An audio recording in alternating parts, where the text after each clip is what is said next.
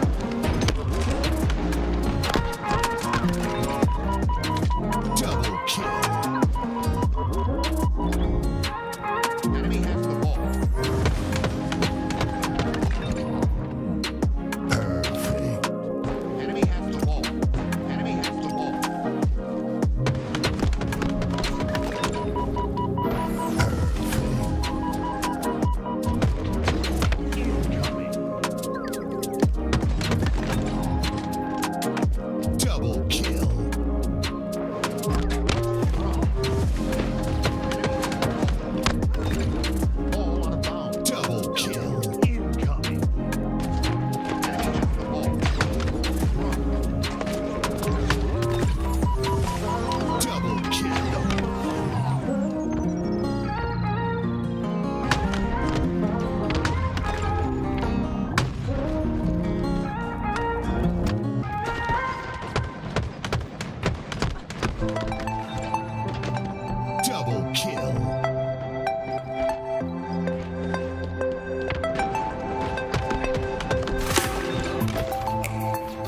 Killing spree.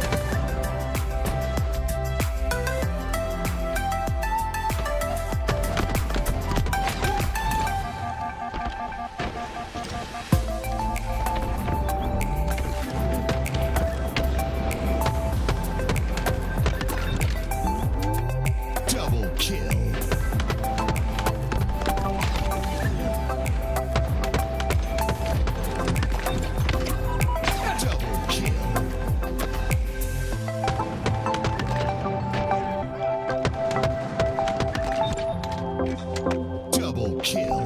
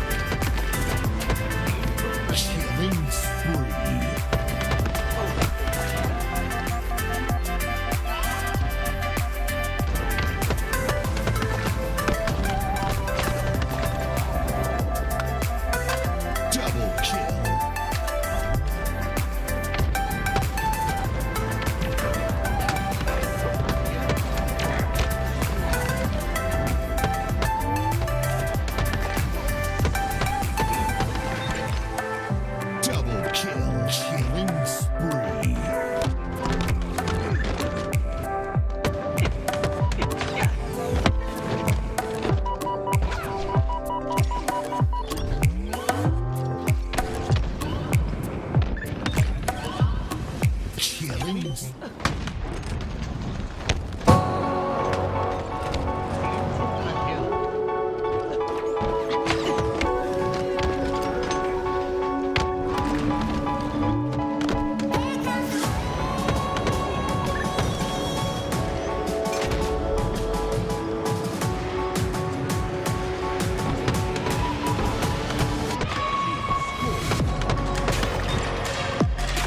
Double kill.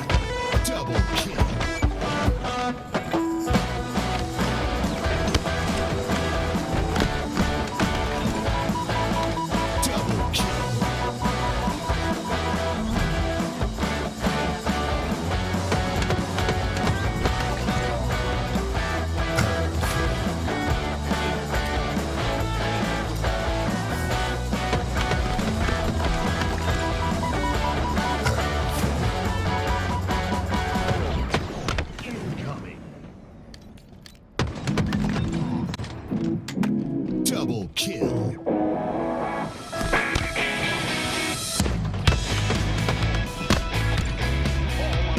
Double kill.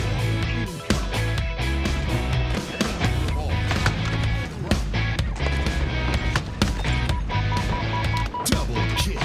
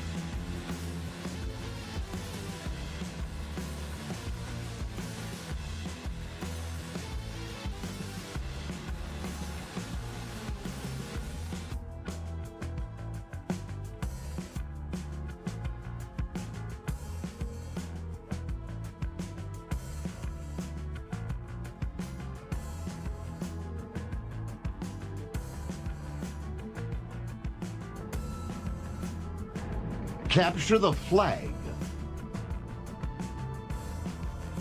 Halo Infinite.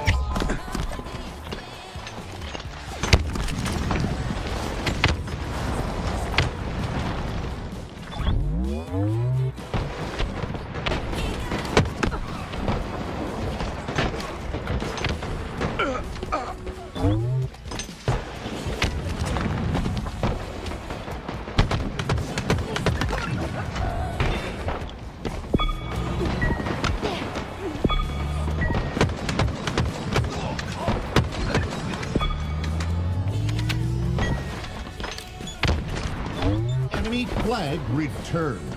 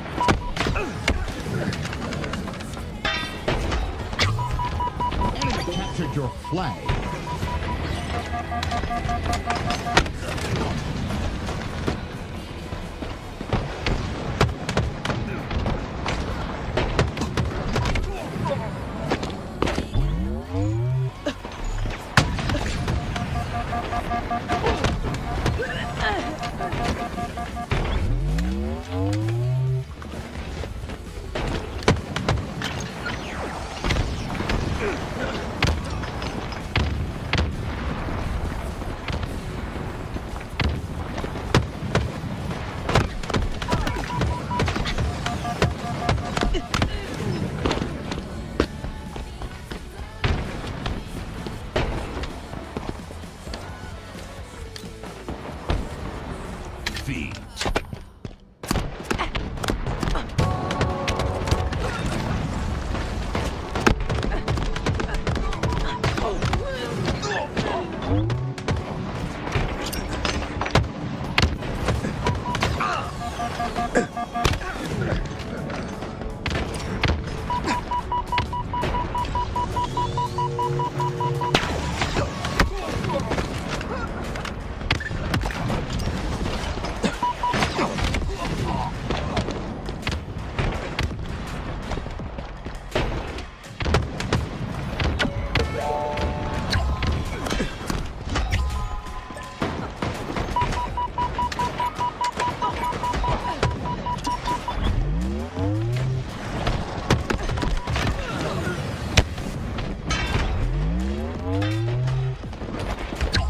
Enemy captured your flag.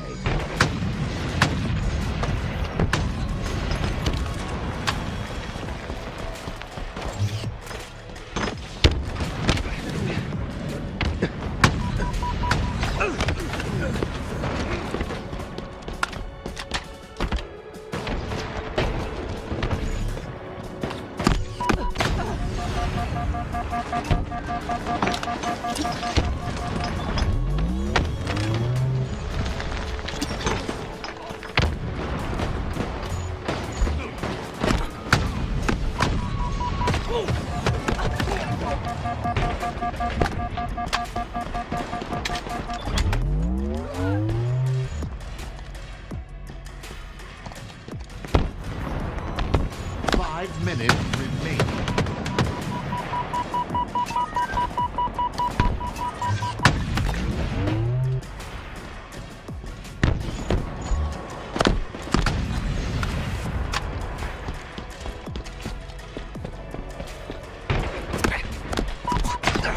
Enemy captured your flag.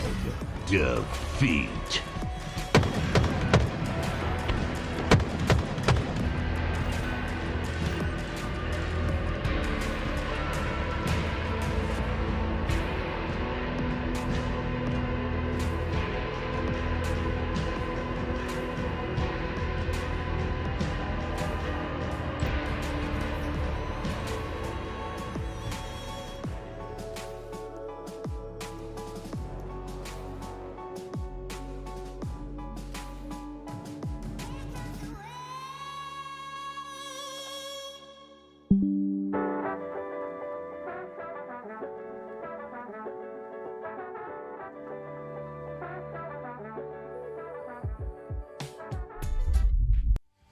Hello, everyone, and a very good morning to you. Mikowski on the mic, joined alongside my duo from 04, Eli the Ninja. And Eli, we got the Halo World Championship warm-up today, presented by Complexity. Yesterday featured some crazy matches, crazy upsets, and this is it. This is the most important online tournament we'll see all year because it's the lead-up to the big one in just 1 week. Yesterday was absolutely insane. We had 3 Game 5s all at the same time, all on Street Slayer, all... I mean, honestly, the games themselves were typically pretty close. Some of them were blowouts, but man, are all the teams really rearing up for the next week ahead at the World Championship? We're going to see some insane gameplay then, but we're going to start with some insane gameplay now. This roster here, Pure, was yesterday playing with a substitute, Avicii. He was subbing in for Last Shot, who, because of the hurricane, his Starlink internet was not functional. Might have also lost power, but now Last Shot's back, and I gotta say, this team with the substitute 3-0'd the defending LAN champions. I'm a little bit worried if I'm Last Shot. Yeah, absolutely. And as we kick things off here on a Strongholds live fire with FaZe in the lead, early control of A and B. Let me just give you one reason why, Eli. This is the most important tournament of the year outside of the LAN events, of course. And that's because last year, I did a little Halopedia research before the day. The winner of last year's Halo World Championship warm-up won the Halo World Championship just a week ago. And oh, by the way, that was FaZe Clan, who we have here in our lobby. Had an early lead, but Pure grabbed it right back. Back and forth we go. Many slays occurring throughout the feed. Nobody able to gain firm control of this one early, but yeah, important to note again, the winner of this tournament last year went on to win the Halo World Championship. That's definitely an interesting thing to note. I will say Pure a bit on a hot streak lately. They also defeated SSG in the Grand Finals reset about a week ago. So, I mean, these guys really kind of peaking at the right time. They feel like they believe the hype from 2010, was it? Or 2009 Nationals. They kind of feel like that roster to me. These guys are hungry for this championship.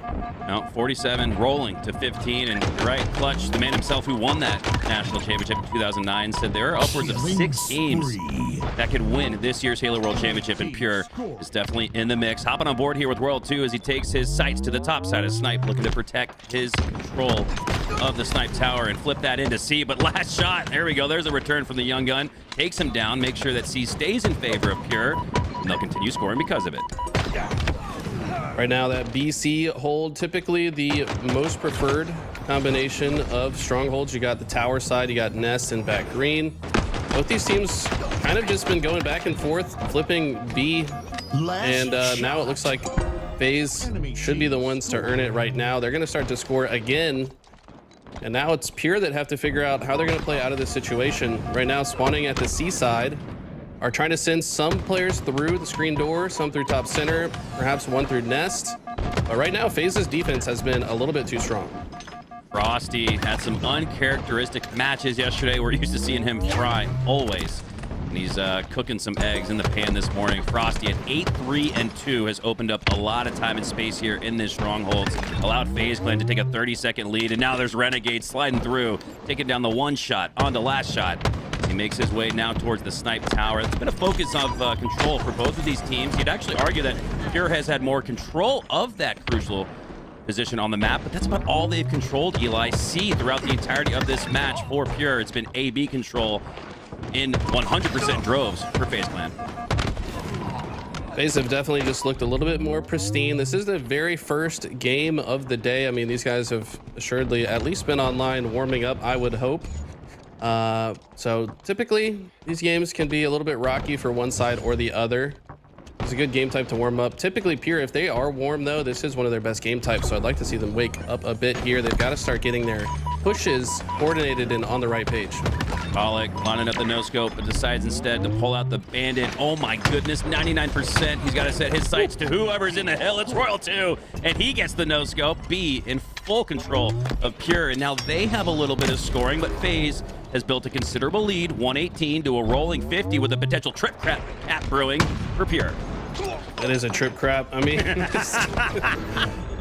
these guys, I mean, I swear you just accidentally make up new words that like could low-key just be the name of something. Like it's like a crappy trip cap. It's like not even worth it. Is that what a trip crap is? Like you weren't even supposed to go for it. You were supposed to just hold what you got. Now you lost all map control. That's a trip crap, brother. That's not a trip cap. Well, Pure, you have a lot of blue on your screen, but you're right. FaZe have quickly taken back control of C. They're inside of B, and it's Renegade making sure that he holds firm. Royal 2 now on the top side of Nest, spots Cherish and Druck, but with Frosty inside of B, making sure that flips and holding control. He's content to help out his teammate, and he doesn't need any help. It's somebody else across the feed. You don't know who's going to slay out for FaZe Clan as they absolutely clear that B side of the map. Camo might go to last shot, but he's got eyes on him from the scoreboard, from the cuts. And that should go to FaZe instead. It does. It's Frosty now with the camo. So far, Cherish has been unable to come online, and he was a standout performer yesterday for this squad and a big reason why they went on that insane run. So I gotta feel like if he comes online here, things could be different, but as it stands, FaZe just kind of been doing whatever they want on the map, it feels. Now A finally goes back to Pure, but they've kind of been stuck in this cycle for quite a while. How does Druck play from here though? Looks like Cherish did actually get a spawn by the dummy side. They get 2 dead. This is the best their chances have looked in a while to get map control back in their favor. 2-2. Crucial gunfights happening here with FaZe Clan building a 100-second lead here in Strongholds. That's the threshold, I'd say, in this game of keeping it close. And at that point in time, Pure are able to recapture B. Sniper up in 3 as Frosty and Renegade won it, but last shot has better positioning, better control, and now he's got the snipe, looking to take the snipe tower, but he's got to check his corners, does. No scope on a Renegade, cleans up with the body shot. And now, can he hold on to the snipe? He's still got 7 shots left to work with. Dangerous situation in the low tunnels as Royal 2 is there coming for it, but he lands the no-scope, lands the cleanup headshot. and he's going to maintain positioning and control of the ever-crucial sniper. And Eli, he's not holding it at the snipe tower. We're seeing a flip-up in the strategy here. Pure are playing now aggressively, and it's boding well for them. I love the way that Last Shot has played this. Also, if he doesn't get that kill, this whole situation is different. Royal 2 gets caught sleeping at the wheel. Man wasn't even moving his left stick. Last Shot's gonna land the no-scope headshot. Might land another here from top center as well. And all of a sudden, they've come to life a little bit. Maybe this is the adrenaline pump that they needed to get themselves woken up in this series. Yeah, Last Shot says, if you go honk Shua, I'm gonna go hawk Tua with the no-scopes, landing a full spree worth of them. Rigo down, though, for Pure. Cherish trying to stay alive as the last Spartan standing, still in control of A and B, and they've got the deficit to within 60 seconds. Pure are mounting a comeback. I'm so checked out after what you just said, brother. What? All right, 3 dead for FaZe Clan. Pure looking solid. Double kill. I hope I never hear that again from Mikowski, but got some peak shots coming in from Royal 2, and Pure with the trip cap now, they're all completely in control. They got 2 dead for FaZe. Frosty, first player alive, trying to force the B flip. But he's not going to get away with it. Tolic's going to get the grenade kill, and this is starting to look bad for FaZe Clan. They have lost control, and Pure have not relinquished it.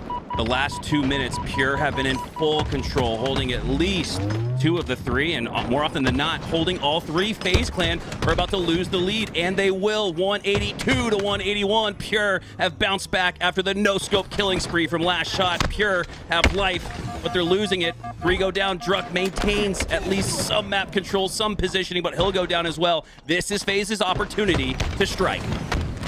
It was an opportunity until that man exploded the second he stepped foot into B. Great defense out of Pure. They're just stopping everything that FaZe is going for. They're predicting their next move, rotating in advance to stop it from happening. Here, they say, okay, yeah, FaZe wants B, but let's just take C from under their nose. Who cares if they get B? We'll still be scoring.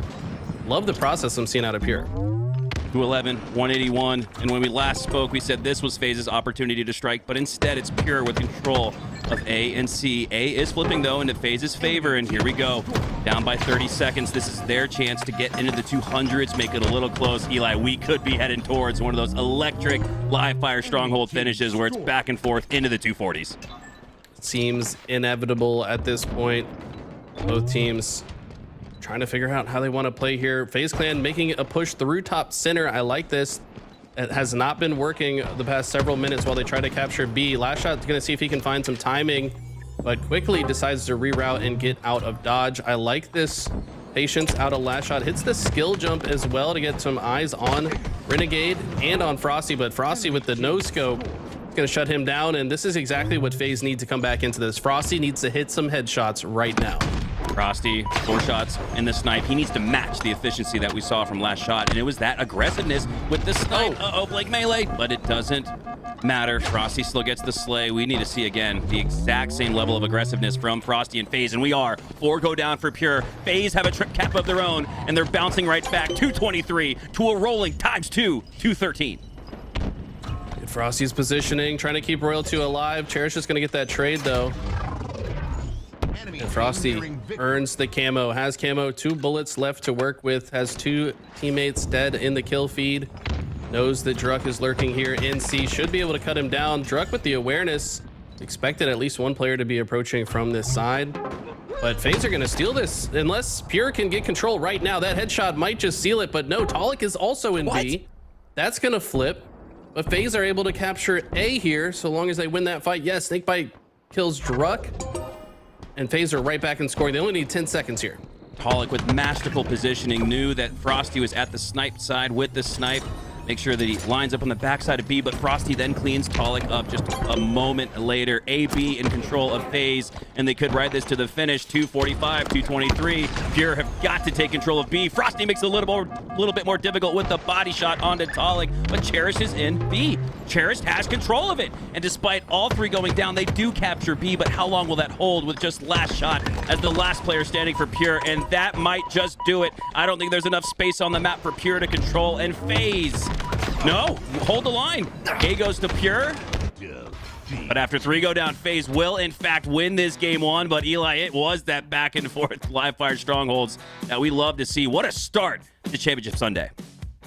That was incredible. I mean, FaZe had a very strong lead early, and then we saw Pure come back with the charge of their own. Cherished finally came online as I called him out and didn't end that game terribly. Had a respectable stat line by the end of it, and I feel like, you know, it did feel like Pure was really starting to warm up towards the second half. FaZe just able to ice up in the end.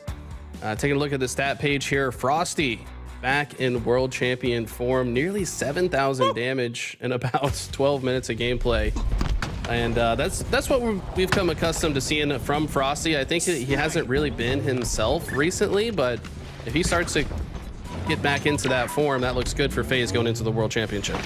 He definitely had some games yesterday, not even just looking at the scoreboard, but just watching first person point of view of him. It didn't look like the Frosty that we know he can be, but he's clearly woken up on the right side of the bed this morning. He had his Wheaties, his OJ, and a little bit of coffee, as well as this was the Frosty that we saw at last year's Halo World Championship warm-up, and then the Halo World Championship just a week later. So this is boding very well for FaZe. Again, if you guys are just tuning in, we are live with the Halo World Championship warm-up presented by Complexity. Last year's winner of this tournament won the World Championship a week later. That was FaZe. Do they have the same thing brewing here? And here's a look at that spree from last shot. This really, Eli, made me think that they might just complete the comeback. That was ridiculous. Last shot used the S7 like it was the Bulldog in that sequence.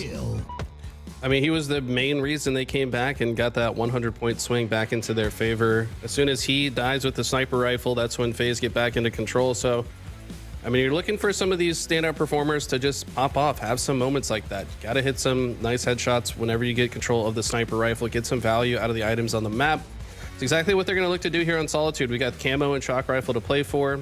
We've seen that this has become kind of the most snowbally team slayer. So it's really going to come down to which one of these two teams gets control early and then gets the most out of it. I could really see this going either way. It could be 50-20 in FaZe's favor. It could be 50-20 in Pure's favor. I don't expect it to be that insane, but it'll probably be at least a 10-kill victory for one side or the other. Yeah, we got H5 kids galore in this lobby, so this Solitude should be a brawl, as this is our Plaza remake from Halo 5. I know Tools is getting squirmy in his chair. He's so excited to watch this match, see some Plaza gameplay of yesteryear, but now in Halo Infinite, we got Solitude. A little bit grayer than what we remember from that cityscape of Halo 5, but still just as fun to play. I think one of the better maps in Halo Infinite as it relates to gameplay. I love me some King of the Hill, but game 2. So Slayer is on your screen. Hopping on board here with Cherish to start as he eyes the camo. Need to take a strong look at the camo off the opening here. I'm surprised that both teams kind of treating it like it's bait. Finally, Talik is going to extend out for it, and Snakebite's just a little bit too late to the situation. Does find his way out before being spotted out, though, which is good news for him. Talik just going to make a quick route over here to the cafe and try to keep Last Shot alive. But the timing is all wrong. He just turns the corner and Frosty's already gone. Talik had some big camo plays yesterday, and he played so patiently with it. As the last player alive for his team, doesn't want to get into a gunfight that he can't win, assuredly. Does take down Frosty, but FaZe are able to make sure it's just a 1-to-1 encounter. 3-7 off the start as FaZe have gained control in the early goings. Royal 2 down to low shields, low ground. He'll go down. Sniper in the hands of Renegade, but that'll train hands back into Talik's favor. Snakebite eyeing him. Thrust keeps him alive. There's a little Halo 5 recent memory on your screen as Talik is able to hold on to the power weapon if he gets up to the top side of the map. Could see some slays come through in favor of Pure. Last Shot just gets taken down at the poster side, kind of caught all alone. We're not used to seeing that from Last Shot. Usually plays his positioning so calculated and does not allow for anybody to single him out. Gotta get back on the he just gets spawned over in blue now, and in this case he has no choice but to be singled out. We got the triple kill. Can it be the over? It is. Huge overkill out of Royal 2, but like we talked about yesterday, if you die at the same time you get it, does it even look cool? Yeah, that's one that Royal 2 probably saves for the leftover folder of his next montage. Him and Frosty should make a dual-tage, by the way. Anyways, secondary thoughts.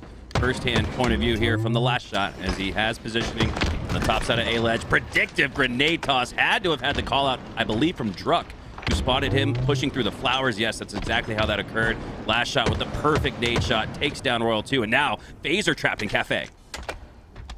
Last shot's got the thrust as well. And yeah, FaZe know that their positioning is compromised. So how do they play it? Looks like they 2v1 Tolic. I think they had the game plan there. They might have 3-2-1 peeked that corner. And Last Shot is, I guess his job was to just watch the cafe exit, but his teammate dies behind him after 2 push into yard. I like the way FaZe approached this. Last Shot with the nice thrust into melee combo to get Royal 2 out of the equation. But honestly, FaZe playing out of compromised positioning did a phenomenal job there. Yeah, and now they've got the second lowest compromised position, spawning at the back A wall. How do they push out of 2 spawn traps that Pure have been in control of? 16-17 now as Pure have gotten back in the fight, and Last Shot has routinely maintained high side, high ground positioning. Now he's pushing on through. Frosty getting shot in the back. 5 perfect shots. Double tap for the double kill. Killing spree. Last Shot on fire. And he goes back to his new home of the A ledge. Rotates back for a potential cleanup here. Truck and chairs go down. So too does Tolic. Which is why you've seen Last Shot now redirect his attention to the left side of the map. But he's got a 1v2 brewing with the thrust. Able to get the sticky trade. And now 20-22. FaZe, like you said, Eli, back-to-back spawn traps. And they're still up by 2. I mean, I really like the thought process there from Last Shot. His reasoning after that double kill was he trusted that his teammates would kill the other 2.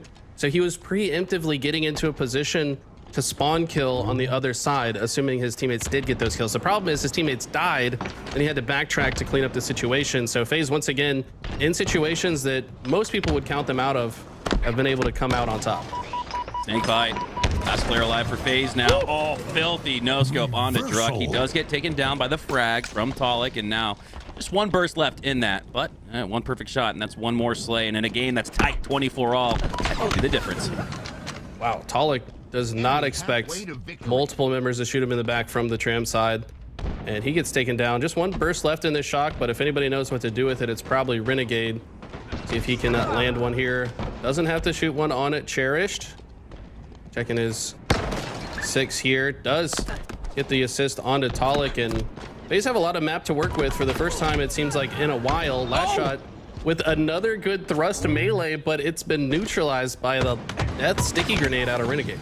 Oh, pixel perfect frame activation of that martyrdom sticky from Renegade. You didn't even see his left hand toss it out. He just stuck it onto his opponent, and they both went to the grave. 28-31 now as we are into the 30s. FaZe with a 3-kill lead. Frosty with positioning on the flowers, has Renegade up top, looking to push on through. Shots into Druck, but Druck has a couple shots on him. Even better, a frag toss takes Frosty down to 1 HP in a dream, but with the repulsor, repositions, tosses that frag grenade away like a fly and gets back into the fight, but 2 of his teammates have gone down. Frosty now in a situation where he's got to win a 1v1 with Cherished, and he does. Man, these guys are playing a chess match before our eyes. I expected this to be a blowout in one way or the other, but these teams both giving each other a lot of respect, playing a lot more patiently. This is a much slower paced, methodical game as we see the double sticky. Wait, no, Last Shot stuck him. Last Shot ends it with a triple there. Is it almost an over? Triple goes for the over. Oh, but Snakebite takes him down. What an electric sequence in the last couple of minutes. But still, Eli, it's FaZe with a 2-3 kill lead, heading to the 40s now, building up a team wipe advantage. 36-40 as Druck tries to win a 1 against Frosty, but Frosty wins another piv. FaZe are up 5. This is insane. This has gone back and forth, but like I said, it's been methodical. In so many of these situations, one team should really just get blown out of the water, but both teams playing well out of disadvantage. All of a sudden, though, it's a long run of kills without dying a single time for FaZe Clan. They've now, out of nowhere, ballooned to a 9-kill lead, and Pure are trapped. Renegade shooting fish in a barrel, and they have nowhere to go. Oh my God, can FaZe turn up the heat? Can FaZe push their foot down on the pedal like their foot was made out of lead? This is an unbelievable run in a game that's been, again, we just said it 30 seconds ago, it's been 2-3 kills. The differential all throughout the match. Now it's 2-3 possessions, 2-3 team wipes that Pure need to come back, and at 39-49, it ain't gonna happen. FaZe take game 2 and have a stronghold lock on this series. Wow. I mean, FaZe playing their methodical, systematic gameplay that I feel like was a big part of the reason that they went on that insane run last year. The thing is, back then, I felt like they were playing with a bit more confidence, a bit more aggression. At this point, though, adjusting to give respect to the teams that have improved, like Pure. So FaZe, I think, just making the adjustments necessary to give themselves a good chance in a run both today and in a week from now. Well, Pure, probably a little bit of an adjustment period, right, Eli? I mean, it's only been one day that they played with Avicii, but I imagine it is a little bit of an adjustment. Now, they've got plenty of experience playing with Last Shot, so it shouldn't take them too long to get back into their groove, but it might just be one series that they need to feel each other back out and get back on the same page. And unfortunate for them that one series is a match against FaZe, the defending Halo World Champs, and they're looking like such in this series. I have to agree with you. It felt like, well, remember yesterday, they actually were kind of struggling with Avicii at the beginning of the day, right? And then made some adjustments and then started kind of letting Avicii play his game, which is different from Last Shot. And I think they did kind of adjust. Now today is a whole new day, back with the normal teammate. You know, certainly some adjustments are being made, but I feel like it's only a matter of time before they wake up. They got better and better and better as the day progressed yesterday, and I feel like that's the case that we've seen them in many of these online tournaments. Yeah, Pure, they're set up if they do lose this series to go on a tear in the lower bracket. But may we remind you, OpTic are in the lower bracket. SSG are in the lower bracket. They got sent there by Pure, who miraculously ended yesterday's broadcast with a 3-0 sweep over SSG. Eli, it felt like we were just waiting for SSG. Like, all right, like, enough messing around. We're going to win game 3 and then steamroll into a reverse sweep. But Pure didn't allow it. So very impressed with what Pure were able to do yesterday with the substitute, but back today with their 4th Last Shot. Still needing to readjust a little bit to the pace and intensity. You could just feel watching this tournament. This is different than any online tournament we've watched this year, Eli, and we've watched all of them. We've casted all of them, and this one just has a different air to it. You can really sense that the Halo World Championship is just days away. $2.5 million on the line, and the players are playing like, $1 million on the line, 2.5 throughout the whole season. But it looks like the players have money on their mind as everybody's locked in, and we are locked into a Game 3 Argyle CTF up next. This is going to be a fun one. Who's going to get the sniper rifles on either side? Actually, not even sure which player gets the sniper for Pure. All 4 of them are incredible snipers. I think maybe Druck, but I don't know. I feel like Druck likes to play front line a bit more. We should see Royal 2 grab the sniper for FaZe. He's typically always been their sniper player. But this is going to go back and forth. I think if one of these teams can get control of multiple snipers at the same time, it's going to be a bad problem to deal with for the other squad. My eyes are on Druck in a game for Pure where they need to win to keep this series alive. There you can see the man on your screen gloriously gracing us with his presence this season. We didn't get a chance to really see him much after that top 3 finish at the Halo World Championship in Season 1. Druck has had issues getting into North America, but now that problem is a thing of the past. Druck is finally back in the HCS, and we are better off for it. Keep an eye on him and that grapple hook in particular. He is one of the best grapple players in Halo, I'd say. It looks like Druck was the man that grabbed the sniper, as is Royal 2. Royal 2, known to play pretty defensively here, does not want to give this to his opposition. Rightfully so. That's a recipe to lose a game quickly. To not only get sniped by your opponent's sniper, but give up your own. So he's just going to play in the base here. I think Pure are going to be aware of this positioning. They've seen this story before, and they're not going to give him many free shots. Royal 2 playing in his base with the snipe off the start, and it's Druck, expectedly so, pushing up to the 50-yard line with it. That's just the dichotomy of those two players. But who's going to win in that battle of snipers? Druck does get the body shot onto Royal 2. Pollock looking to clean him up, but Renegade has that protection. Now it's Last Shot's chance to clean up Royal 2, but he's already regained his shields. Already thrown a geometrical bounce toss frag grenade into the ventilation system that takes down Last Shot, and now Royal 2 will take control of the 50-yard line. Before we see a pull, Eli, this is what it's all about, controlling the vents. Yeah, you saw that as soon as they took down the player in one vent, immediately Renegade jumps into the opposite vent. These two positions so crucial to control. You can really just deny access to essentially half the map for the other team.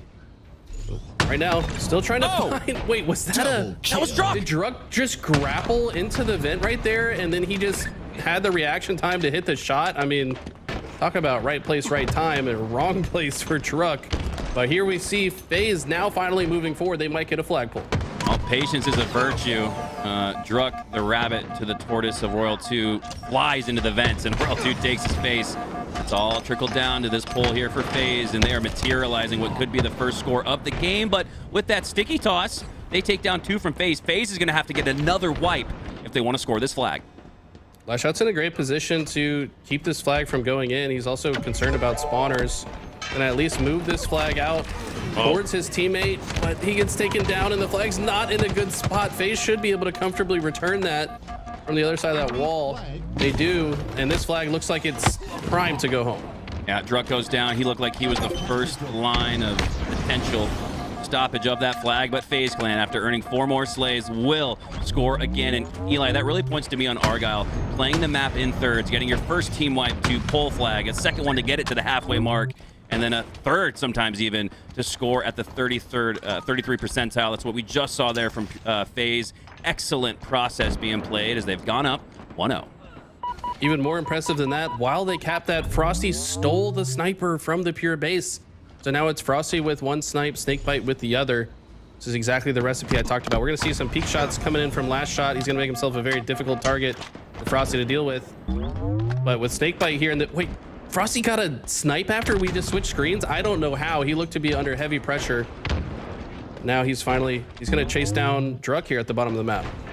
Frosty's a guy that demands attention and demands first-person point of view of the 8 players in this lobby. Hard to choose which one to watch, but Frosty, more often than not, going to be a great pick. 2 shots left in that snipe, defensively positioned in his base. Renegade there being sought out by Cherished. Frosty might use this as bait. Renegade calls for help, but he doesn't need it. He takes down Cherished all by himself. Snakebite with the other sniper for FaZe.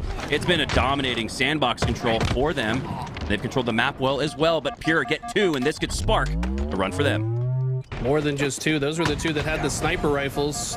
Or unfortunately, most of the ammo has been depleted. Looks like Last Shot might have seen that other sniper on the ground. No. He's maybe preferring to get top middle positioning. Might be a little bit more important than grabbing that sniper. It looks like Snakebite's going back for his sniper. Or it's just going to be left there on the floor. So perhaps nobody aware that it's still there on the ground. Snakebite just trying to be in position to play defense now. All right, Snakebite here has the ping on Last Shot. Ooh, great shots as well. They looked perfect, but wasn't good enough, though, to take down last year's free-for-all world champion as Snakebite now makes his way through to the middle of the map. Numbers advantage, map positioning advantage. Another flag out for FaZe. Flag returned. Royal 2 gets the kill on Last Shot. Snakebite going to be the one that moves in to grab the flag, while Royal 2 just plays mayhem behind enemy lines.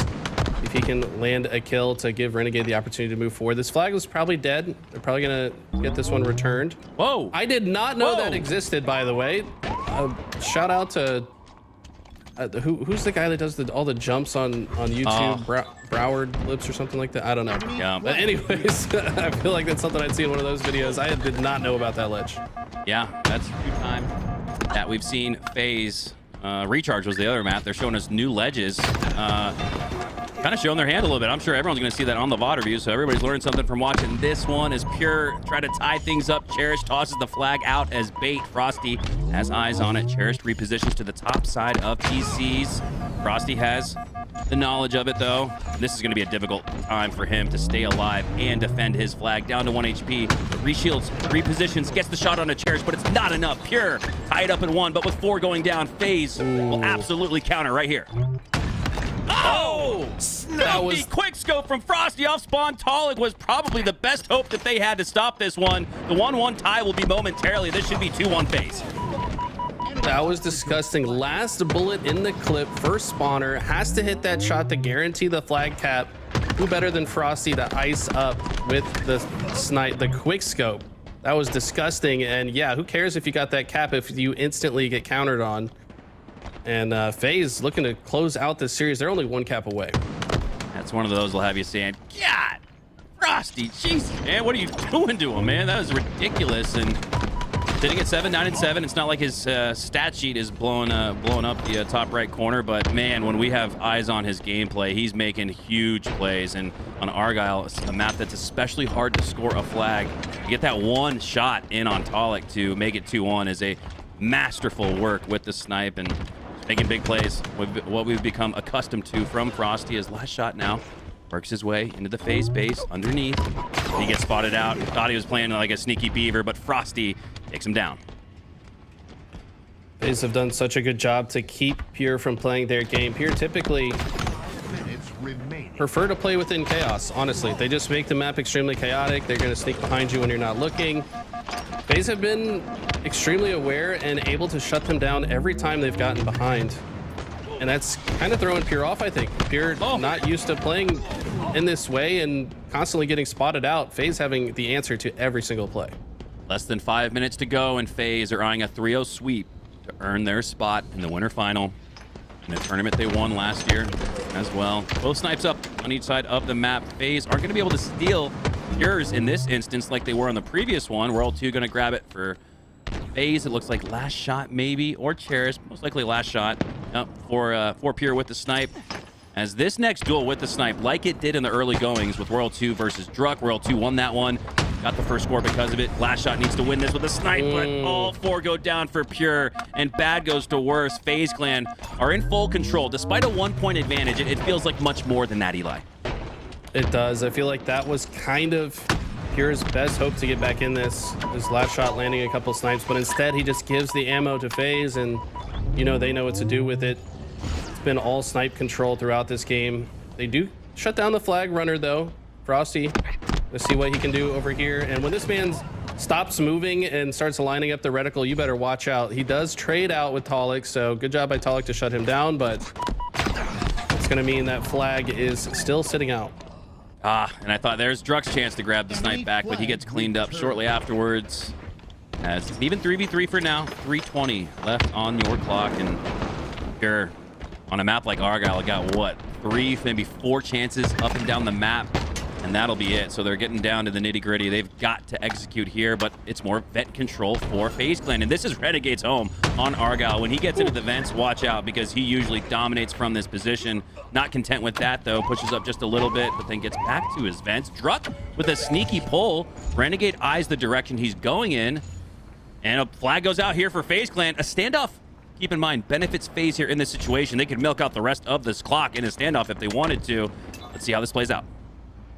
Renegade not really sure where to look with his sniper. He knows that flag is bait. Tolic somehow survives for now, and Renegade's facing some pressure from other parts of the map. Both teams still have these flags out. Tolic does a great job to kind of expect where Renegade would come from next. He's going to now earn the sniper and the grapple, but both flags get reset. Pure back to square one. QT up momentarily. Tolic utilizes the grapple hook to gain control of the vents that FaZe have dominated throughout this game, and with another no scope could just bring Pure back, but he goes down. Frag does take down World 2 to low HP. Cherish cleans up on it. 3 go down for FaZe Clan. Here we go. This could be Pure's final opportunity to make their move. Druck off a spawn with the grapple hook, zip lines his way up to the ventilator system. QT in favor of Renegade. Gotta watch out for the damage it could cause if he activates it. It does do a little bit of damage, not enough to take down Druck though, and FaZe have to play defense off the back wall. Pure have life in the final goings, but you gotta stay alive if you're Druck. He goes down. Massive slay for FaZe, and it trickles down to all 3. Last shot in the back of FaZe's face. It's gonna be difficult for him to stay alive. FaZe have played as good of offense as they have defense here in this match. Filthy triple kill from Snakebite might just end the game, and if not for having a 4th to shoot at, all 4 are dead, he probably would have gotten the overkill. FaZe Clan look like they have just stamped their ticket to the winter final. Another quick scope lands in the body of last shot, and that will do it. FaZe 3-0 sweep.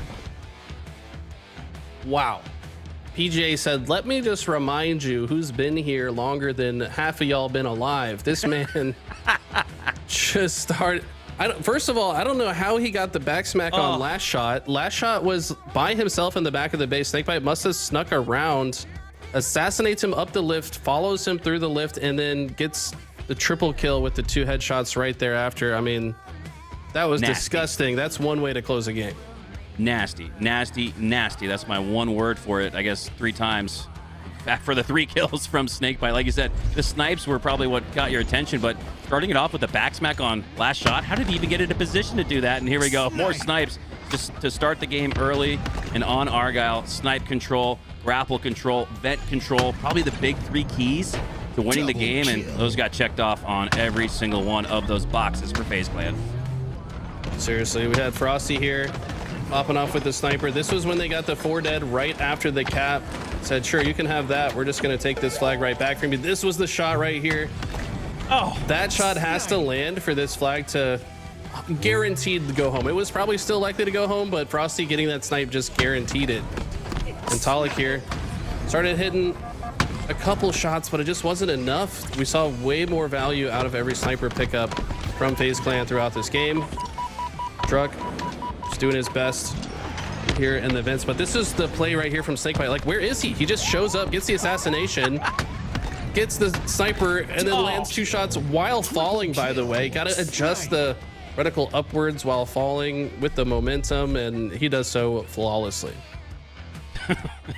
Sometimes, Eli, there are plays in Halo that look even filthier on the replay screen, and I'd argue that was one of them there, as Snakebite seals the door shut on Pure, as we have our sights set now on the lower bracket. Lower round 1 between Cloud9 and Dark Inside. These are 2 teams that could both be in the mix for a top 8 finish at the Halo World Championship.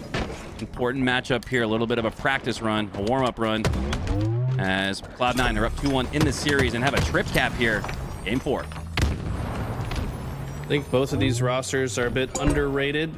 Certainly had performances that were forgettable, I would say, at Salt Lake. I mean, it's hard to forget that Game 5 between SSG and Cloud9, but the end result is forgettable, right? Cloud9, who cares if you almost beat the champion by 2 kills, but you finish top 12. So I think these guys are probably playing with a bit more fire, and kind of want to prove that they had more left on their plate going into that tournament. Yeah, nobody remembers nobody remembers even second place. It's a cold world and difficult competition. The highest level of competition we've seen yet here in Season 3. Always the best year of Halo competition. I cannot wait for the Halo World Championship next week, but we're getting quite a preview of it here, thanks to Complexity, as Ascendant has position in C. It's going to be difficult for him to just stay alive. I'd say even the trade was a little mini win for him.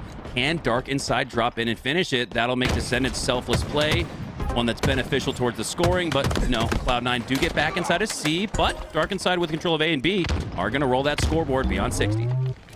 Eyes are on this next overshield. It's up in 5 seconds. Right now it's Septify and Sab trying to control that short haul area, but I think Dark Inside might use this distraction being put down by Onboard to go for the OS. And I'm not sure if anyone got it over there. Piggy dies near it. It could have fallen off the map or probably already burned because a lot of action has gone down since it came up. ABC in favor, and that all goes back to Descendant staying alive, do a little dance and trading out inside of C control. Envor with 5 perfect shots. Nasty strafe. Doing a little dance of his own. Nade toss out on the Manny. Oh my God, how did he get that to land right where he wanted it? Difficult slay though. On the low ground as he drops in the pit. Manny ends up going down 2 on the other side. So again, Dark Inside in back-to-back sequences are manufacturing trades that are net positives for their team.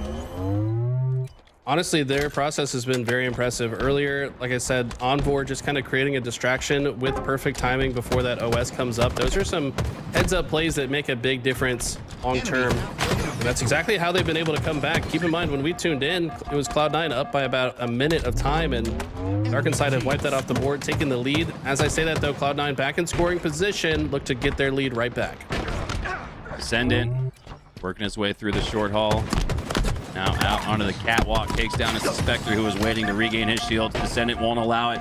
Earns an assist as well. Slays are stacking up for Dark Inside. Fortunate enough for Cloud9 that they have control of B and C, but I don't expect that to last much longer unless they can take down Descendant, which they do. So Cloud9 dropping numbers, but take down the key members of Dark Inside to maintain control of B and C. But boy, are Dark Inside gunning for that B position.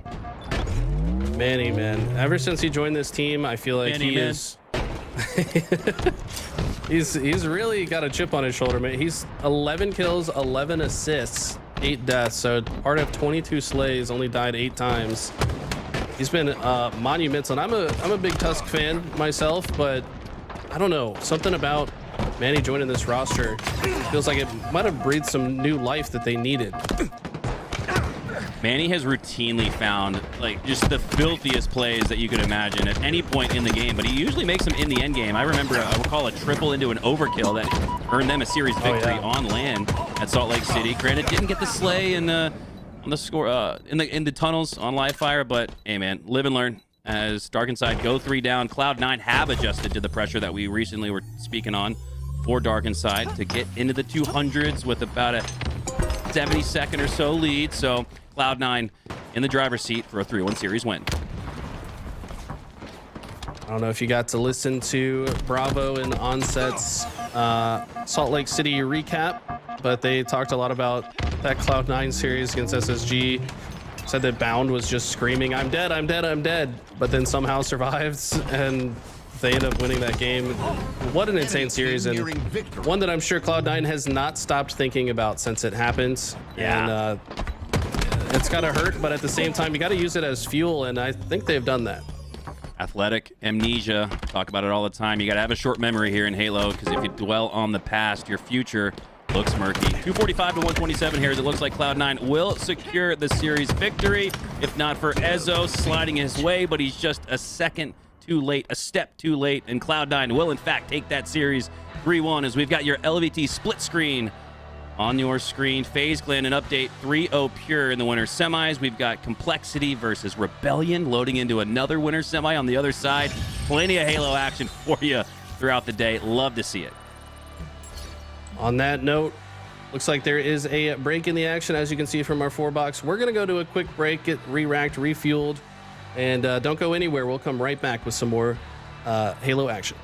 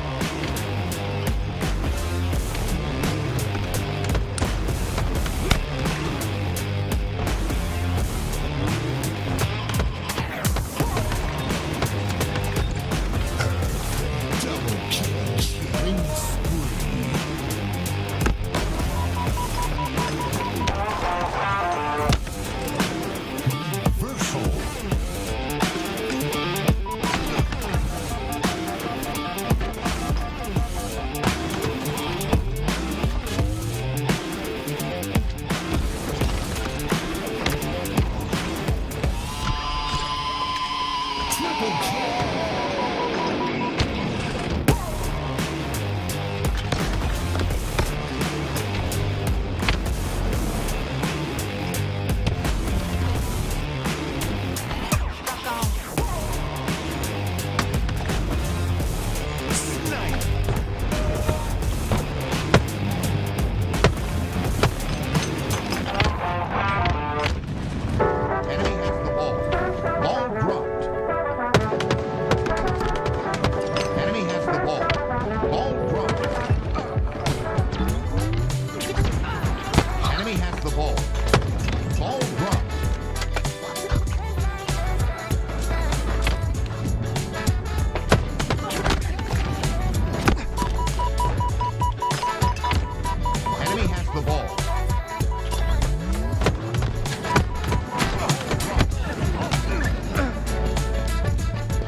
Enemy has the ball.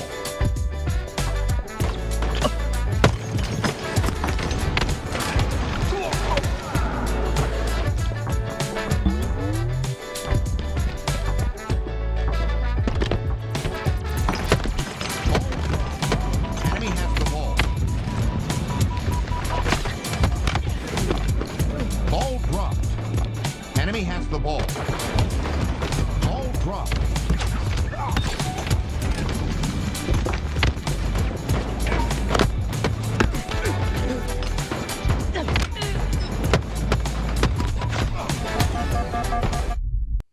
Hello, everyone, and welcome back to the Halo World Championship warm-up presented by Complexity. Mikowski on the mic. Joined alongside me is my duo, Eli. And Eli, we got a matchup here between Complexity's very own and Shopify Rebellion going into this season. These were the two teams that were most picked, probably Sentinels in the mix as well for top 4 contention. I think they're right back there after some good land performances from both these two teams. Complexity, though, as recently as yesterday, reverse swept OpTic Gaming to steal a spot in the winner's semis to get here against Shopify. What are your thoughts as we head into game 1?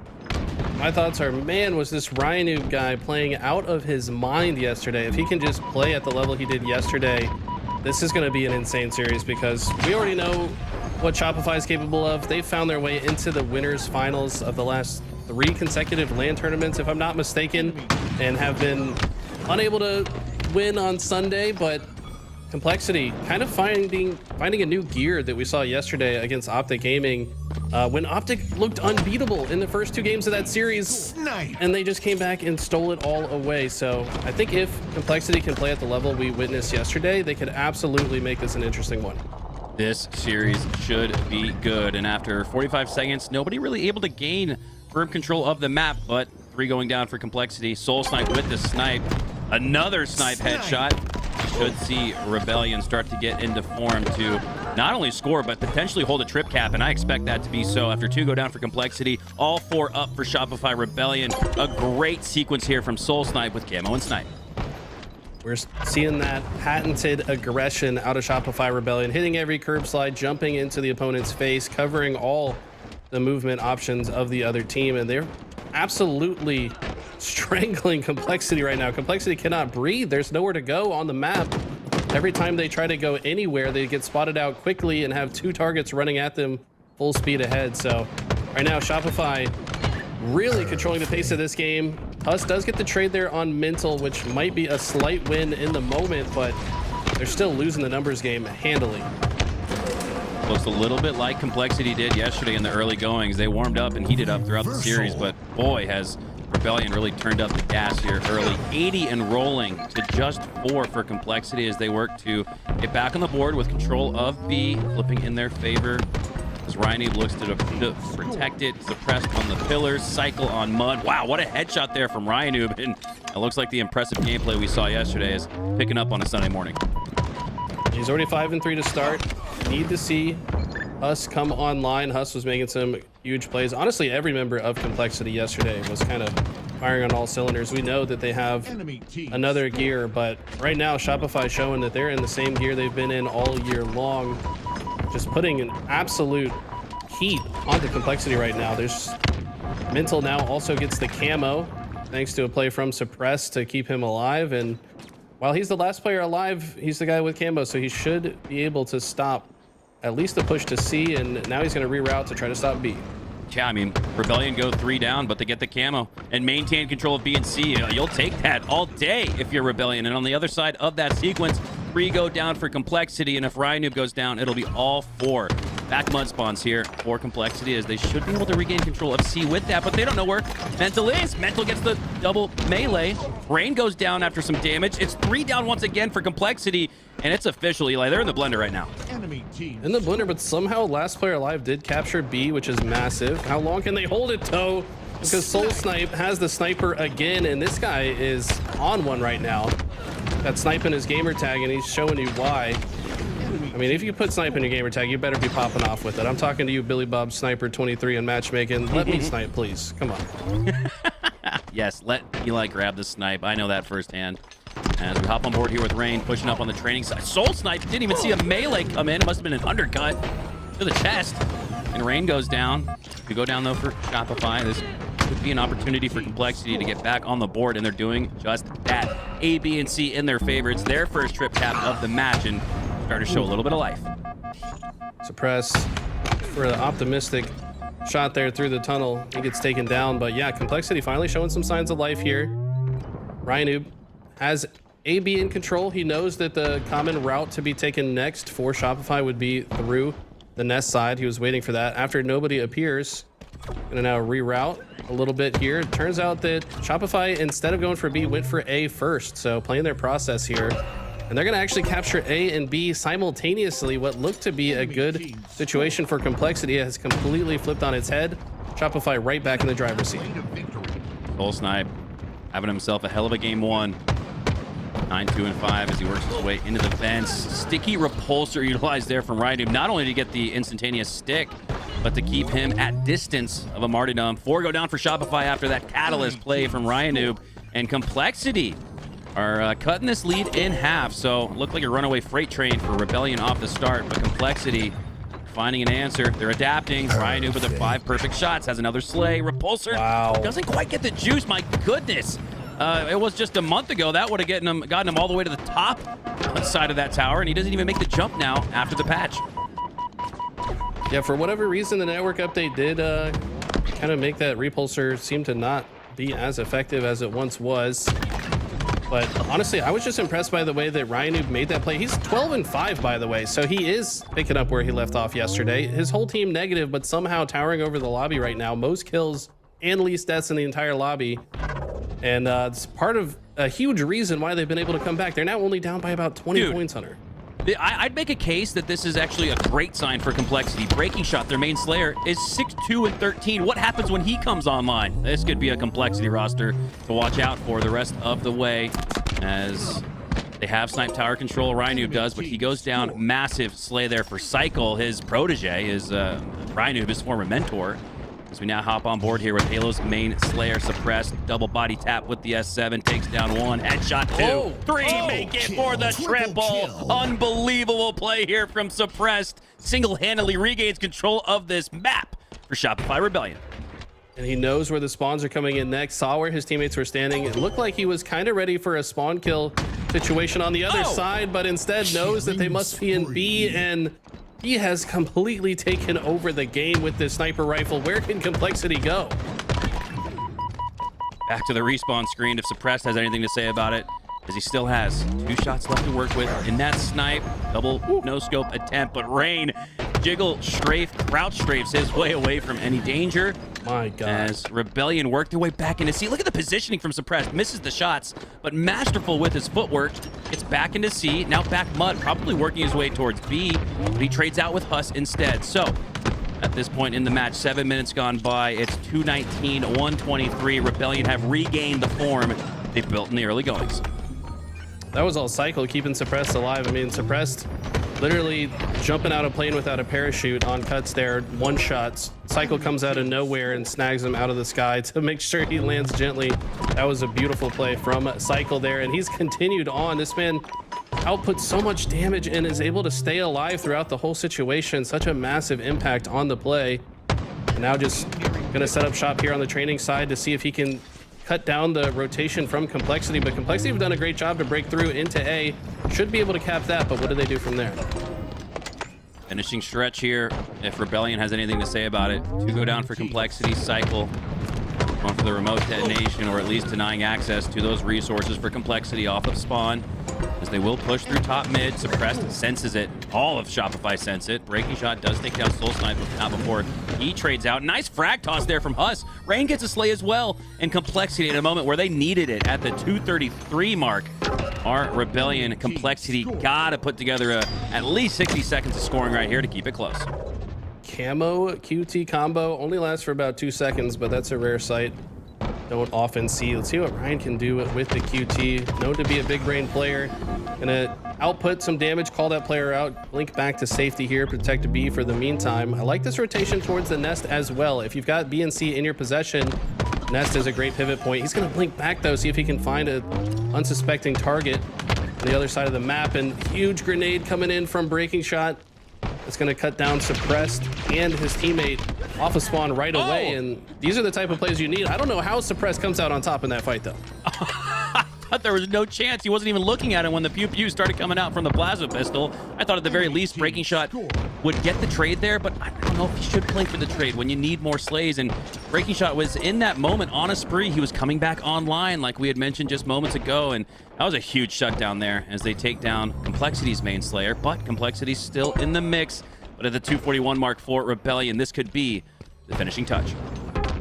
I know you're calling Breaking Shot the main Slayer, but I don't know, man. I feel like it's Ryanoob right now. This guy has had the most kills on this squad almost every game that we've seen the last 2 days. This guy is just playing on another level that he's evolved. I don't know if the man got a new controller. He's got that dad energy, you know, that's like you're about to be a dad in a couple months and figure out what that feels like. I feel like he's just playing different right now.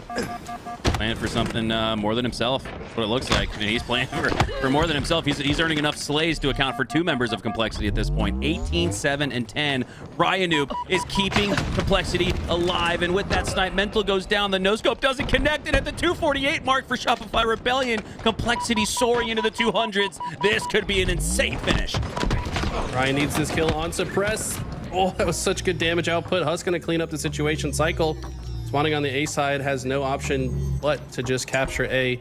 But that's the problem with that is Complexity now has the timing to push and surround them. They've already got some forces gathered up on the big door to stop them from making their next rotation. Mental though with the camo is gonna get that beat down.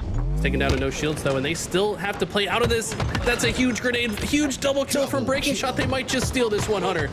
Breaking Shot pushing through the garage door, looking to make a big play. A going in favor of Complexity, and they're mounting the comeback. 3 go down for Shopify, and Complexity with all 4 members alive might just have received the comeback of the day. It's still early, but my God, this has been nuts. Down by 100 plus, 249, and that'll do it. Complexity come from behind to take game 1. Oh my God, what are they feeding these guys at the Complexity facility? I'm pretty sure they're actually playing from home, so that was my mistake yesterday, but these guys are playing different right now. Shopify came out so strong. What was it, like 100 to 20 in the early goings? And it was 100 plus throughout the entirety of the game. That's one that requires a VOD review to break down, Eli. I know you've got some initial thoughts, but my God, that was insane. I don't know what we just witnessed. That was nuts.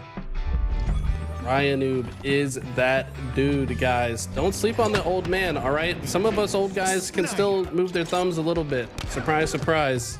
Ryan showing he might be one of the best to be doing it right now. Soul Snipe started off hot, by the way, with the first 2 snipers. He was hitting some headshots. Love to see this curb slide. Teamwork was on point to secure it. I mean, this is all in the first half of these replays. We're gonna see so many good plays from Shopify, just shutting down Complexity, keeping them in the blender. But it was once Complexity got control, they just managed the chaos extremely well. Enemy team score. Not often I'm at a loss for words, but what we just saw was unbelievable. And there's Breaking Shot. He did come back online to a degree. I think he's still got some upside left. So going into a game 2 Slayer where slays are the objective, this. you are the objective. Yeah, here's Suppressed. My God, how did he? It's almost like the RPM of the sniper, like he cranked a knob on the S7 to make it fire a little faster. Almost looked like a Halo 2 snipe in that regard. And there's the headshot onto Ryanoob for the team wipe. And right here, Eli, you're thinking, all right, GG's, Shopify have got it in the bag. They got up to 248, and we're still up by about 100 at that mark. So, I mean, 201 to 101, that's deadly and dangerous with Shopify up, but they got to the 248 mark and couldn't secure the win. I mean, those guys are probably in a situation where they're talking still about it in the comms, like, how did we not get the final 2 seconds? What do we need to do to get those final 2 seconds? But it's not the 2 seconds you got to worry about. It's game 2 now. You got to put that in the past, erase it from memory, Men in Black style, as Complexity take a lot of momentum in a game 1 series lead into game 2. Wow. I'll tell you what, though, both of these teams actually known to be good Slayer teams. Any roster that includes Ryan Noob, he's going to be doing something nerdy in Team Slayer. We saw him put up, what, 20 kills in the Aqua Slayer yesterday. This man is playing different this weekend, and I don't know. This is hard to predict. I think whatever team gets control early, though, might run away with it. Like I said, this is one of the steamrolliest, if that's a word, it definitely isn't, game types that we play right now. Whatever you say, Boo. If you come up with a new word, I'm petitioning to put it in the dictionary. As Rhino picks up where he left off, 1-1-0, and most importantly, he's got the camo. Positioning on the top mid side. Rain has the shock rifle. Sandbox in full control. So while it is tied 5-5, Complexity have the edge. Got good positioning as well. Cycle is just kind of caught in a very difficult situation. His location was clearly known. Huge for him to trade out in that moment, though. Rain had the upper hand by a wide margin. Us now going to be the guy with the shock, and he's going to try to land a shot here, at least burn some ammo before going down. He does land the kill and burns a couple extra shots, so big play out of Huss to mitigate the damage in a situation where he was dead to rights. Still 1 rack left in this banished sniper rifle for Mental, and if he can put it to work, he could build on this 3-kill lead for Rebellion, looking to bounce back after a disappointing loss in game 1. Exciting comeback victory, though, if you're a Complexity fan, as his grenades go out. Breaking shot goes down to 1 HP, so too does Mental's teammate. Huss behind the pillar, just trying to stay alive. And he does. So too does Mental, though. Still has 3 shots left to work with, and he's putting them to good use. Rhino goes down with the headshot. Mental on a tear here early to start, and he avoids the sticky martyrdom trade. 15-9 for Shopify Rebellion. They have regained their footing after that game 1 upset. Mental's POV is just so clean, man. The movement, the positioning. This guy is locked in right now, and a huge reason why they've now swung to an 8-kill lead. Not only that, they've got Complexity spawning in the snipe corner. That is not where you want to spawn on this map, especially against a team like Shopify. They're not going to let you get out. But look at the aggressive action out of Huss. Huss played out of disadvantage perfectly there. Just sprinting to one side and forcing a trade is one way to get your team out of the blender. Had they just sat still, you know for sure they were going to get surrounded by Shopify. Love to see the heads up play out of Huss, and that could be at least a small window to get out of the blender for now. Yeah, Huss has been increasing his pace of play, and his running mate, ironically enough, has been Ryanu, who the old man learning new tricks and got new speed. Despite that, we can't deny the dominance here. Granted, it looked a little bit like this in game 1, but in a Slayer, there's a little bit less, I'd say, a little bit less opportunity and points to come back. I always say you can't win a Slayer early, but you can lose it in Complexity. You're getting to that point in the match where even if they go on a tear, it might be too little too late. 27-15 lead here for Rebellion. Now, Ryan's the type of player, he knows that this map can steamroll out of control from one side or the other. It's just a matter of how do you play off your back foot? How do you get out of this constant state of disadvantage? The way Shopify plays, they want to keep you at disadvantage until the game is over. But if you can find a way out, you got to have a good strategy. You got to have a plan in place. Okay, when we are in the blender, what do we do? Rain winning a huge piv is a big part of their way out of the blender. Now, it's Shopify that don't have any space. Only 2 alive, and Complexity are surrounding them. Huss gets a double kill with the frag grenade before being taken down, and they start to see a little bit of light at the end of the tunnel. If Complexity can get into control and start putting Shopify in disadvantage, this could turn on its head. Holding out hope. Complexity, gotta start making moves, gotta start making plays, cannot go down. And breaking shot again, Eli. This is a guy that you don't expect to see the stats that we see. It's not always about the stats, but oh my god, Huss finds a way to get a triple kill. Full snipe goes for the trade. Sticky toss, doesn't get it. But again, it's 36-25. If breaking shot was just 50% better, this would be a much more contendable match for Complexity. Instead, Rebellion running away with it a little bit. was previously a 12 kill lead, now just a 9 kill lead. So it's not over yet. Rain also has the camo. Still a minute and a half away from that 6-minute mark where a camo and sniper come back at the same time. If Complexity can extend this game to that 6-minute mark and get both items. By the way, look at the sneaky beaver here. Finally, Rain gets the double melee. Takes some grenade fragmentation damage though. And Complexity are weathering the storm, but it just feels like Shopify are getting enough trades in each interaction that if it continues at this pace, they would be able to close it down. But don't look now, it's only a 6-kill lead until Suppressed finds that kill. He's gonna wisely use that thrust to get out of dodge and grab a repulse on his way.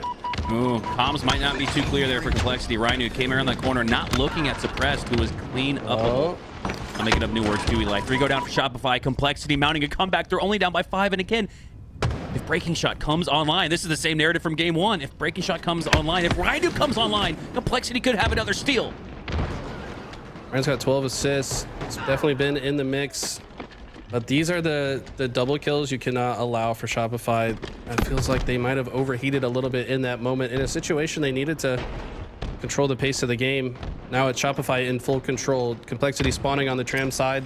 Don't have many places to go. Shopify watching all their exit points. Ryan trying to break his way out on the poster side, but I fear that Soul Snipe's flank is going to be perfect. Known as one of the best flankers in HCS history, finds a double, wants to make it a triple, but misses the sticky grenade. I think this is probably over now. Shopify can probably trade their way to the finish line. Hold the phones.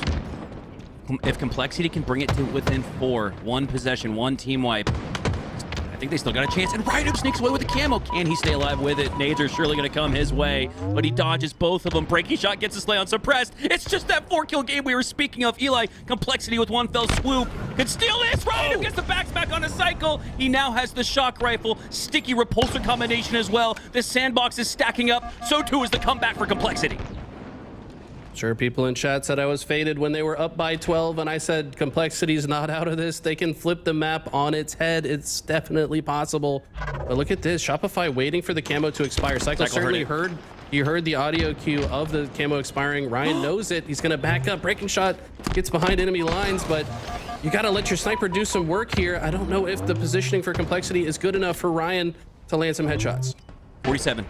44, back wall and cafe positioning for Shopify. Complexity could pinch this, but Mental gets a first strike, make it a double kill, steals possession of the sniper pack, and that might just do it. Try as they might, Complexity lose game 2. And again, Eli, you can't win a Slayer early, but you can lose it. And I just think that they gave up way too big of a lead. A double up, what was it, 31, 15, 16 or so in the early goings. Just too tall of a mountain to climb for Complexity in the series. Now tied. Very impressive for Shopify to hold on to that lead despite Complexity making a miraculous comeback. They had flipped the map on its head and started to roll, but Shopify punishing Complexity for a couple overextensions towards the end game there. Always hard to make perfect decisions with imperfect information. I think Complexity were taking a few gambles there to try to flip the lead in their favor, and that's how you win a game when you're behind. You've got to take some gambles. They don't always pay off. But I like to see that they're willing to take risks because that's the exact type of playstyle you got to play to take dubs off of Shopify Rebellion. Rest. Making some plays in game 2. Man, the early goings of these highlights, you would have never thought that it was such a highly contested finish. Us, though, with that triple, that was the catalyst. It's still a 12-point game at this point. And Us with that triple kill starts to bring Complexity back. But again, Ryan needed a little bit better performance, more slays than we've seen. And Breaking Shot, we were talking about Eli, is Breaking Shot the main slayer? Maybe it's Ryan. They're 2 quote-unquote main slayers. This did not look like such in a game 2 slayer, and I think that was a big reason why they took the L. But hey, going into an Argyle CTF 1-1 series tie, it's anyone's ball game.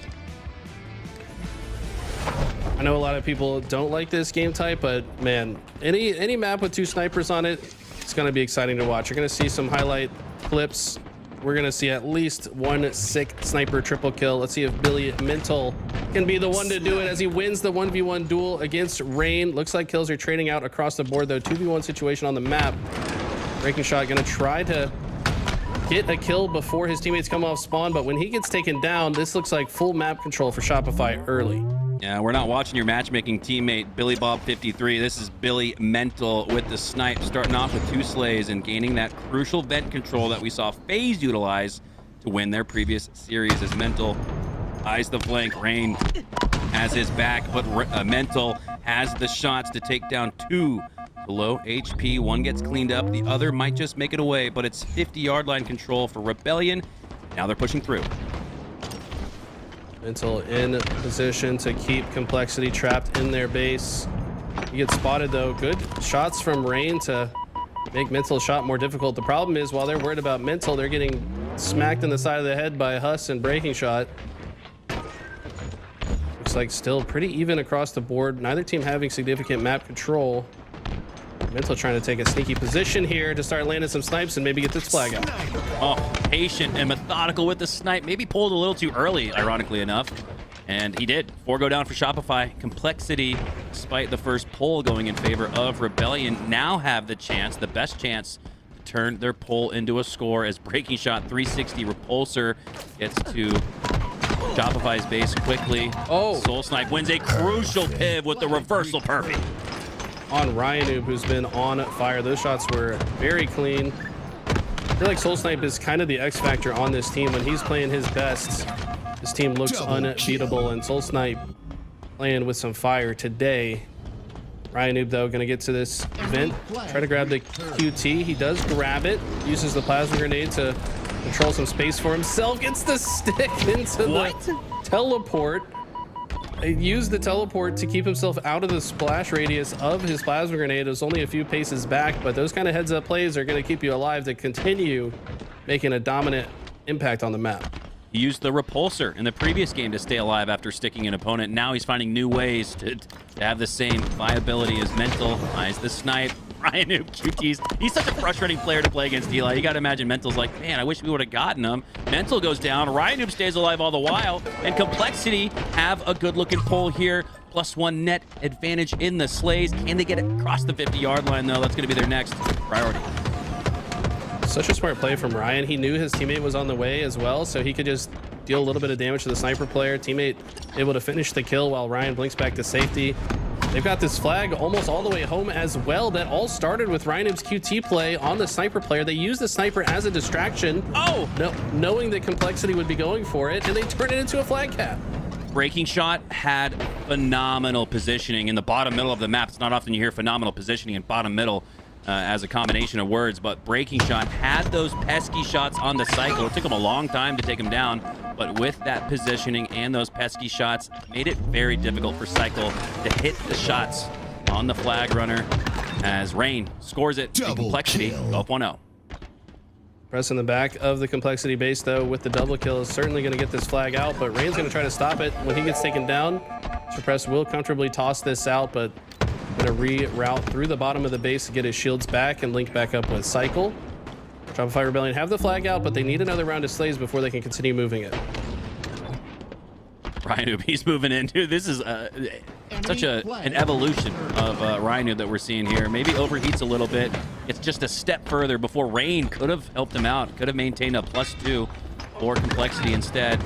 It's a potential run here for Rebellion. Huss playing defensively at the 50-yard line. Cycle 1v1, but Huss doesn't have the shields to take him down. Cycle now eyeing the high ground, goes down to 1 HP. Rain takes him down, and God, Complexity are playing so well defensively. They're making it so difficult. We talked about how pesky these players were to take down. They're just as difficult to score against. That flag gets reset, and Rebellion are back to square one. Suppress did a good job to keep that flag alive and move it closer to that 50-yard line. Probably thinking that, you know, if his team wins the next round of slays, maybe they could grapple that into the window of their own base. But when Complexity are playing as good as they said, like you said, Hunter, they're just, it's hard. You can't make these plays if Complexity keep winning these 1v1 battles. They've also been keeping each other alive. New snipers are coming up right now. And I think if you're Shopify, you want to make sure you not only secure your own sniper, but also make life difficult for the Complexity sniper. Cycle pushing up on the map as his former teammate Ryan Noob down to 1 HP. Breaking Shot, who I believe replaced Cycle on the roster, he takes him down. But 2 go down for Rebellion. Complexity in every single one of these sequences, every single one of these gunfights have maintained a positive net outcome. Now it's a +2 in the feed after 3 go down for Shopify, and their numbers continue to dwindle. Suppressed might just be the last line of defense. Soul Snipe has things to say about it as he takes down Rhino, but Rain cleans him up. Rain has been cleaning up every single member of Rebellion. Every time Complexity need a cleanup, Rain's there. He's like the janitor for their squad. I mean, everybody needs a janitor. Gotta keep the place clean, man. They can't leave all these messes everywhere. As it seems like that has been the key for Complexity to not let this get out of hand, because there's been a lot of times that it felt like Shopify had a chance to get full control, and every single time they've just been cleaned up before things could get out of hand. Right here looked like another situation that Shopify could have got a flag out, but Breaking Shot finds a double kill. Suppress is going to get this nice headshot on Rain, but is it going to amount to anything? It's hard to say. Snipes are snipes, but you got to be able to do something with that damage, and Complexity have had the more consequential slays. Ryan, what the? Body ragdoll effect got exploded to the moon like a rocket ship. We go down for Complexity once again. It's another +2 net outcome for Complexity. Eli, I wish we had a stat for gunfights won or team fights won, I guess is really what it'd be. I feel like Complexity's 8 for 8 at this point, maybe even 10 for 10 at this deep in the game. 10 minutes, 7 minutes gone by, as Huss has good shots, good positioning offensively. Position at the bottom of Rebellion's base, but he'll go down. But again, Huss goes down, but it's still a +1 net outcome for Complexity. They're playing their math so damn well.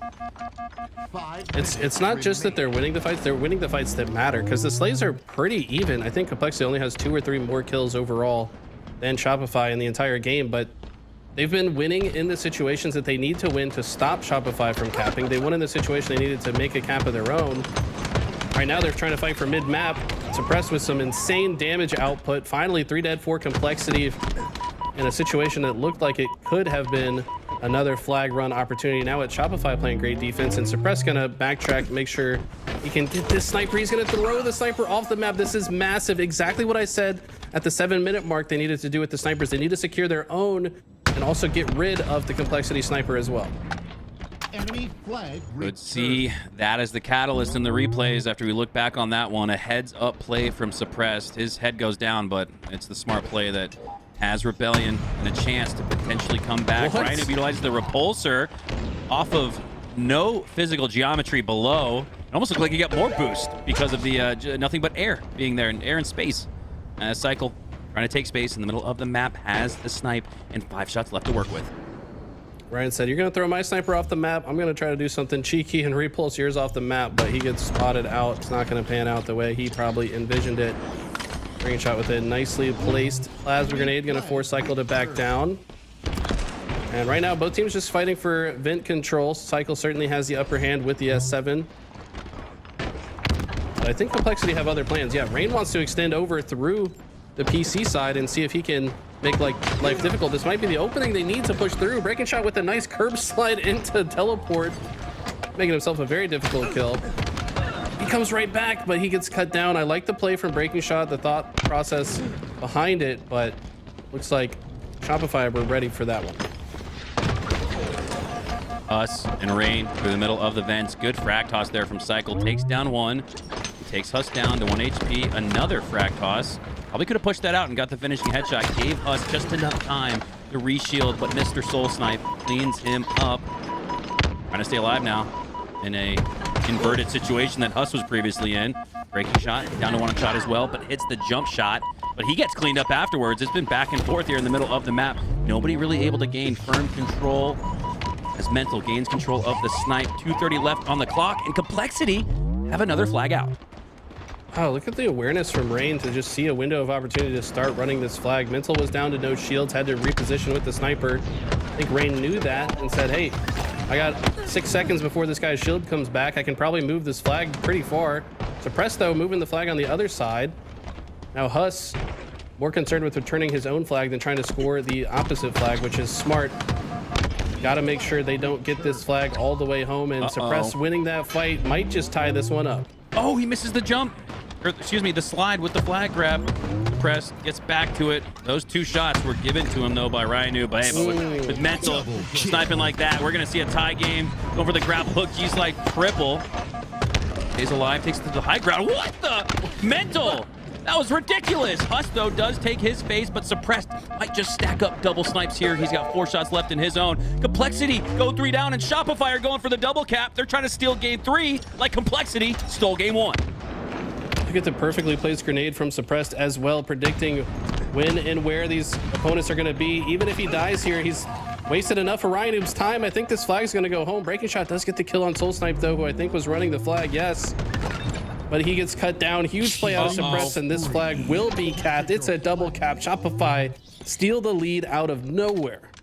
Rebellion turn on the afterburners late, and with 1 minute left, Complexity now staring at a situation where they got to put together an endgame like they did in game 1. But boy, has Rebellion really turned it up. It is not often you see a double cap like you would on Aquarius here on Argyle, so really can't overstate or understate how impressive the last minute was for Rebellion, and it might just give them the series edge 2-1. Suppressed content to just play defense for the next 38 seconds. Rotating back to the base. Complexity know what the battle is in front of them. They've got to land a couple slays here, though.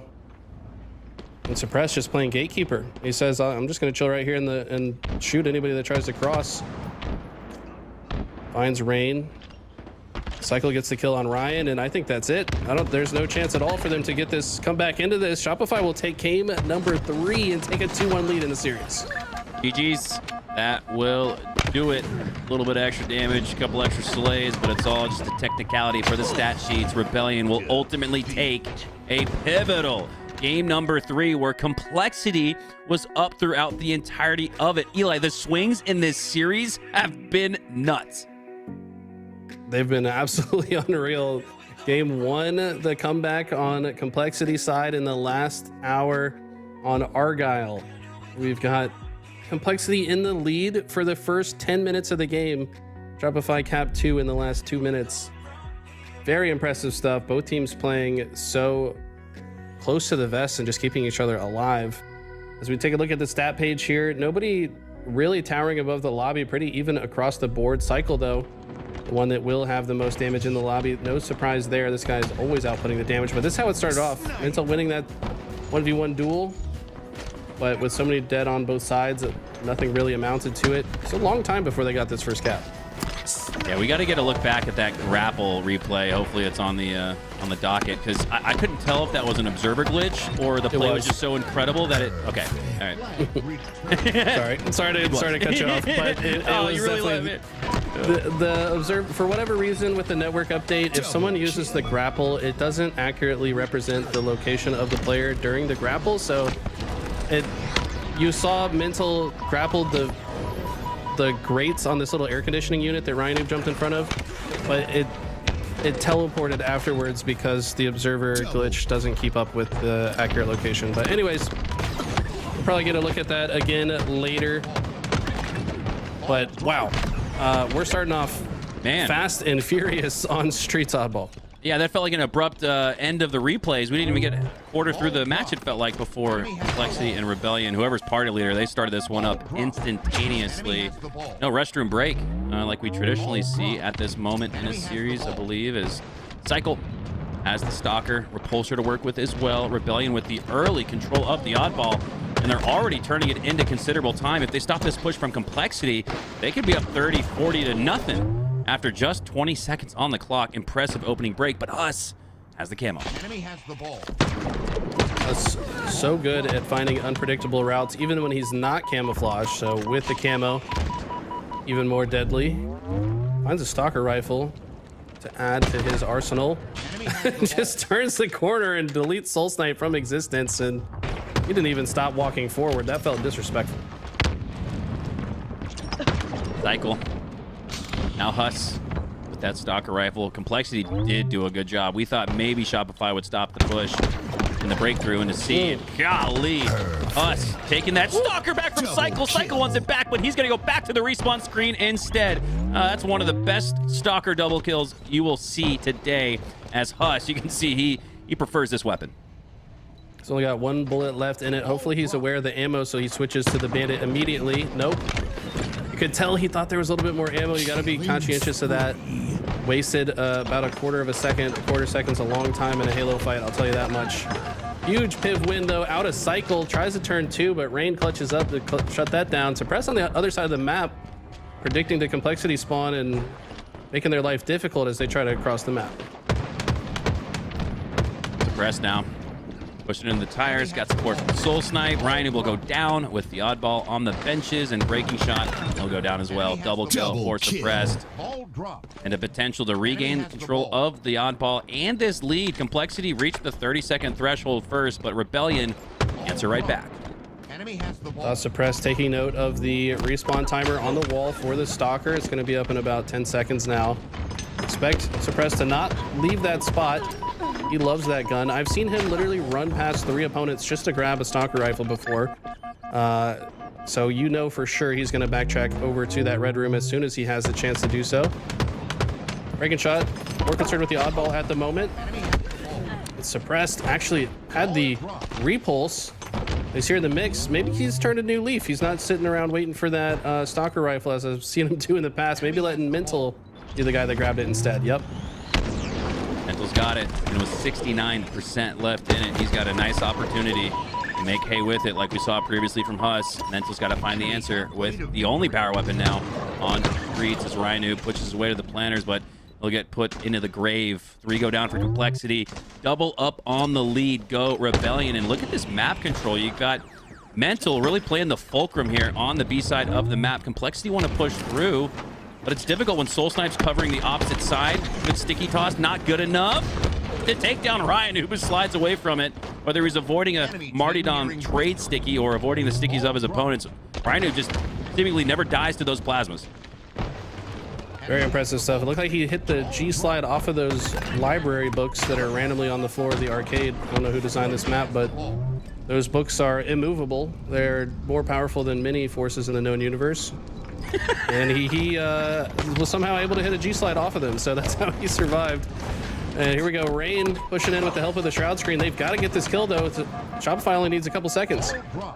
An object in motion stays in motion until Ryan and Complexity get 4 down. Oh my god, this feels like the Strongholds game number 1 where Rebellion were just 2 seconds away from taking it.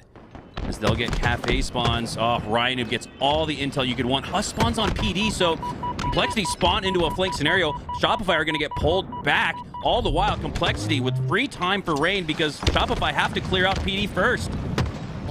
Love the way Ryan was playing this, but he's been so distracted by Shopify. His ball player's getting jumped. Mental gets the sticky, and that's going to close out the round. So good job by Shopify to keep Ryan with the camo busy while they sent 2 players immediately up that seaside stair and shut down the ball player to close the round. Mental now, the opening start, slides off the hologram, works his way to the shotgun. No grab though, that's GA. Ryan, run more with Ryan. Mental gets behind him and gets the slay. Now Suppressed, facing a Stalker rifle from breaking shot, takes him down. 3 go down for both teams. It's a 1v1 between Cycle and Rain, and Cycle wins it. They'll win the oddball too. Momentarily Cycle in a desolate wasteland, last member alive on the entire map. It's going to take that opportunity to rotate the ball, but Ryan, look how fast he is off of his spawn point. Man is wasting no time at all. He has adjusted so well to the meta. Used to play a more slow, methodical pace, but then he saw the way that teams like Shopify and SSG are having success just kind of holding forward and being hyper aggressive. He's adjusted his gameplay to match, and that's part of the reason why we've seen Complexity have this surge of new success. 5-0 off the start. It's a scrappy start to round number 2 as we saw much more oddball time at this point. We saw much more oddball time after 15 seconds of regulation. We're almost watching 60 seconds get depleted here. Now Shopify though with control of the oddball, get up to 14 seconds, 2v2 gunfight. As Ryan has an easy cleanup there on Suppressed. Thought maybe he didn't see him, but he did. As Mental drops to bottom C, driveway push for Shopify. Here it comes. It's Mental, Soul Snipe have support to 2v1 Ryan. How does the old wily veteran get out of this? I don't think he does. Oh, he does! He gets this. I didn't believe. How does this man find a way to get a kill when he's got 2 players on both sides of him? The stickies again, man. He's diabolical with them. I can just imagine him just in the corner snickering like, they're going to come around this corner. I'm going to stick him in the face. Stupid noob. Oh, man. That was unbelievable, and it's part of how Complexity tie up this game now. Rebellion, though, with the oddball are going to momentarily regain a lead, but no, it's going to be much more difficult than that. Again, scrappy has been the narrative in round 2. Snipe has the camo. High game right now as far as the score in this round. That's a big trade for Complexity, though. Rain getting a trade there on the camo player. Definitely a net outcome positive for Complexity, but neither team really comfortable to grab this ball just yet. There's sometimes plays that get made that you, even in the present moment, you just look back on it. But Rhino is going to head back to the respawn screen. Shopify finally get control of the oddball and a momentarily lead after 2 go down for Complexity. God, quiet is the airspace here on Streets. That's not often it's like that. Because of it, Rebellion are going to gain at least 10 more seconds of lead time on this oddball. That was weird. The map was so quiet. I just heard your voice and surround sounds, and it was kind of overwhelming. I'm going to be honest. I never want that experience again, but here we go. Finally, some destruction on the map. Frag grenades going out. All hell has broken loose at the police department. Suppress trying to stay alive in the corner, as is Cycle. It looks like overall, Shopify have done a good job to weather the storm. It really was eerily quiet. All you could hear is my voice reverberating off the back wall of A. This is a map that has sirens and rats and gunshots and frag tosses. We heard none of that in that moment. And because of that, Rebellion are able to sneak away with a plus 20 lead on the oddball. As Ryanoob on the B-rail, just trying to stay alive, gather some intel. Oddball prepares to set out in center field below the hologram. He's looking to take down 2 members for Rebellion that are momentarily weak. Mental chasing him out. He's going to call for help from Rain here for the bait and switch. Mental stays alive long enough. It makes it another scrappy kill, but Rain gets it ultimately. Ryanoob gets one ultimately, and this looks like Complexity are set up to hold for time. Oddball does reset, though, so it's instead of a hologram grab going back into PD, they have to work their way to the cuts, earn a little bit more time and space and slays to secure the oddball, which they do. That was an insane sequence out of Ryanoob. He stayed alive, just kept outputting damage. He's managing his shield while keeping the other team's shields low, waiting for help to arrive. He played his life so well that that Complexity got a little bit of extra time here and now continue to win this fight. 2 dead without trading out. That's massive right now for Complexity's chances to get back into this one. Soul Snipe and Rebellion go all 4 down. Breaking Shot should get at least 10 seconds of time. And if they take down Cycle, it could turn into 20. He's the tip of the spear. He's the one to take down, but Cycle takes down Huss instead. Ryanoob eyeing the push and a potential weak Cycle. Cycle waits to regain his shields and then waits for his teammate to push up with him. All the while, you've got the best flanker in HCS, I'd say, Soul Snipe doing his thing on the cafe. He does get one and then trade out afterwards. 3 go down for Complexity. What a great job. After Rebellion go 4 down, they wait for each other to push up collectively as a team of 4. And now they've regained a 10+ second lead in round 2. Huss just outplayed Suppress so hard in that play right there. Suppress trying to force the situation to get a sticky kill, but Huss just knew exactly how to move his Spartan to stay unpredictable, close the gap, and then also back up so Suppress could not get the melee kill. He's playing out of his mind right now. 19 kills, most on the side of Complexity, 34 seconds to add to it as well. So if Huss can keep playing like this, like they can certainly come back in it, but now it's a 16-second lead for Shopify in round 2. This would be the finishing moments and touch on this series. Rebellion up 2-1 already and up 1-0 in this game 4. This could be it. Suppressed. Some huge slays potentially. Boxer medal. That's 5 for him in this match. As Huss looks to continue to fill the space on the Nairobi side of the map that previously got depleted, and it might just completely dwindle away as Breaking Shot on the benches gets sent back to the respawn screen. 64-48. Shopify feel like they're in full control of this one after 3 go down for Complexity.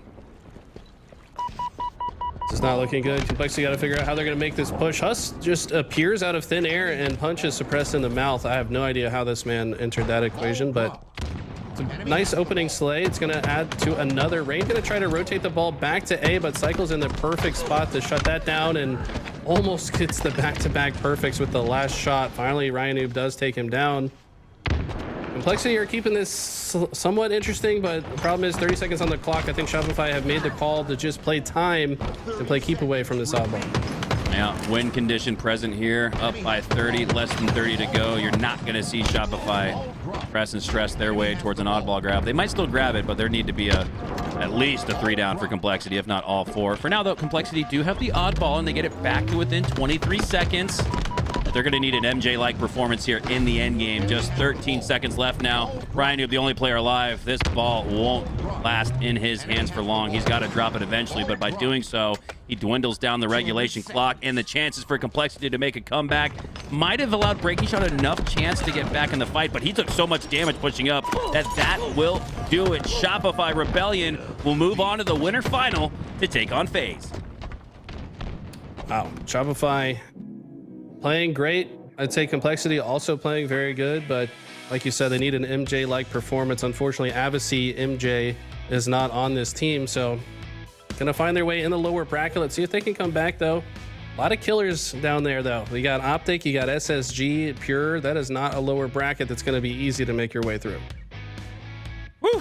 Well, Complexity stole game 1 and couldn't quite muster up the same performance. They had leads, though, throughout this series. Again, this was a very back and forth.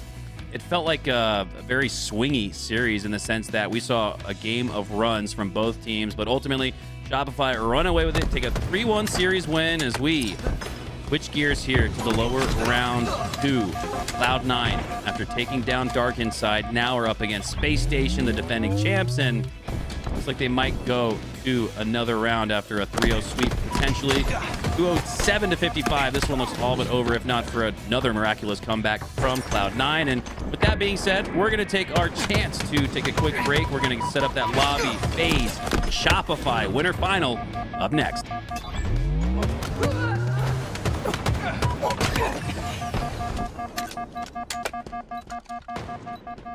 Enemy team nearing victory.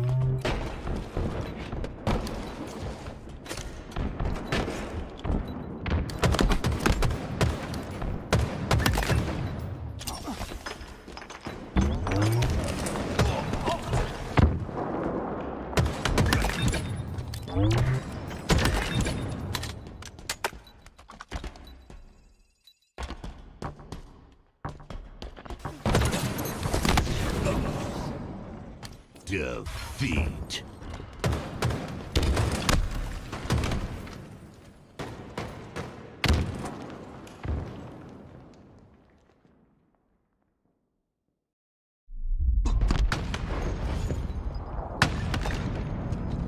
Snipe.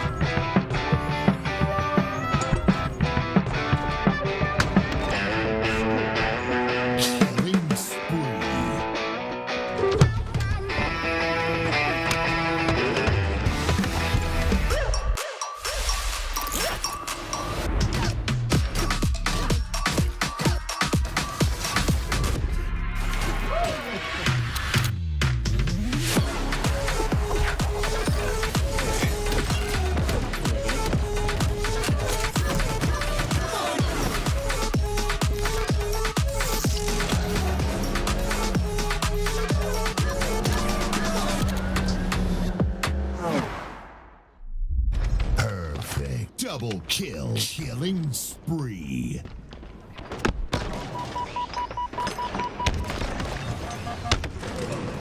Reversal.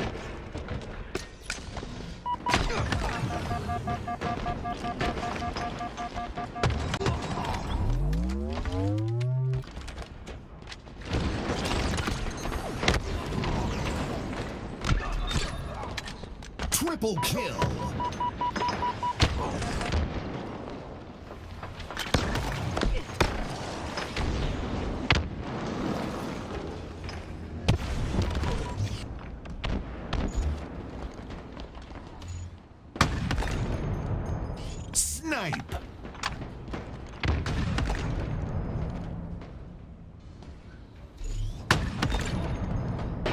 Double kill.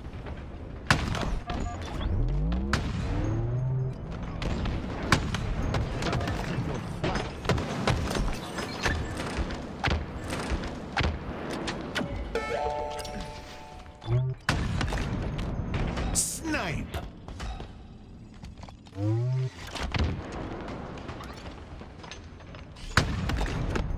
Snipe.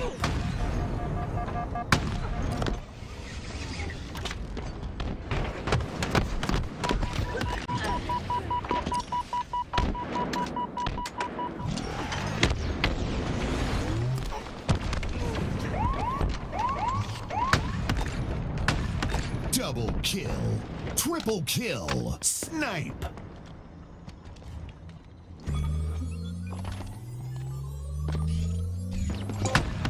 Enemy team score. Snipe.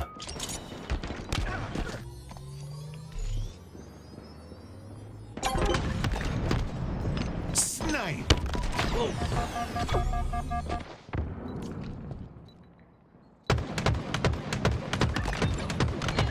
Perfect.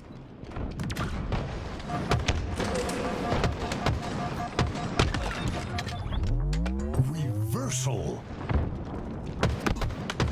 Enemy team score. Snipe.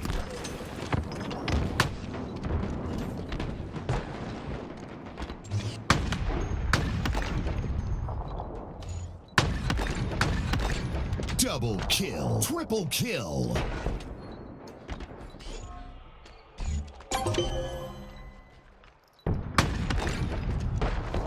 Killing spree.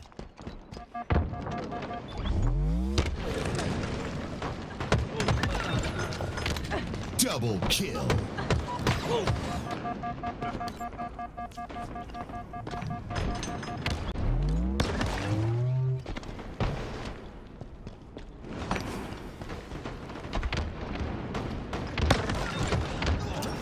Killing spree.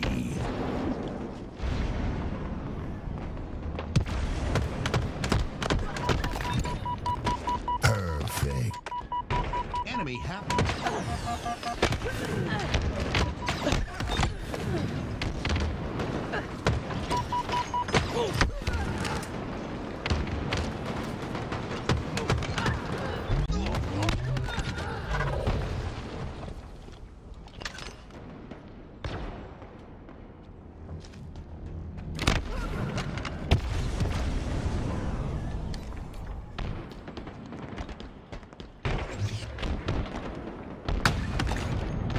Snipe.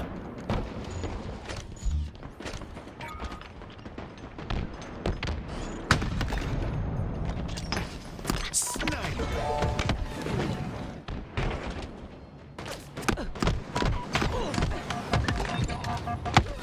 Perfect. Flag return.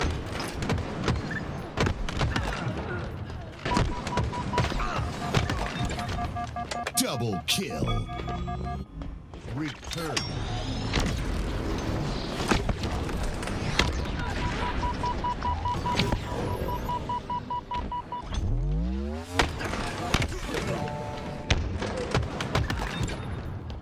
Double kill.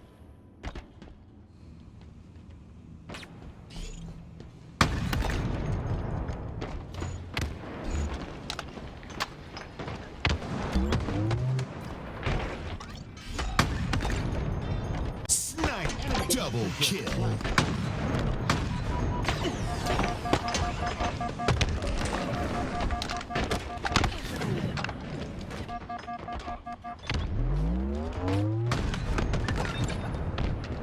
Killing spree. Enemy captured your flag. Perfect. Double kill. Enemy has all right. Enemy has double kill. All right.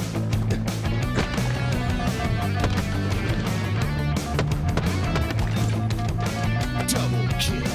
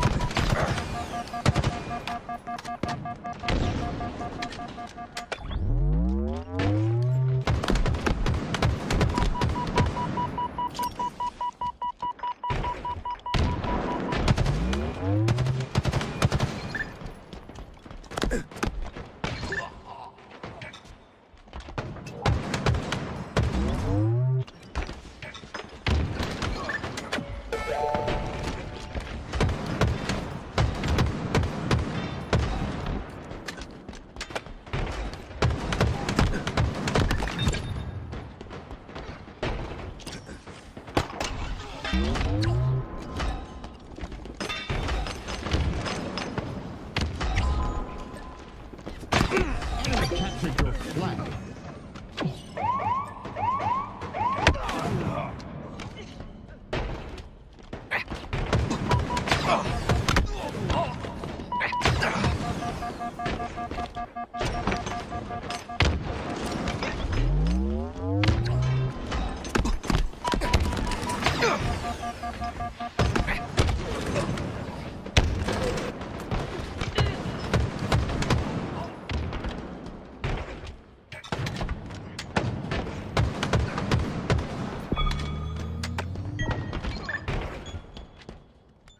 Enemy flag returned.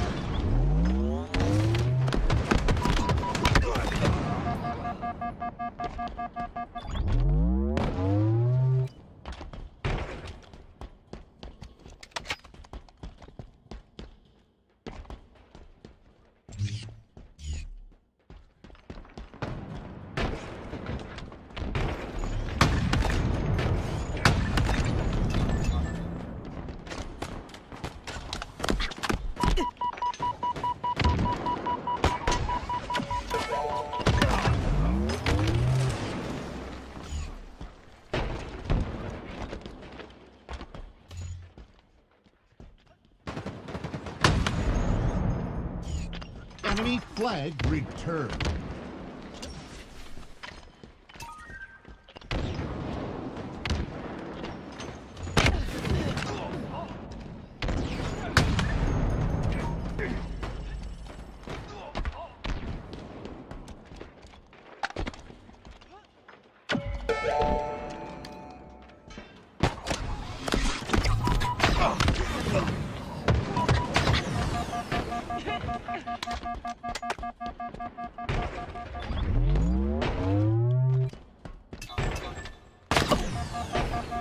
Enemy flag returned.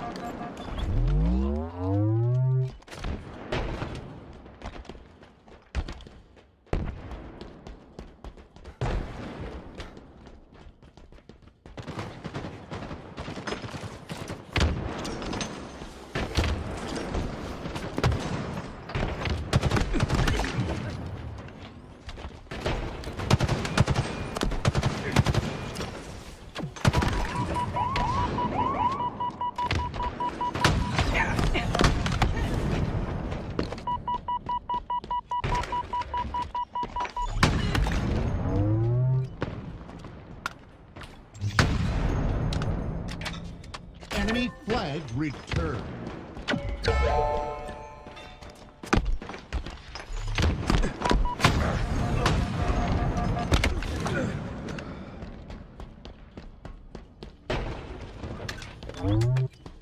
Enemy flag returned.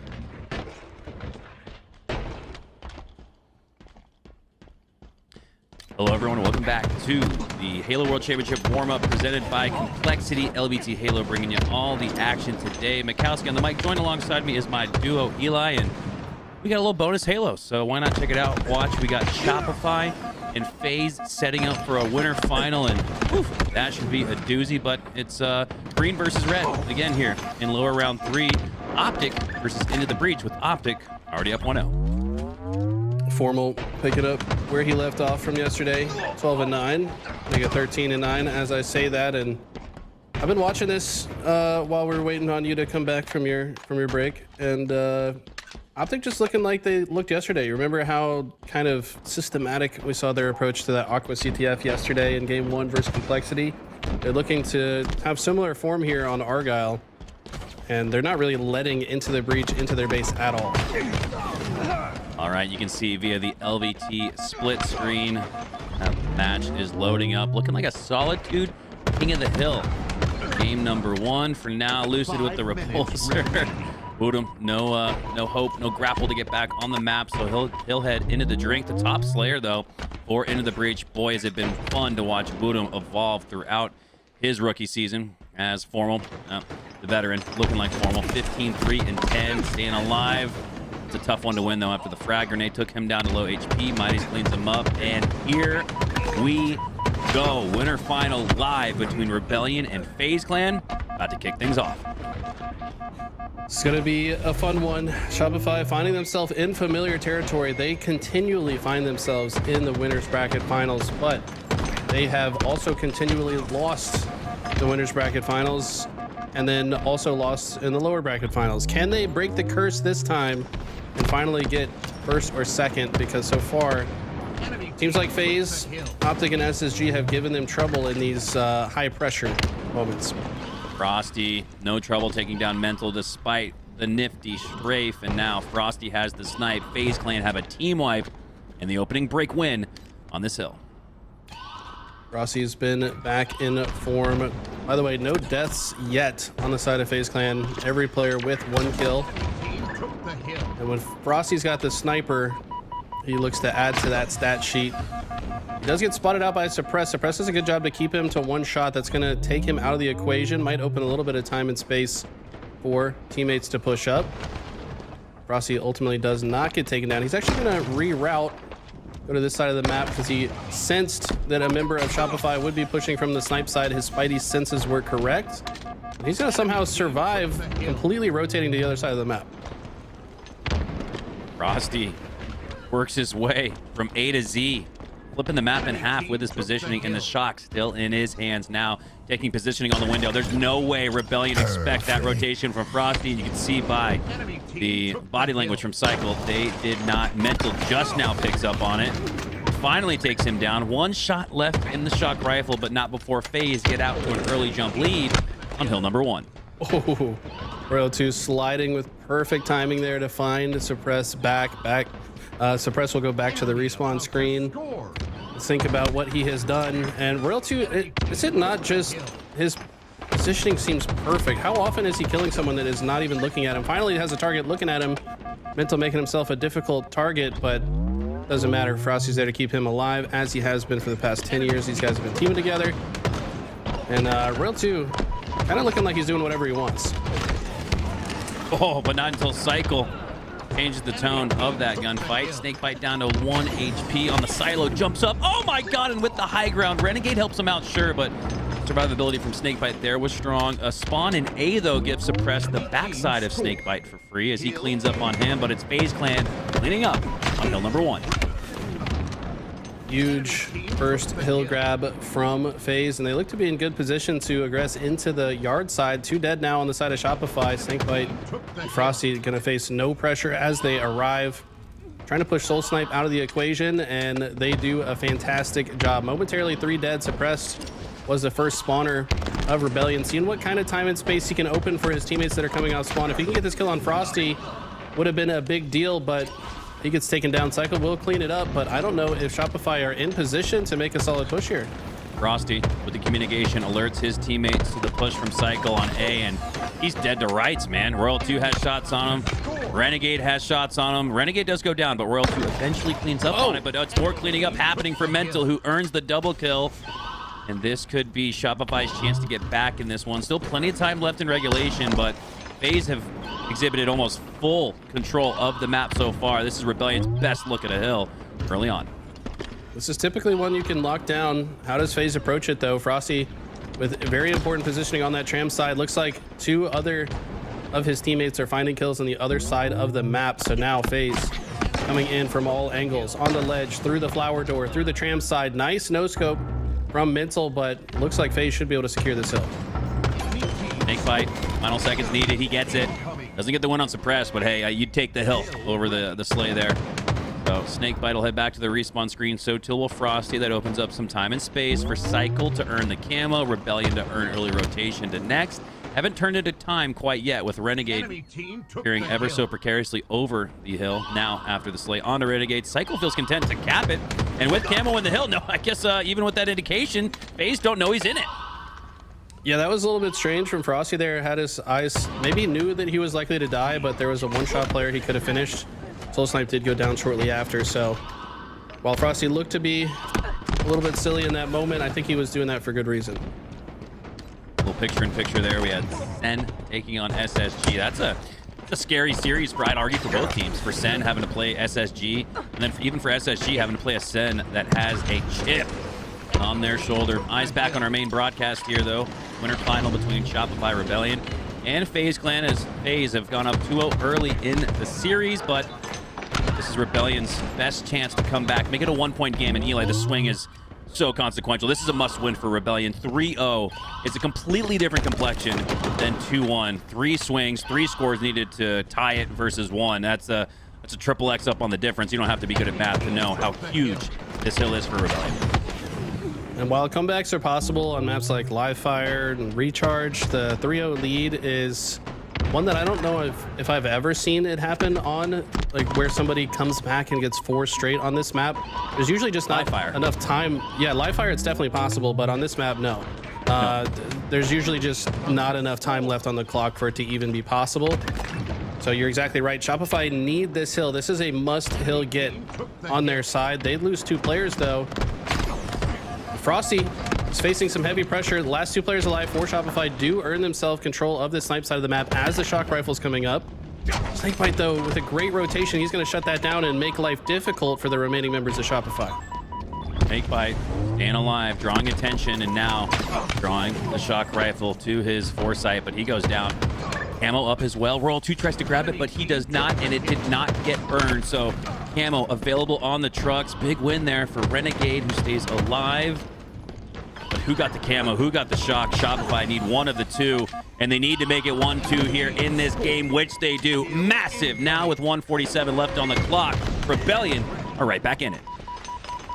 Right back in it, indeed. Now, this is starting to remind me of the very first game of the winners finals at London was between these 2 teams. And if you'll recall, that was when Shopify came out hot. They were absolutely dominating. And then FaZe, I guess, had a lag out or a controller issue. There was a reset. Audio issue. Yeah, audio issue. That's what it was. And I feel like Shopify must have gone back to study that tape, because when the reset happened, the match looked entirely different. It was all FaZe the entire time. So Shopify maybe making some corrections here. They're looking a lot better this time around. Yeah, you're right. This is a mirror matchup from London's winter final, and it very well could be in 1 week live from Seattle as we hop on board here with Royal 2. 2 players between Soul Snipe and Mental that can't push through because of that frag toss there from Royal 2. Got the high side positioning, drops onto Mental, but the Soul Snipe bait and switch is way too strong. Perfectly played help and teamwork there from Rebellion. Keep them close and keep them in it. 60 seconds left on the clock, tied on this hill. Can Rebellion tie up this match, though? Soul Snipe just putting his body on the line to open some space for Suppress to get some hill time and rotate through. They will win that fight ultimately because of the opening that Soul Snipe created there. And suddenly Shopify have a lot of control. Royal 2 just content to chill here on the poster side. Wait for squad to show up. New camos coming up as well. So, you know, FaZe want to use that to earn this hill. Only a minute left in regulation. Shopify need to cap this hill, force an overtime. Oh, Soul Snipe with a massive slay. The last Spartan standing gives Shopify spawns on the A side. Now he goes down, but with that life, with that slay, gives them good spawns close up, whether they spawn back A or in Cafe. They've got the best line of sight to it, as it looks like it's Cafe spawns. I saw one back A spawn for Rebellion, so a little split and mixed after Soul Snipe did eventually go down. 75% on the board to FaZe's 25%, but there's only 25 seconds left in the game. 3 in total go down for Rebellion. FaZe Clan looking to just hold the line in the final 15. Wow, Shopify sent so many resources for this camo fight, and FaZe are totally fine with the camo fight taking as long as it did. They've burned so much time off the clock. There's only 10 seconds left. Shopify does find their way into the hill, but Renegade gonna wisely rotate through the high side.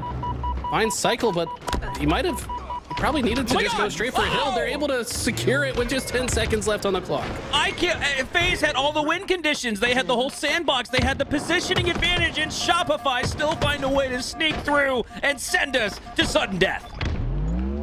Oh my God, the ice on Shopify. They lose the first 2, win the next 2 to force the overtime, gave themselves a chance.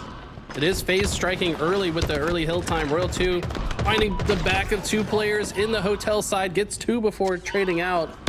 Snakebite just towering over the hill with the shock rifle. Let's see if they can cut down both Cycle and Mental on the other side. Was Renegade too cautious with that camo? He seemed to be playing for intel at a time where he just needed a couple more slays. Nonetheless, Yeah, your thoughts, Eli? I said wisely as he rotated, then I thought about it for a second. I was like, that actually was not very wise. He needed to go straight for the hill. That was that's not what he needed in that moment. He could have dropped to the driveway and then just gotten some shots. Didn't even probably need a slay. Just needed a couple shots into the hill. That was, man. And nonetheless, FaZe Clan have regained their form. Maybe a mistake there from Renegade, but he's finding the answers here in sudden death. Next point wins. Snakebite in the point for now, looking to seal the deal and make that misplay from FaZe a long forgotten memory. 1 second needed as Royal 2 is the last player standing. Shopify Rebellion dive bomb the hill and have a chance. It's only going to be 1, maybe 2 pushes up the map for FaZe Clan. Rebellion might steal it. Camo expires. Cycle still confidently sitting atop his perch in this hill. Has some great shots on Frosty. Snakebite should know this player is weak and will push through. Nice grenade damage. They know that they should have kept him to 1 shot. They're going to force their way in, but Cycle can't do anything but stay alive. He's somehow getting kills from this position and assist. Royal 2 needs 1 second. He gets it. FaZe Clan get it. FaZe Clan find a way. Oh my God, the cheeks were clenched. But FaZe clutches up ultimately in the end and win game 1. My God, these matches today have been absolutely nuts. That was insane. I was having flashbacks to, I think it was SSG versus FaZe in the same exact situation on the same hill in sudden death. Eco somehow kills 4 players while 1 shot. I thought Cycle was about to do the same thing, but FaZe must have learned from their mistakes in that SSG series, and they methodically forced their way in with the grenade chip damage to keep Cycle 1 shot so they could keep advancing forward. If Cycle got his shields back there, I'm pretty sure they win the game. So what an insane end to that one. Man, as if that game wasn't enough, we've got 3 on your screen right now. OpTic 1-0, that's expected. But it's Sentinels. That's unexpected. Up 1-0 over SSG. But like we talked about with Hunter JJX, I miss you, Boo. Can't wait for you to come on the broadcast. Sentinels, they can be up in a match. Sentinels, they can be up in a series. But more often than not, in recent history and even all throughout this season, they don't ice up in the end. They don't take advantage of their advantage state. So, up 1-0. Can Sentinels finally close the door on a team like SSG? Right now, they're doing just that. Up big in a Game 2 Slayer. Sentinels want to correct the mistakes from yesterday. They've got to stay locked in throughout the series, though, like you said, and it's going to be difficult against a team like Space Station with their backs against the wall. They're looking good so far, though. We'll keep an eye on all the action going on for you guys, but for now, back to our winners finals feature matchup. Game 2 Live Fire Slayer. This one's going to get exciting. Here we go. Snake bite.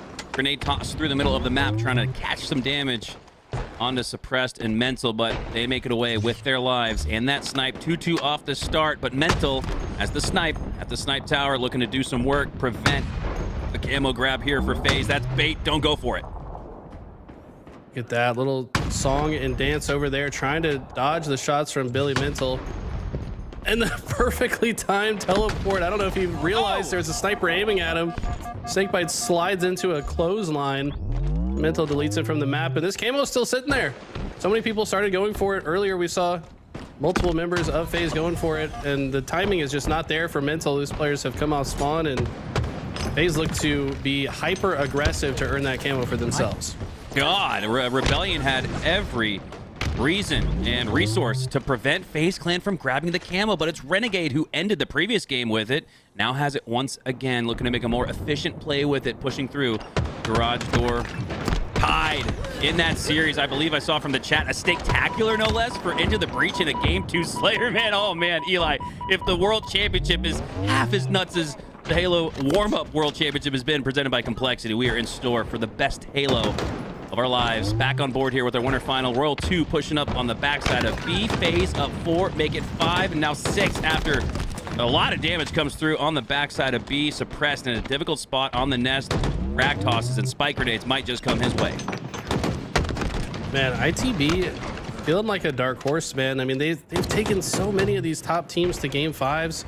They can just get better at those Slayers and ice up when it matters.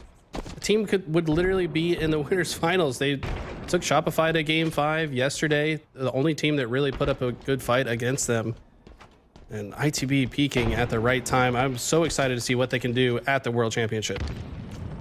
Can't wait. Can't wait for the rest of this day. It's been nuts so far. N17 here as FaZe Clan have built on their advantage in this series, coming back to win game 1 and now starting game 2 strong as Frosty moves through with a Snakebite who's got the QT, can back out. He goes down to 1 shot, wisely, proactively does so as he now works his way right back into A. This is a good time to QT once again, but he has no more of it. Unfortunate with the timing, that resource dwindles, and so too does his life. Royal 2 being a sneaky beaver, bottom mid. Looks like he might have been waiting for the repulse, but timing isn't there.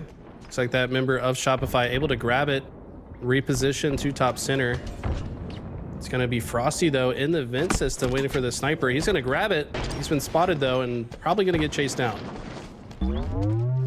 Frosty, oh man, I'm looking at the kit in the bottom right of my screen now. I intently focus my sight to the middle because this is when he hops off with the combo. Oh, like shooting clay pigeons, takes down 1, aggressively pushes on to Suppress, but goes down, and that's huge because Frosty more often than not turns that into a killing spree. He only gets 1 though, and the lead is dwindled. Rebellion now only down 2 with the snipe in Suppress hands. Huge shutdown. Another shutdown. It was not even a half second after Renegade's on his screen that his face is deleted from existence. The reaction time out of Suppress showing why he has been the HCS main Slayer at the top of the leaderboard. This guy is insane. 21 all. Rebellion have clawed their way back in the midway mark of this match, just about. As Suppressed still has 3 shots left to work with. Mental doesn't need any help as he takes down Royal 2. But he does shortly after as Snakebite cleans up on that damage. And the flank is so strong there. Great play there from Royal 2 and Renegade. And Renegade turns a great play into 2. And cleans up on him though. 24-25. Still no clear victor yet in this game 2. A crucial one. The difference between a 1-1 tie and an 0-2 series lead for FaZe Clan could be massive. More no-scopes coming through on your screen. A Soul Snipe triple kill. Yes, it comes through after Snakebite challenges. And Soul Snipe is going to push up on those spawns. No overkill in sight. He wants to make sure now that he doesn't overheat. Actually ended up getting split spawns. I don't think Soul Snipe was ready for that. Knew the first set of spawners, or the first spawner period, was Royal 2 and A, but the rest of FaZe spawned behind them at the seaside. A little bit advantageous, but I think also opened up by FaZe themselves after securing those kills on that side. That spawn, highly advantageous, but we got a 30 kill game here. 1 kill lead for FaZe Clan, and it camo's up. If they can secure this, they might just turn it into more. This is spiraling towards a 50-49, 50-48 type of finish here, as neither team has really been able to run away with it. We saw FaZe Clan up by 6, but that was before the halfway mark, and we all know players officially, unofficially start into the 30s. FaZe Clan up by 2 in that scenario, though, as Cycle takes his sights on the backside of Mud, spots the snake bite. Entel could drop here with that plasma pistol. Calls for help and support, though. Expects the push, expects the chase, charges up the plasma pistol, waiting for that push to come, but it comes from the backside. Frosty finds the trade, and 3 go down. That's talk about a trade win condition. FaZe Clan find a +3 out of it, and now they're up 5 again. FaZe just need to hold the line. They need to trade out until the finish line here. Shopify need to play in a way that keep themselves alive as they win the fights. New snipers coming up right now, though. All attention to that. Renegade just walking this player down, forces the trade to open up some space for his team to move up, but Suppress sees an opening of his own. He's going to be one to grab the sniper. Thought about dropping into the vent, but decided to stay up and get stuck by Royal 2. I swear this man gets more sticky kills than anyone that I ever see. That's probably Royal 2 and Rynoob if they had to go toe-to-toe with the stickies in a 1v1. As Royal 2, pretty good with the snipe as well. Doesn't land the no-scope, doesn't stay alive despite the QT as it trades hands into Cycle's favor, but you can see him actually working his way off the map, but like an oddball that doesn't quite get into the drink. The sniper stays on the map as well, and we saw what that fork in the road looks like when Lucid grabbed it against Rebellion. What can Renegade do with it here? Has it? Oh, no scope lands on the Soul Snipe. My God, even when they go down, the play is still phenomenal. That was gross. Looks like it's only a matter of time before FaZe close this one out with an 11 kill deficit when FaZe only need 2. I can't see any version of reality where they win this. Yes, that will do it. And by the way, Sin won game 2 against SSG and are now up 2-0 in that series. If you'll recall, in London, that's when Boo Boo Doo sent out the force choke, and then things kind of flipped on its head after that. So we'll have to see and keep an eye on that series. But for now, FaZe looking in familiar form before the World Championship. These guys always turn up their heat. Spam your force choke emotes in the LBT Halo chat as Sentinels go up 2-0 in the opposite side of the bracket. In this one, though, our main match, FaZe Clan in the winter final take a convincing lead on Rebellion. Still tied 1-1 in the series between OpTic and Into the Breach. Let's head there for more action. OpTic answering back after a game 2 loss, up 2-0, and with 2 minutes left on the clock, a lot like that Solitude King of the Hill. This is a must-win right here for Into the Breach, but they're down big on Hill 3. Enemy team took the hill. Not only that, but it's only 2 minutes left on the clock as well when this hill moves over to the seaside on C Plat. That's a very hard hill to capture. I think OpTic very content to continue burning time off the clock before they finish this cap, similar to what we saw Ryan do yesterday. Oh! And that was a nice noob combo kill from Lucid, and Jiggle Peak is insane, almost turns a third player there. But now, Formal content to go ahead and cap this and drop the sniper for his teammate, which is not something you see often, but he dropped it for Trippy, who might have camo here. Yes, he does. Lucid with the pixel perfect noob combo. Love seeing that 20 years later. We got the 20-year anniversary of Halo 2 coming up in just a couple weeks. Seeing plays of the past, it felt like, from the Season 1 MVP as OpTic take a 3-0 lead in this Game 3. And with 140 left on the clock, I don't know if there's much that Into the Breach can do to win this one. They have earned themselves the right to a Game 4, though, with that Game 2 Slayer victory. This one certainly feels a bit insurmountable at the time. Looks like OpTic content to go ahead and sit in the hill for as long as it's safe to do so, but don't expect them to be very pressed to stay in it for the entire time. Eyes on this Sentinels and SSG matchup where both are in contention to take this Whitehall Hill. It looks like Sentinels have the advantage, but it is tight. Lethal needs to hold the line. He does trade out with Legend. Wow. 4 go down. Falcon in an apocalyptic wasteland is going to score the next hill and make it a 1-1 tie. Sentinels would love to close this out right here. SSG back against the wall. They have to start the comeback. They are known to be in this position and make it happen at an insanely high frequency. I think that teams being up 2-0 against Space Station are actually still more likely to lose the series. These guys are so icy when it matters, but we'll have to keep an eye on that. Sentinel's looking to be playing with some different energy today. Yeah, it feels like a confidence boost. Could turn into a nitrous boost for Sentinels as they are just 1 millimeter away from causing some upsets that really shouldn't even feel like an upset with how goated their roster is. Back on board with your main matchup of the moment, your winner final between Shopify and FaZe Clan. FaZe up 2-0 in the series, and now up early in the oddball. Oh, Royal 2 somehow lands a shot with his last few frames of life. Snakebite's gonna protect his oddball player. Renegade, happy to have PJ as his bodyguard. I can't think of a better bodyguard in a game of Halo than PJ himself. So they get 3 dead for Shopify and should be just fine to rotate this ball. I think Renegade now going to take it to the C side of the map. They're going to allow Shopify to spawn at A and then take the angles to stop them from crossing the map. Cycle now.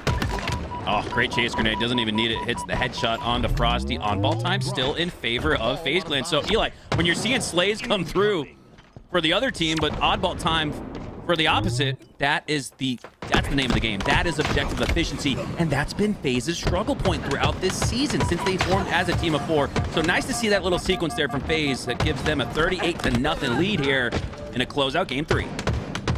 How often do we see Renegade with 0 kills in the most ball time? It's got to be Someone's got to grab it, rare. though. He finally gets on the board, and I think you're right. Yeah, they're recognizing, okay, we've been losing because we're not objective efficient. Renegade's like, I'm tired of this, bro. I'll just grab the ball. You guys can do whatever you want. But I'm going to get the ball. Who cares about the Halopedia KD? They want rings. They want another one. I respect it. Renegade recognizing the weakness in their game and correcting it on the fly. They're looking very good in this oddball. Already up 43-0. It looks like Suppressed with the camo might try to change the storyline here. Suppressed. It's a game changer in his own right. And keeps Mental alive, but not for long. Snakebite with the grenade toss from the top side of A. 47 and rolling. This is such a good sign for FaZe Clan. This is arguably the most objectively efficient we've ever seen them, and I know it's still not a full game as Suppressed takes a plasma pistol to the face despite the camo. That was done without any aim assist, just simply leading his shot was the member of FaZe. Can they clean him up, though? Yes, they do. FaZe Clan have turned it on to another level. I know Soul Snipe just got a double kill. It might just be a triple kill. But man, I am impressed with what the eye test is telling me about this FaZe Clan roster. Talk about eye test. Someone check Royal 2's eyeballs because that man just spotted full camo and hit a projectile with no aim assist. Pistol shot with 0 aim assist. That man was just standing still waiting to see the distortion walk in front of him and landed it. And Suppressed had to be real confused about that one. Ball dropped. Confused probably just in this series overall. They've been in a blender, you could make the case for. Frosty. Look at this play here. Could have taken the high side positioning on bat ledge. Drops to earn some spawns here, likely across the map. So split spawns here, but hey, you can turn this into a pinch. Renegade does go down though, so it's going to make it even more difficult for FaZe to accomplish that task. Frosty wins a crucial piv, and he's just probably going to hang out here at the bat ledge. Now you might get the A spawn. After they spawned on the C side, they're still getting C spawns. That's because Mental is occupying the space behind them. So Mental's going to earn more A spawns for Rebellion. All the while, Frosty just won't die. He keeps making plays, keeps staying alive, but eventually goes down. And now Mental has the shock, has a double kill. Great jump shot there for the perfect 3 beam to the face of 3. Renegade goes down once again, and now Rebellion have a little bit of life in this game 3. Wow. That was an insane sequence there. Mental trying to change the storyline, almost lands a headshot onto Royal 2. But Shopify have a good hold here. They're also forcing FaZe to spawn in A. Should be able to watch the cross here from this top gold positioning, but Mental's getting chased down. Great escape route, somehow staying alive. Chase grade does not connect. And now, as long as they can land a couple slays here, this ball time could get out of hand for FaZe. The other series, keeping you guys updated on all the action. Space Station tie it up at 2-2 with 2 minutes left on the clock. We'll make sure you guys don't miss the end of that. So we switch gears back into our main matchup. Winter final between FaZe and Rebellion, 41-48. So despite a 48 uncontested start for FaZe Clan, Rebellion have gotten right back in the fight. Mental looking to stay alive. Bottom gold, Royal 2 1v1, stays alive on the trippy box, but gets cleaned up by Suppressed. And this is crucial with the oddball just being reset. Gold control going to be the name of the game for the next 30 seconds. Enemy has the ball. Shopify do get it back into their possession. FaZe Clan with good positioning to make this push. They also get 2 picks immediately, so I expect the collapse to come through. Cycle and Suppress, last 2 members of Shopify alive. Suppress unable to get the trade as he goes down. Cycle does find his trade, but it's going to be too little too late. FaZe will take the lead back and look to stay in control as they get the first spawn kill as well. They're in perfect positions. This AB hold a very potent control point as Snakebite's just looking to output damage across the map with the BR. Just as Rebellion looked like they were about to steal the lead, FaZe Clan might just steal the hearts and souls of Shopify Rebellion here in this one, as Snakebite, deadliest catch potential with that grapple grab with the shock rifle, takes down Cycle. And again, look at, I know Snakebite doesn't hold on to the oddball right there. I know Snakebite is the quote-unquote OBJ player for FaZe Clan, but again, the objective efficiency, just the focus and aggressiveness around it has been much different today than it is when FaZe Clan are usually losing their matches. So again, we're seeing a different FaZe Clan show up here on Championship Sunday, just days away from the $1 million Halo World Championship. Love to see it. You can tell they had a conversation after yesterday about just not playing for the win in every case, that maybe they've built some bad habits, playing a little bit too much matchmaking, just running around going for kills all day, but now suddenly shifting their focus to be hyper intent on just winning the game. They are doing just that and look to close out a series in 3-0 fashion here against Shopify Rebellion. Yeah, the FaZe that loses games has a Renegade who's 20-9 right now instead of 12-9, but he's got 12 seconds of oddball time instead of 43. That's the difference, man. That's the storyline that's developing here for this FaZe Clan roster as they look to win back-to-back Halo World Championships. They've struggled at points throughout this season. They've underperformed top 6 finishes throughout this season, but they are back on their steez and back on top with a 1-0 round win. Looking to shut the door in game 3. 2-2 tie here, 35 seconds left, and both teams at 75%, but it's Sentinels with the edge. Now SSG with it instead. Back and forth we go. And 3 go down for SSG. This could win the series for Sen. They're going to knock them out. They've done it. There's no one in position to stop it. Sentinels, do it! After all the questions around, will they ice up? Are they Choke City or Sen City? For now, they're Sen City as they eliminate SSG just days away from the Halo World Championship. We did not expect this. Wow. Congrats to, I mean, Pure with the 3-0 yesterday and Sen with the 3-0 on SSG today. I gotta say, it felt like something was a little bit off with SSG. I don't know if Eco was like playing in bad internet connection conditions or exactly what's going on, but don't want to take it away from Sentinels. These guys played fantastic. And speaking of playing fantastic, Renegade with a disgusting double. This man just turned up the speed a notch. Enemy has the ball. Man, teams have come to play. The moment is here. And it may not just be over. There's still 5 seconds left on the clock. It would be. It would. Oh, wait a second. I thought we were already in overtime. My bad. I thought we were too. So, our bad. I'll take the ownership on that. That's my bad, Eli. I called it. So, my fault, guys. Sen City do clutch up, though, eventually. It's Sen City, not Choke City, as Sentinels finally do, in fact, take the series and send SSG home. What is that, top 6? I don't even know. I haven't been keeping an eye on the bracket, but it's got to be, yeah, it's either top 6 or top 4, I would guess. They're one of their lowest placings yet. I think they did get top 6 in London, but I mean, obviously this is an online event, a little bit different. Expect them to come correct, but yeah, that would have been kind of funny if they came back and lost, right? Well, we got you guys updated on the Sen SSG series. We saw the screen fade after a round 1 win for FaZe Clan. When we get back to the game, it's already 65 and rolling to 0. The objective efficiency we've seen today from FaZe Clan is something that we didn't even see at London, where, by the way, they won that LAN tournament. So this is a FaZe Clan that looks primed to defend the throne. Enemy has the ball. They're looking insane right now. And does Shopify have a mental block against winners finals, or does FaZe Clan know how to secure a winners finals? It just feels like Shopify don't have the answer. They have the answer during the whole winners bracket until they get to the winners finals. As we see more of that observer bug there, but man, it's been shock rifle control. Renegade and Frosty just putting on an absolute clinic, and all the while they've been so efficient with ball time at the same time. Like a Rucker Park skunk This is looking like a 100-0 series sweep for FaZe Clan, and it is! FaZe Clan in round 2. Don't even let Shopify Rebellion get on the board. FaZe Clan look dominant heading into the grand finals, where they look to again repeat what they did last year. For all the talk, it's just an online tournament. Guys, the winner of this tournament last year won the Halo World Championship, and spoiler alert, it was FaZe Clan. They're looking to repeat history.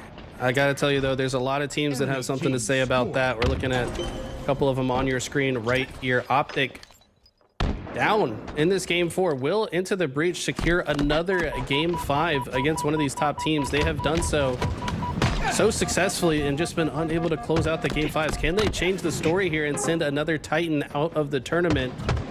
There's the goal of ITB here, but right now OpTic are in control for now. Looks like B will trade hands, and Mighties will get away with that camo. That's massive in this moment. How dark of a horse is Into the Breach? Because I don't think we know what their ceiling or their floor is, and I think that's the definition of a dark horse, right? We don't know quite where they'll finish on land in the tournament, but boy, if they're playing at this level in just a few days, this could be an Into the Breach squad you do not want to face in the bracket. But while I'm saying that, Formal doing formal things, gets the triple kill, grabs the QT, plants it at the backside of B, and now OpTic are brewing with a trip cap. Formal immediately rotates into A, knowing this is most likely the first move of ITB. They're able to shut him down before he can activate the portal, which is massive. Formal, if he stayed alive and portaled back, that would have changed everything. Instead, it's a 3 dead for OpTic, and ITB look to retake control. Jimbo takes back B. Can they score C to give them the edge going into the 200s? That's the checkpoint that these teams look for here on Stronghold. Jimbo looking to defend his throne and B, but the push is way too strong. OpTic at the backside of B, front side of A. They are swarming and now have 3 down for Into the Breach. OpTic throwing a little bit of a comeback here, and the comeback could send them to lower round 4.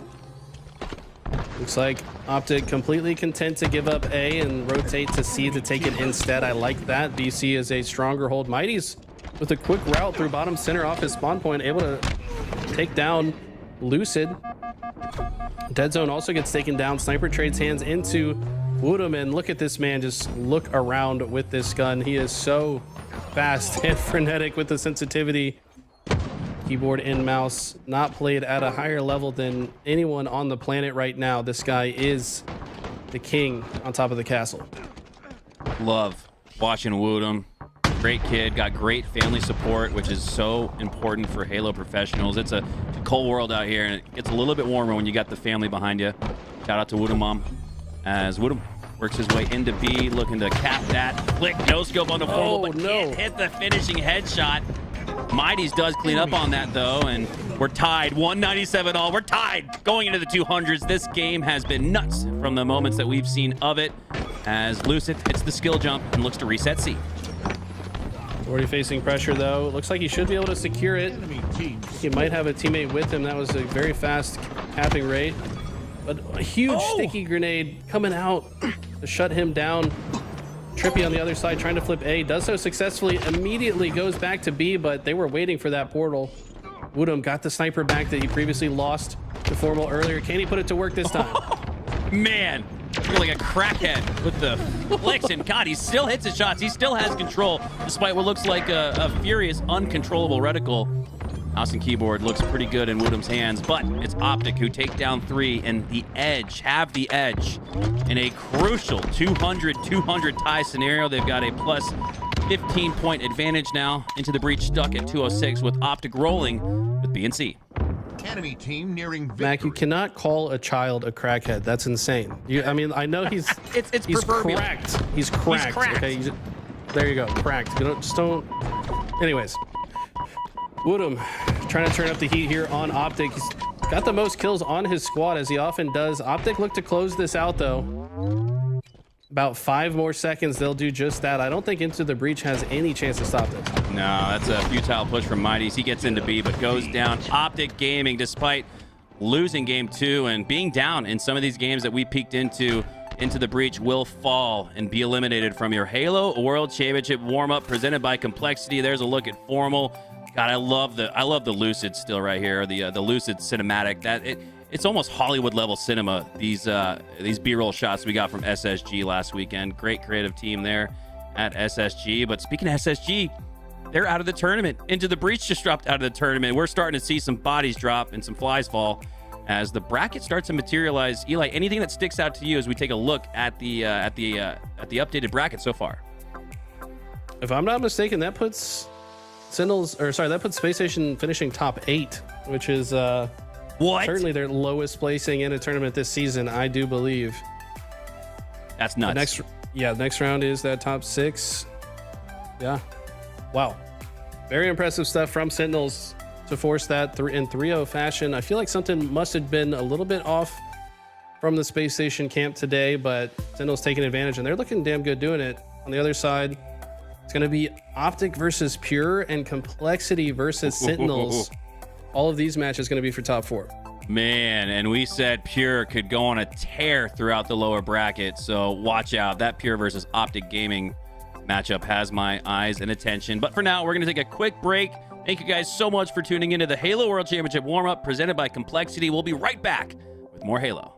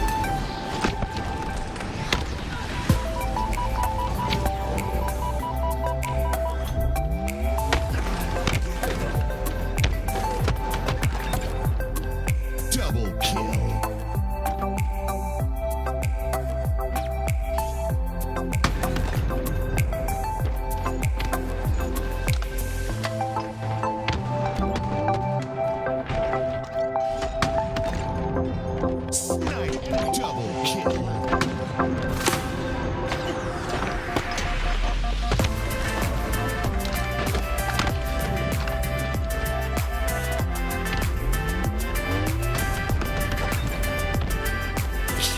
spree.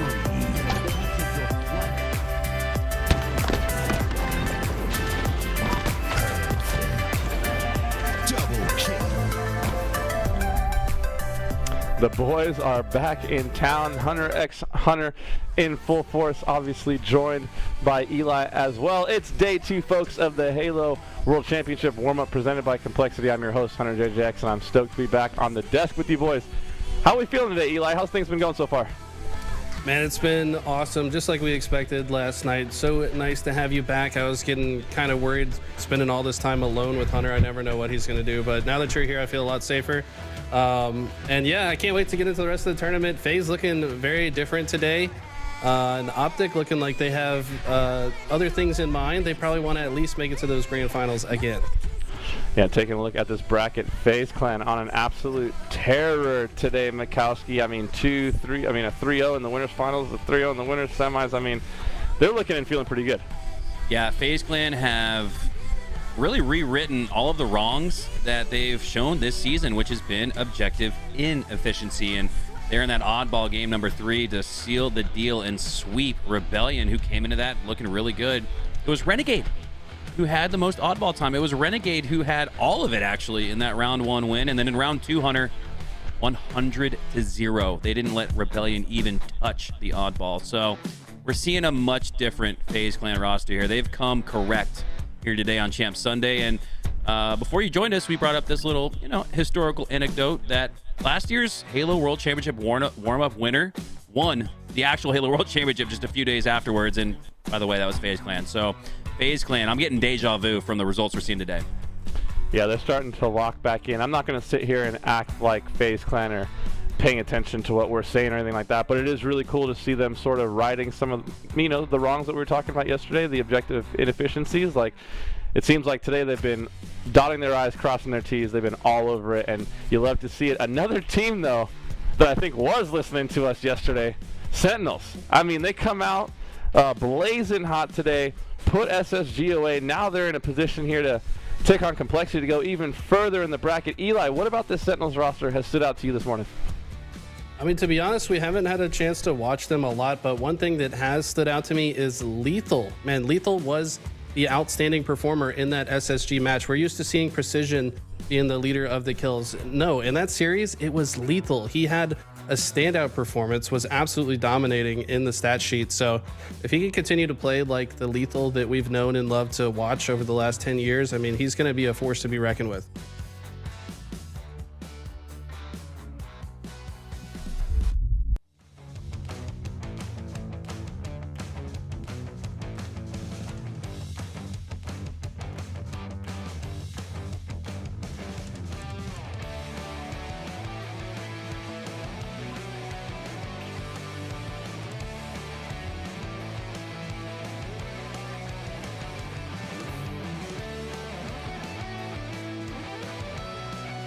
Talked about this yesterday. You got to have a short memory regardless of the previous situation, whether you won or lost. You got to put it in the past. You got to play in the present moment. So I'm looking to see both of these two teams here start fresh, and man, this is an exciting series. Complexity and Sentinels, two teams that were in the mix for that top 4, top 3 contention when the season started.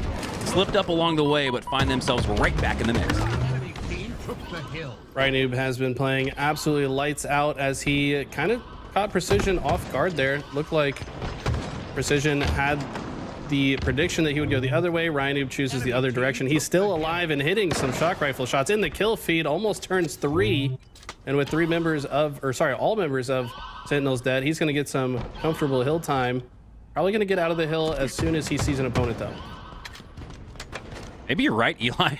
Maybe Ryanoob is the main slayer now for Complexity. My God, he's grabbing the shock rifle off the start. He's still peeling wigs as Boo Boo Dubo goes down off screen. 5-0 start. Ryanoob takes down Falcated, despite looking like he was in a disadvantageous position and scoring slays and scoring points. This is the objective efficiency we saw from FaZe, but Ryanoob's doing it all by his lonesome. This is absolutely insane. He is 7-0 and has a majority of their hill time. You can't see the hill time stats, but by himself captured about 80, and he still cannot be taken down. He is still alive. He's about to go on a killing frenzy. I might see the Ryan Lethal rivalry renewed here today and in a couple days at the Halo World Championship on land. Sentinels are going to get a few points of time by taking down Ryan, but I just wonder how much they can ultimately do. After Complexity get 99%, they have 2 times up and down the map to score and make it a 1-0 match rather than just having one last chance. That's the advantage that they've been afforded with this lead. 99% to 1%. Complexity look like they're on the verge, making it a 1-0. And you know it's Ryan's philosophy. It doesn't matter how long it takes us to cap the hill. If we take the lead, the more time that it takes to cap it is actually better. So they take their time, wait till the right moment to capture it. Breaking Shot's got the camo, and he looks to use this to get control of the yard side. But, wow, huge play to shut down Boobadooboo. Boobadooboo did not have time to use the thrust to get back to safety, and Complexity still looking good here. But right now, Falcated and Lethal try to shut it down. No, Breaking Shot and Rhino are going to break right through. Breaking Shot going to prevent the push. My God, that was an aggressive. That was Lethal. My God. We saw Ryan increase his pace of play, an old guard veteran. Lethal both actually, I think, started off in the Doritos Combine of MLG's yesteryear. So impressive to see them here 10 years later picking up the pace of play. But it is Complexity who pick up hill number 1 and the early edge on hill number 2. Looking great right now. Ryan takes his 3rd death, but he's got 11 kills to work with. Sentinels finally looking to have some strong map control here. With 2 dead on the side of Complexity, they are unable to push until the rest of the members come through. Huss getting caught off guard, but still wins that fight with the reversal. That's a massive piv win for Huss. He's still alive on the flower side. This might be the opening Complexity was looking for to break into the yard. Boo Boo, sticky toss out, but I don't think it connects or does much damage. As Huss and Breaking Shot drop down, my God, Boo Boo gets absolutely melted there. Didn't need the extra bandage shot. A little bit of overkill after Breaking Shot earns the headshot with the shock rifle, and Complexity get right back in the hill. And with good control, this might be a GG go next scenario for Sentinels. It's getting pretty close to that. Rhino just trying to overlook the entire right side of the map and deny any access to it. This is perfect timing. Once again, they're going to cap this as the camo comes up. If they can also convert this camo into the next hill setup, they might just take a 3-0 lead. Right now, though, they're not concerned with it. As long as they can secure the map and burn more time off regulation, they're content to play for the sandbox. Complexity looked locked in. Ryan 14, 3, and 4. This is ridiculous. He's got double anybody's slaves for Sentinels outside of Boo Boo Doo Boo. Oh man, Ryan if we see this in a couple of days, and I expect Ryan to get a buff on land. He's one of those guys that you could argue is better on land than he is online. So camo up now. Sentinels eyeing a grab. It's Lethal backpedaling into it now, pushing forward with it. Shots onto Breaking Shot as Ryan and Huss spawn on the A bend. Ryan makes his way up on the posters, but if he's not careful, he might get put on one. As Lethal might just earn the back smack, but no, he plays right at it. Doesn't actually really take much advantage of the camo. Tries to, almost took on Ryan there, Eli, like he didn't have it. I think he actually wanted to close the gap on Ryan to bait Ryan to use the repulse so that he could just 5-shot him. Ryan does stay alive, but so does Lethal. But he saw it was very clear he saw the repulse. That's why he doesn't go for the melee, just waits for the repulse and then wants to hit the shot. But Ryan did a good job to stay alive regardless. The good news for Sentinels, though, is they could not leave this a 3-0 victory. They dominate the dip hill, which is a difficult hill to dominate, and they look to be right back in this. Okay, Sen getting back into the fight, scoring on the previous hill, now making it just a 1-point game. But because Sentinels previously scored, Complexity do have the early positioning on the rotation. They're already putting it into time as Boo Boo makes his way up the window. He's got 2 teammates pushing through to take down Huss. And if Huss is able to manufacture something here, Rhinoob's got the pinch. And now Huss pushes forward, but he's got to worry about his back. All 3 go down on each side. It's a 1v1 between Rain and Falcated. Here we go. Shots connecting more for Rain, but Falcated gets the reversal instead. Falcated, probably one of the last guys on the planet I want to end up in a 1v1 against. The guy is so icy in every single, DMR, BR, dual, does not matter. Extremely difficult target.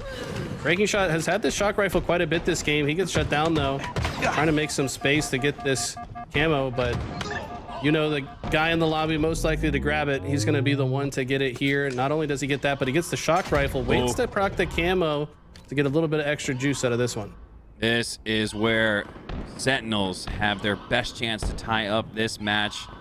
We would not ever able to gather any intel until he sees the legs of Rain, and now Ryanoob drops. Sentinels getting closer and closer to scoring. You can tell Complexity wants to try to take down the camo before pushing into the hill. And they play their process well, but not well enough. 3 more go down for Complexity. The Slays, Eli, have heavily been in favor of Sen in the last 2 minutes, and they might just turn it in. Just 2 scores. Look at the positioning from Breaking Shot, but he's been spotted by Lethal. Lethal too smart. He said, I've played this map in mode 2,000 times, kid. I know you're hiding there. And gets him right out of there like the Exterminator, getting rid of a rat. Just immediately shuts that down. And that was the one chance Complexity had to stop this hill. And Lethal just cuts it down instantly.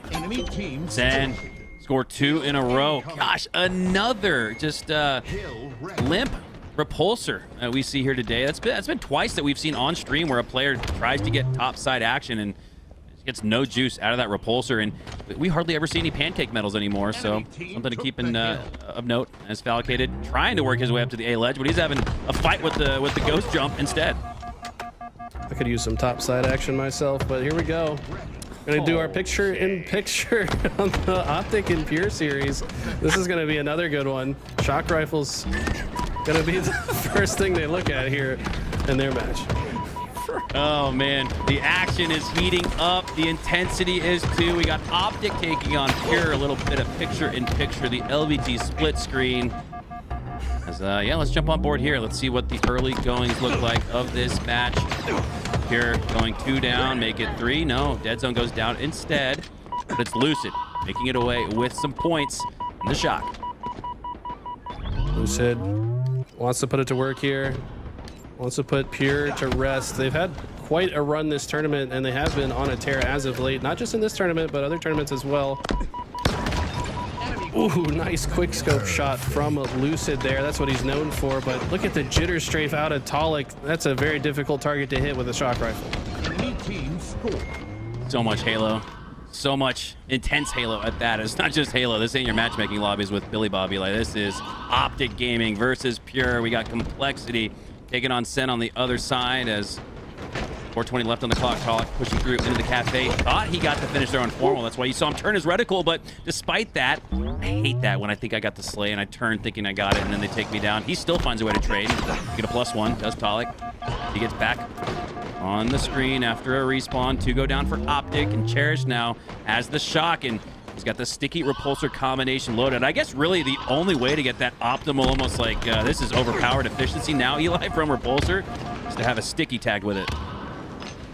It's kind of its own power weapon. We talk about like on streets that Stalker's the only power weapon left. I'd argue, I don't know, the sticky repulsor right beside each other right there. If you know how to use it, can guarantee a couple of slays. So Pure looked to take a 1-0 lead in this one. Before we changed gears, it looked like Complexity took a 3-2 lead in that their King of the Hill match.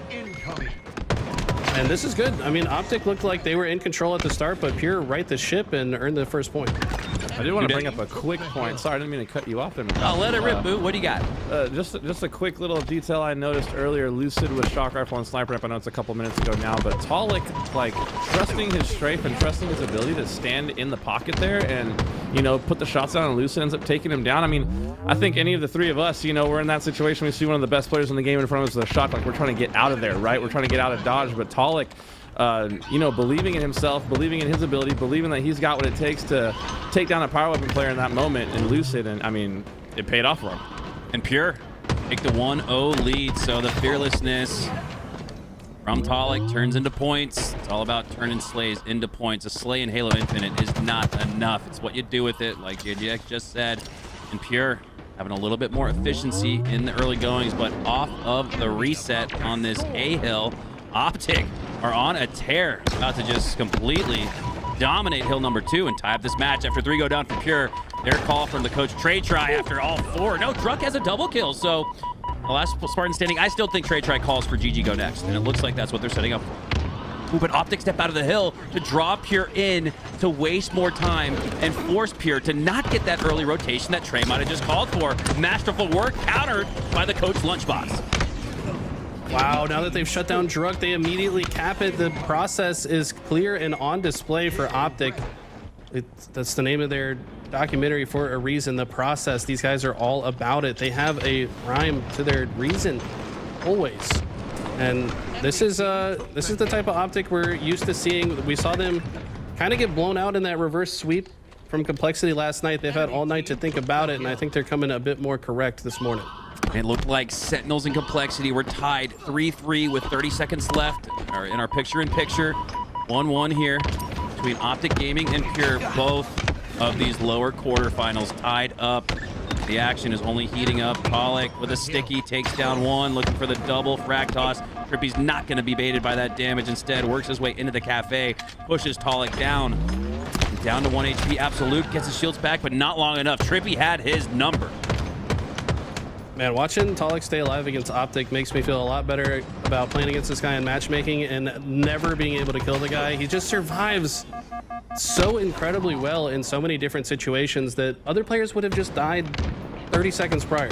But he finds a way to survive, and on Hunter JJX's note earlier about that strafe in the face of the shock rifle player, I feel like his movement, when you jitter strafe that fast, even if the player could line up the shot for a full 5 seconds, it's going to be hard to land a perfect kill headshot. So Pollock just really a master of movement and such a difficult kill. That's a true point. Like, if you're strafing that fast, you got to realize the shock rifle is a burst, right? So you're not stationary enough for, you know, the 3 rounds of the burst to hit you if you're just skipping all over the screen, basically. So yeah, that's a great point. 1-1 tie here as Pure at the edge on hill number 3 and a slight numbers advantage, but OpTic tie it up after taking down Druk. Camo up soon, but priority for OpTic is to prevent Pure from scoring this second hill. Pure could score and rotate and pick up Camo all in one fell swoop, but the timing in the next couple of slays are going to determine that. Formal takes down Cherish. The quick shot bounce on the Druk now, but he's getting shot in the back by Last Shot. Focuses his attention on him, but Last Shot takes him down anyways. And it looks like Pure will do exactly what we referenced. Might just time up the hill cap with a camo grab. Shock is up as well. It must be the 6-minute mark. Such a crucial point in the game. Pure take the 2-1 lead. 2 minutes left on the clock. This one's certainly not over yet. Both teams going to fight for the sandbox, though. Last Shot going to somehow get away with the camo. Pollock has the shock as well, so Pure have the lead and all the tools in the sandbox, but no, Trippy and Dead Zone shut both players down, and at least that gun will trade hands. Can OpTic hold on to this hill, though? This is one of the harder hills to capture. 140 left on the clock, so this is a must-score situation for OpTic Gaming, but it's Pure in the hill instead. Cherished with it, but with low HP, he wants to make sure he survives. Rotating and flanking the damage he was initially taking here from the bend, and Lucid, oh, the timing, expected. I don't know if that was a call out, maybe Trippy saw him. Nonetheless, Lucid with the game sense and awareness. He's got the accuracy to match. He's got the shock rifle in his hands. Looking for an opponent, and he seems to be a little confused by the situation. Where did Cherish go? Now he finds him. Cherish, 1v1 with Lucid. Shock rifle hits, but it's just a body. And Cherish is going to still be such a difficult slay. Lucid, Cherish is giving him fits. I mean, the longer that Cherish stays alive and wastes their time, the less comfortable OpTic feel to get in the hill in a situation where they absolutely have to. Finally, Cherish and Druk go down, and Lucid is comfortable enough to stay in the hill. He's going to sit here with the shock rifle. I like this play to get out, though. It is sensing there could have been spawners on the blue side of the map, wants to shut them down. Once he sees Trippy spawn there, has now confirmed to himself and others that that is not the direction that Pure are coming from. But look at the response. Perfect grenade to the forehead from Druk. Could not have asked for a better placed grenade. Yeah, OpTic are signaling a hybrid strategy here. They're still going to play for time on the hill, but only if they have a numbers advantage. They're not going to sit in it while they need more slays. So in the final waning moments of game number 1, the clock ticking away.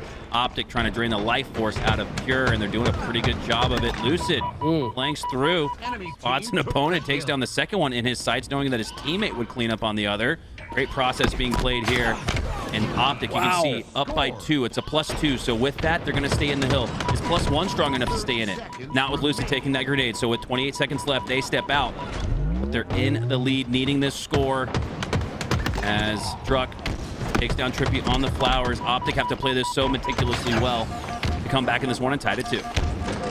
Camo eyes on these guys. Dead Zone got deleted from existence while full camo.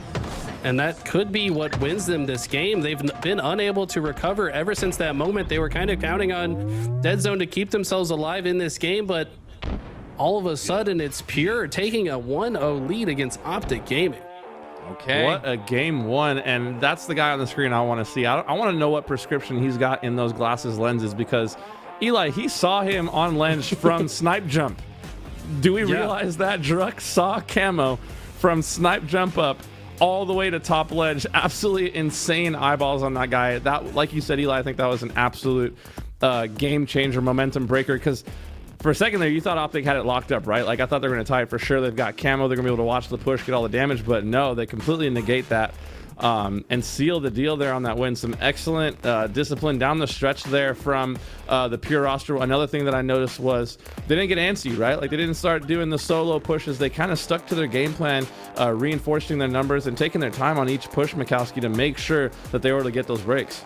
Yeah, the camel eyes there, like taking a water bottle into the desert, that was huge. And yeah, Druck got to have some enhanced eyeballs with that prescription glasses he's got on, because that was hard to see. I know camo's a lot easier to see here in Season 3. It's almost like it's a Ed Hardy t-shirt on the Straight Rippin' Boys from 2008. I call it sometimes, because it just seems to shimmer and glow almost, as opposed to obscuring the visibility. But that was difficult for Druck to pick up, but he still picks it up as we switch back into our Complexity versus Sentinels series. Sentinels taking game 1 and up big in game 2. And this is not what I want to see, right? You know, as you know, as someone who, you know, a little bit biased towards Complexity, I was hoping we would see the Sentinels from yesterday, but apparently some of the comments we were making on stream woke these guys up, and they've been on an absolute heater today.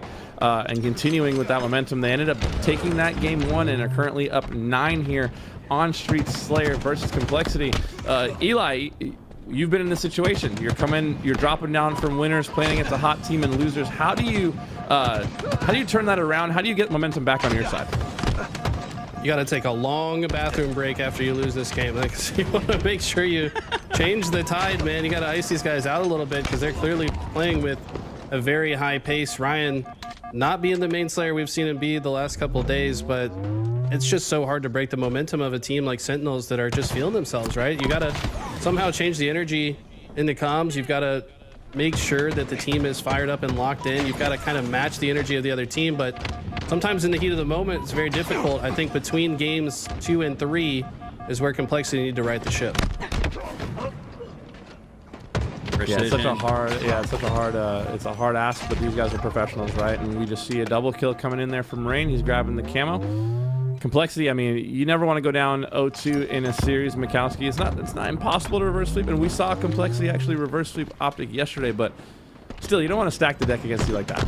Yeah, it's just the difference between, we talked about it earlier, 1-1 tie versus 2-0, where you need 3 in a row versus winning 2 out of 3. I mean, people math, right? Eli will appreciate that. It's just, it completely changes the tone of the series when you can launch things up at 1, which is what Complexity is trying to do. Switching gears here to OpTic versus Pure off the start. Pure take it by taking down 3 for OpTic, but they do manage 2 and eventually tie things up after the slay on Talik. Most importantly, they might just get Stalker camo. Get the Stalker, but that gets shut down. Druck with some more great grenades. I swear I see this man get more grenade kills than just about anyone. Always putting them in the right place at the right time. His sense of timing is off the charts, as are his teammates, and I think that's a big reason we've been seeing some massive success as of late. They just seem to read situations very well and play almost flawlessly through a majority of them. So far against OpTic, though, it's even 7-7 formal. Pushed up on the cafe side, being reinforced by Dead Zone. They certainly have something in mind here. Probably going to wait for Lucid to make the called shot here. Lucid on the bench right now to start game 2. 2-3. He has contributed with the assist and a little bit of damage, but we don't expect Lucid be Goose it much longer. He works his way through top side of heaven. Druck on a low HP. That should be his first kill, but no, not able to clean him up. Druck, another one of those guys in the HCS that are such a difficult kill, and oh my god, that would have been a big win. Lucid finally gets off the board, stays alive in the cuts, and now OpTic positioning themselves for not only the lead, but for the next camo too. I was gonna say he was playing a little loosey-goosey there on the sticks, right, for a little bit there. Not what we're used to seeing. But once again, I got to point out, I am a sucker for the details. Eli, did you see that nade that he threw where he banked it off of the laundry tires and it went up into tires like from bottom mid? Student of the game, understands the details. That kind of stuff absolutely is amazing to me. But what is going on here in the Complexity versus Sentinels game? It's tied up 48-48. 48 all. Hopping on board here with Lethal. World champion in his own right, but it's Huss on the other side that gets the slay on a Falcated 49-46 actually, so Complexity in a much better spot than we anticipated, but Sentinels get the next slay. It's just a 2-kill game, but that will do it! Street Slayer! Eli, we talked about this. Hunter, we talked about this earlier. If there's any benefit to this Halo World Championship warm-up presented by Complexity, it's that you're going to know the maps and game modes that you need to work on. The map and game mode combination that Sentinels absolutely throw routinely on is Slayer Streets. It's ridiculous. They're up by double digits. Yeah, that's a problem. You gotta write this shit. Yeah, like you gotta look at the stat screen and see like, okay, how many times have we been up and came back and like study this film, see what teams are doing against you. They're just setting up pushes. We saw the how Complexity approached that situation to come back into it. They've got to study those matches and come correct next week. We've only got a week to figure it out, but I mean, at the same time, Complexity have just been so methodical in their approach to Slayers throughout this tournament. And let's be honest, it's got to be Ryan Noob, big brain, galaxy brain stuff, right? He's seen Sentinels choke on that game type before with a big lead, so he decided, you know what, we'll give them a large lead, knowing that if they have a lead, they're more likely to choke it than if we're leading, maybe they'll come back. You know, that's clearly what happened there. I'm absolutely, completely BSing, chat. That's not what happened. Complexity had to work really hard. According to the chat, and you know, I should know better than to trust the chat. According to the chat, Breaking Shot might have possibly went on a killing frenzy during that comeback there. So insane individual performances there, but you know, obviously it's a team effort, but you know, what a way to capitalize. Going on a killing frenzy against anyone is pretty incredible, let alone that Sentinels roster. But that series is all tied up 1-1. But Mikowski, let's hop back into this series here. OpTic taking on Pure. OpTic as well, looking to hopefully tie this series up 1-1, similar to what we just saw Complexity do. Yeah, like we said, Breaking Shot, when he gets 15 slays, Complexity, I've never seen him lose that. So, Trippy, needing a big game here to tie up this series. Dead Zone with the camo, looking to drop down the backside of PD, takes the back of Cherish. Now it's Last Shot trying to spot him out. Dead Zone does a good job to avoid that lane and that line of sight that Last Shot was looking through. He gets a little close, and with the repulsor sticky, you're right, Eli, there are 2 power weapons on Streets. So smart. I mean, if you are sitting in the right spot, you know your opponent's going to walk through. You've got that in the pocket. They have no option but to just explode. Like, you're just, there's no way to get away from the grenade.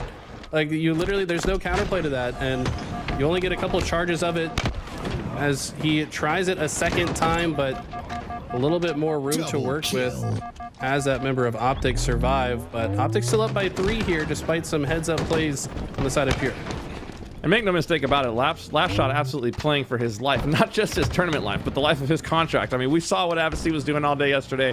He's got to show up and show out. You can't come back to the squad and have the squad play worse with you, right? All jokes aside, it's so great to see that he is safe and able to perform. And you know, so far Pure on a little bit of a run here today. And you know, they're never out of it with this squad of Pure. You know, we mentioned it yesterday.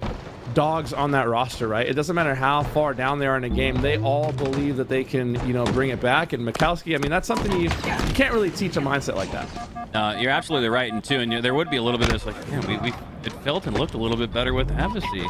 So yeah, good to see Pure bounce back. They're back in form, and we talked about this actually earlier in the day, Hunter. Pure, it's not going to take all day for them to adjust, but they needed a series. They needed that winter final, or winter semifinal, excuse me, to readjust to having Last Shot back on the team, because they had to readjust to having Avicii. It's a little bit of a seesaw of adaptability from Pure that we've seen this weekend, but with Trey leading the way as the coach, I'm not surprised to see them back on their steez and back in the mix in game 2, only down by 3.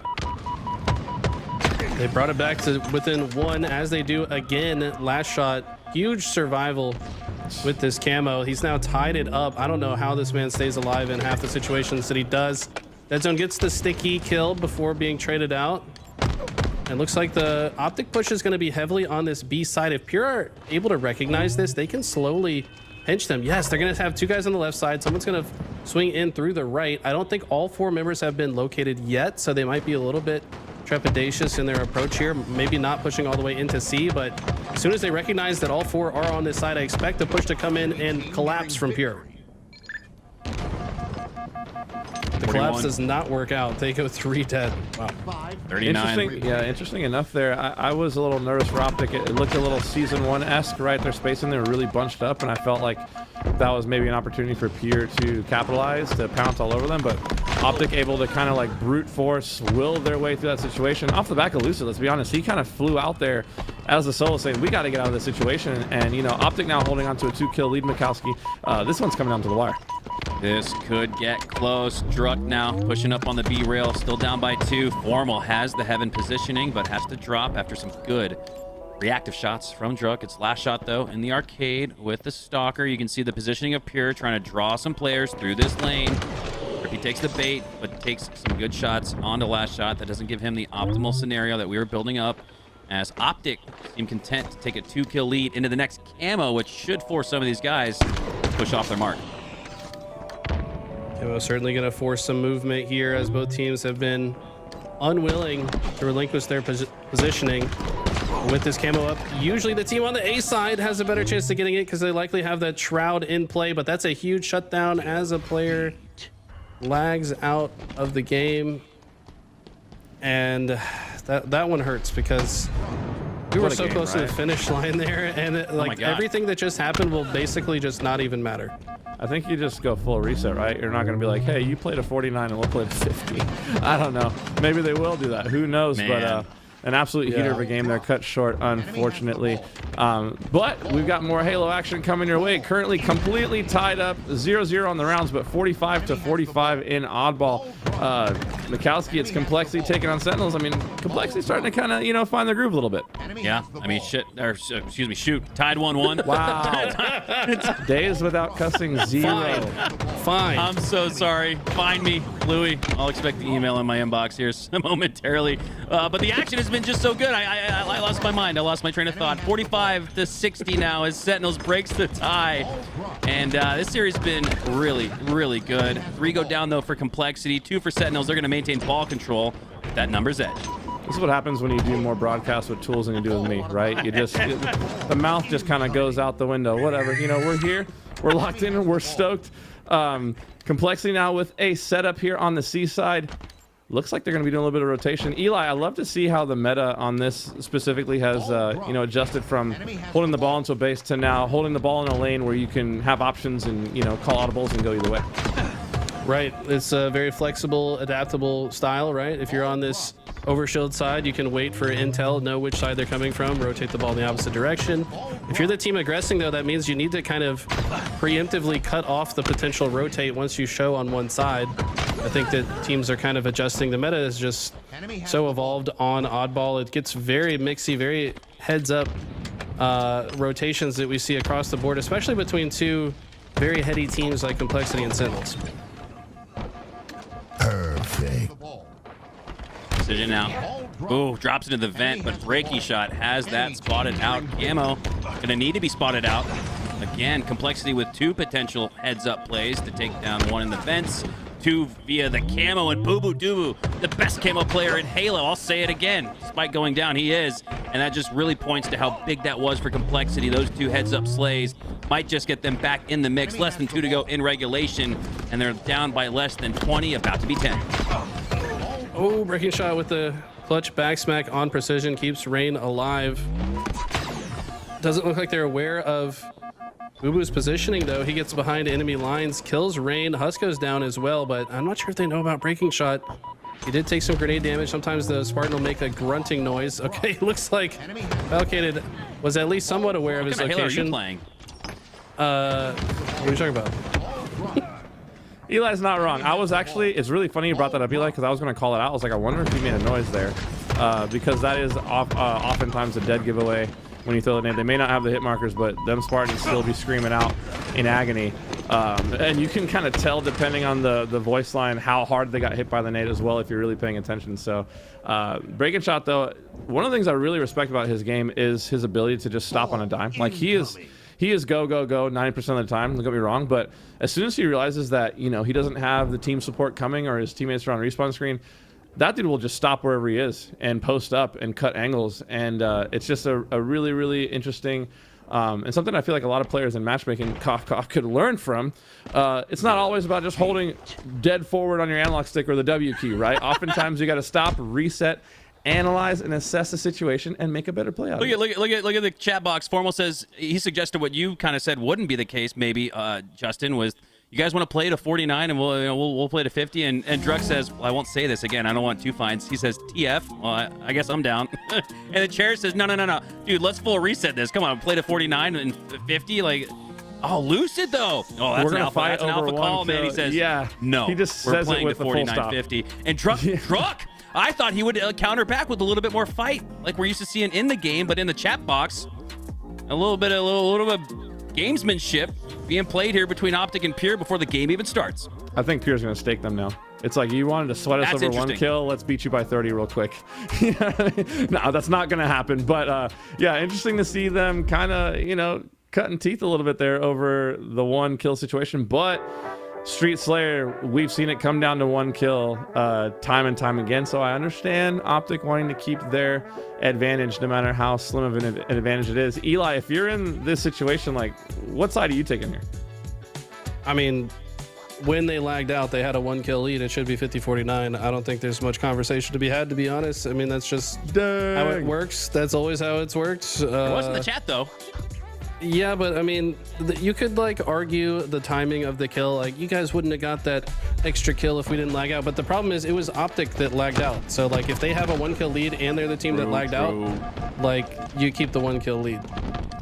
So yeah, for being really by the book about it, obviously that makes sense. I also, like, if the team I'm playing against wanted the full re, I don't think I would sweat them over the one kill either. You know what I mean? Because you know, vibes are important. But from a competitive standpoint, yeah, I mean, I can see either way. But we're hopping back into the game now, and it looks a lot like last game. Tied 3-3 to start things off, Mikowski. Yeah, keep in mind, chat, OpTic needs 49. Pure need a traditional 50 as we hop on board here with Lucid. Grabs the camo off the start. Started the last game 0-3 or 0-4, I want to say. So eyeing a better start here with the camo, and he does just that.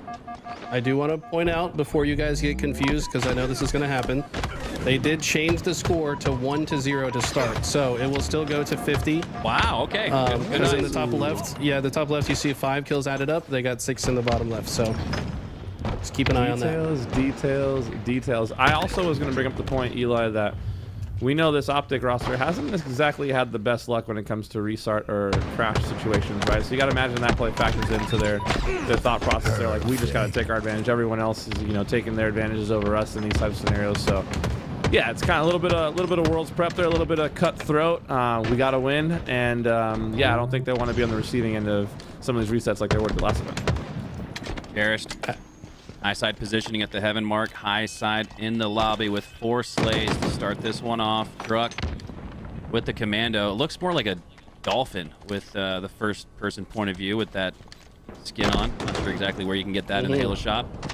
Druk nonetheless, though, gonna advance his way through. Let's talk about the commando, Justin. I've loved the rise of the commando. No patch notes to it, but with the bandit rate of fire getting nerfed, the commando has found its way back into the mix. Halo competition. I mean, the fact that you included me in the conversation, is this what it's like to have friends? The commando is it's one of the most interesting weapons to me because it's gone through phases, right? Like, it's been completely broken, it's been completely asinine, and everything in between. I feel like it's finally in a good spot, right? Like, it's not as easy as players like Lucid make it out to be, if I'm being honest. Like, anyone that's actually played the game at remotely a high level understand, like, you gotta drill pretty much the majority of those shots, if not all those shots, to compete against the bandit, even after the patch. But these players, some of these pro players, I mean, their aim is just so smooth, so clean, and it's really cool to see the bandit being used. Also, too, like, the removal of the shotguns, right? Like it does benefit the rest of the sandbox. Like for me personally, I might not grab the commando as much, but I love the BR right now. I love where the BR is sitting in kind of the competitive landscape. Really cool to see, you know, there's the argument of like, oh, we limit the sandbox when, you know, we remove certain weapons, but at the same time, I feel like it's kind of buffed the sandbox because the things that are there actually matter. So commando and BR, if you guys are playing matchmaking, you guys see those things on a wall rack, pick them up.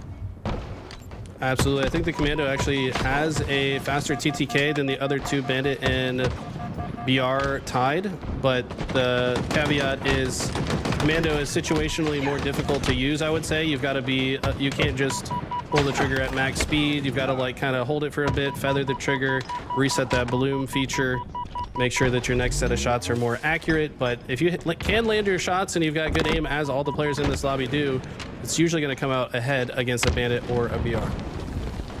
Early on, OpTic up by 2. And after 2 more go down for Pure, they're going to extend out on that lead. Talik dead to rights, not looking the direction of that commando. And the players in the lobby must have heard us, or 99 is just trolling us, because ever since we brought up the conversation around the commando, it's been the hands of all of these players. So clearly there is an added emphasis to use more than just the bandit heading into the Halo World Championship. Normal tries to grab the camo. I don't think he burned it. Yes, Talik was able to pick it up. He's going to quickly rotate to his teammate's safety. Druk doesn't need any help, though. Wins that 1v1 without any of Talik's help. At the same time, Last Shot winning a 1v1 on the other side of the map. That's exactly the type of thing they needed to tie up this game. Druk winning another fight against Formal in a very patient 3-shot beatdown from Talik on Lucid. Lucid, by the way, spotted out the camo, I think, before Talik had revealed himself. So camo eyes, kind of the tale of today. Nobody seemingly invisible with the camo. Druk's so incredibly talented, insane shot, plays on 120 FOV.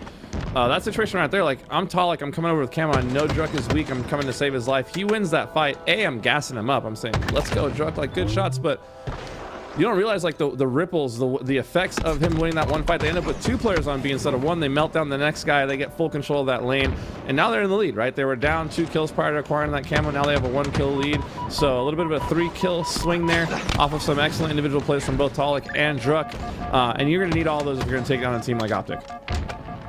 Here we go. 100%. Reaching the 30s. What do you got, Eli? I was just gonna say, yeah, the people don't think about the butterfly effect. Every time you stay alive without trading, you're still in the mix for the next fight. That's why the most important thing in Halo is to literally stay alive. Like, as long as you are outputting damage and you're active on the map and you're staying alive, it doesn't even matter if you're getting kills, as long as you're not giving up your life for free. Because especially in this game, with how easy it is to press your advantage state, as soon as you're the first domino to fall, the rest of your teammates are the rest of the dominoes to fall. So just stay alive and active on the map. Druk putting that on full display. Yeah, I know. We talked about that a lot when we had roles on teams. Imagine that in Season 1. That 1 kill is not just 1 kill. It's a +1 for you, but a -1 for the other side. So it really counts for 2.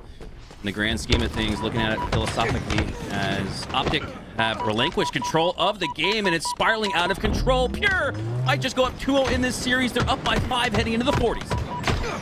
I mean, Lucid just had to say we're playing a 49, right? You just pissed him off. Now Pure's angry. Look at it. Cherish is getting doubles on the map. They're starting to run away with it. I thought, you know, we might see a stake. Obviously, we're not going to get one of those, but Pure playing with a little bit of extra heat here down the stretch, and this is exactly when you want to turn up in a Slayer, Eli. Like, you know, the early game, it's all about feelers, it's all about info, it's all about, you know, trying to establish yourself. But in the late game, it's time to turn on the jets. 100%, and it feels bad, right? OpTic were 8 kills from finishing the last game before the reset. They're the ones that lag out, and now they're playing at a pretty massive deficit going into the end game. They've done well in the last couple interactions here.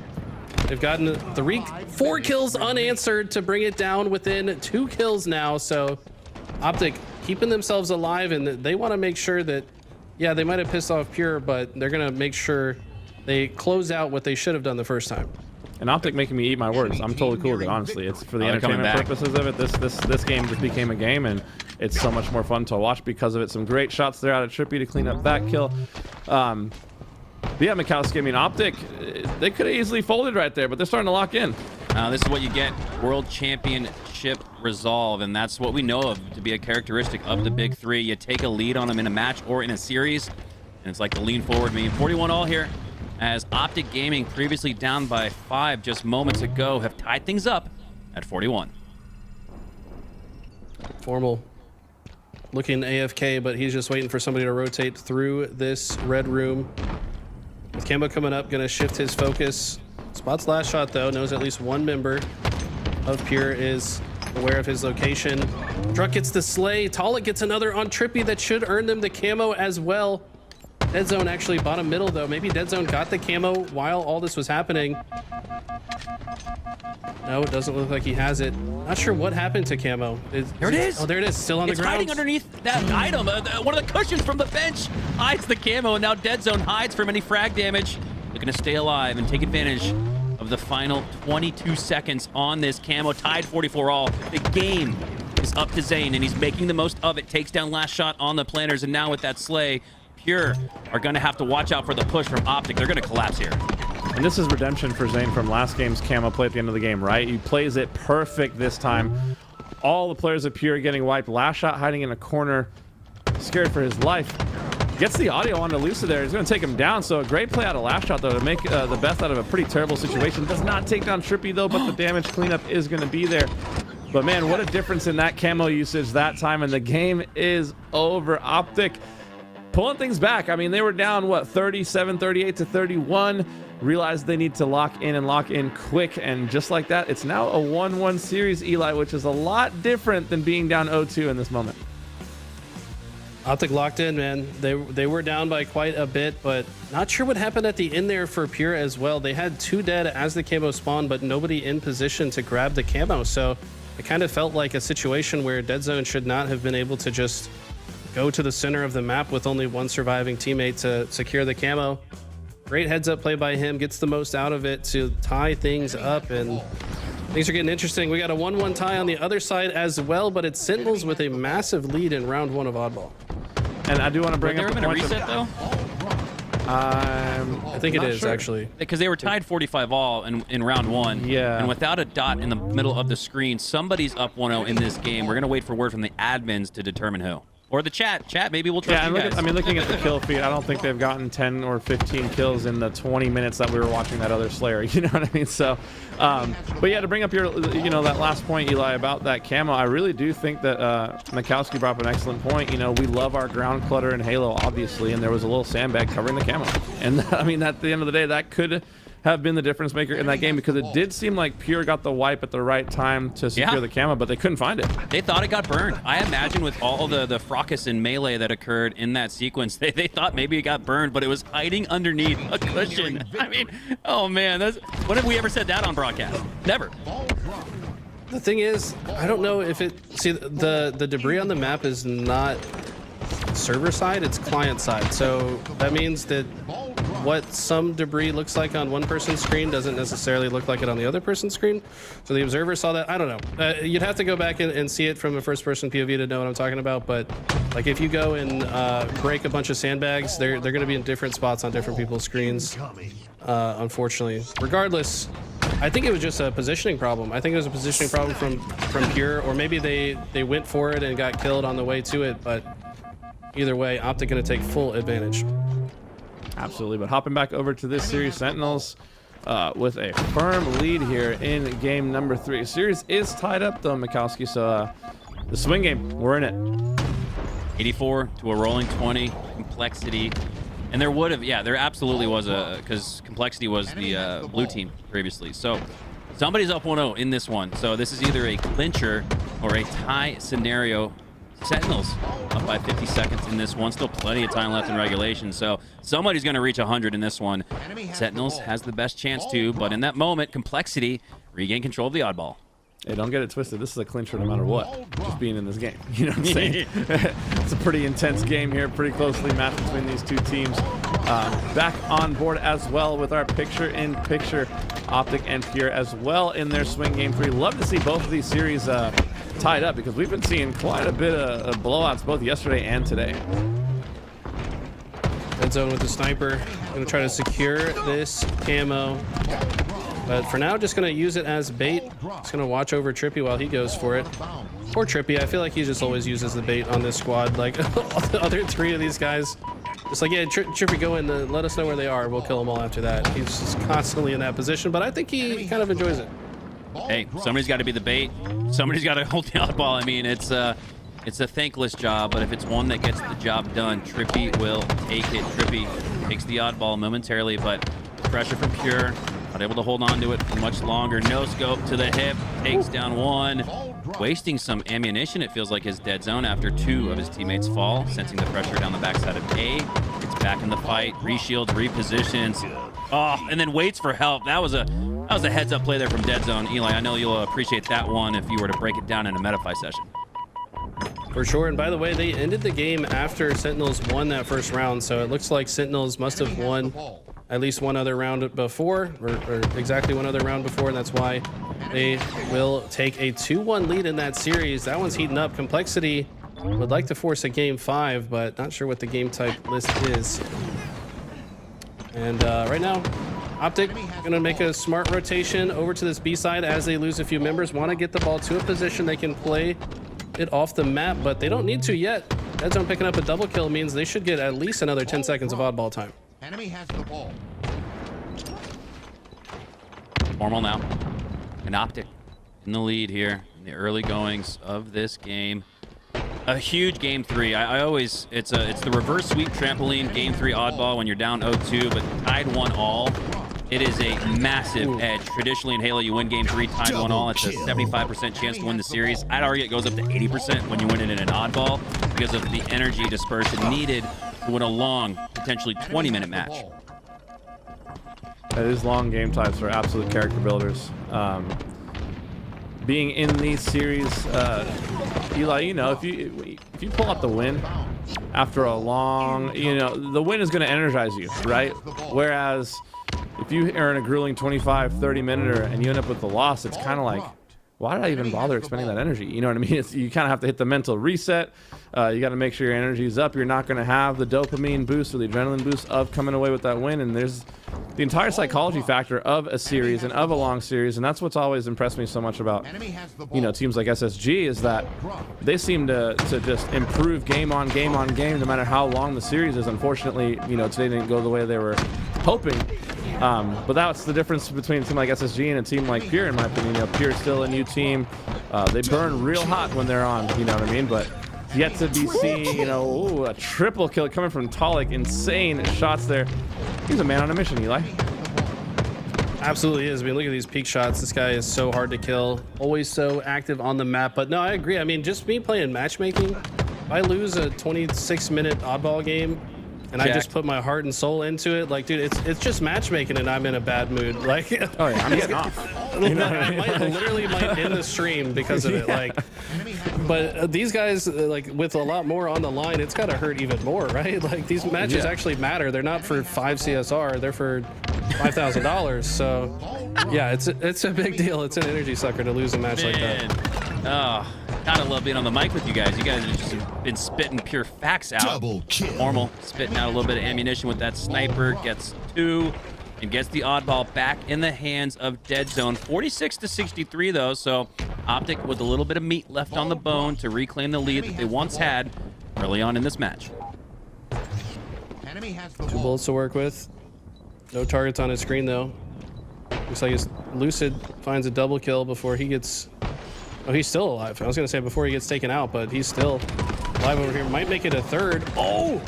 The big brain teleport. You know, he knew exactly where that portal was and how to adjust his reticle on the other side. Reticle was lined up before he even got through the portal. That was slick.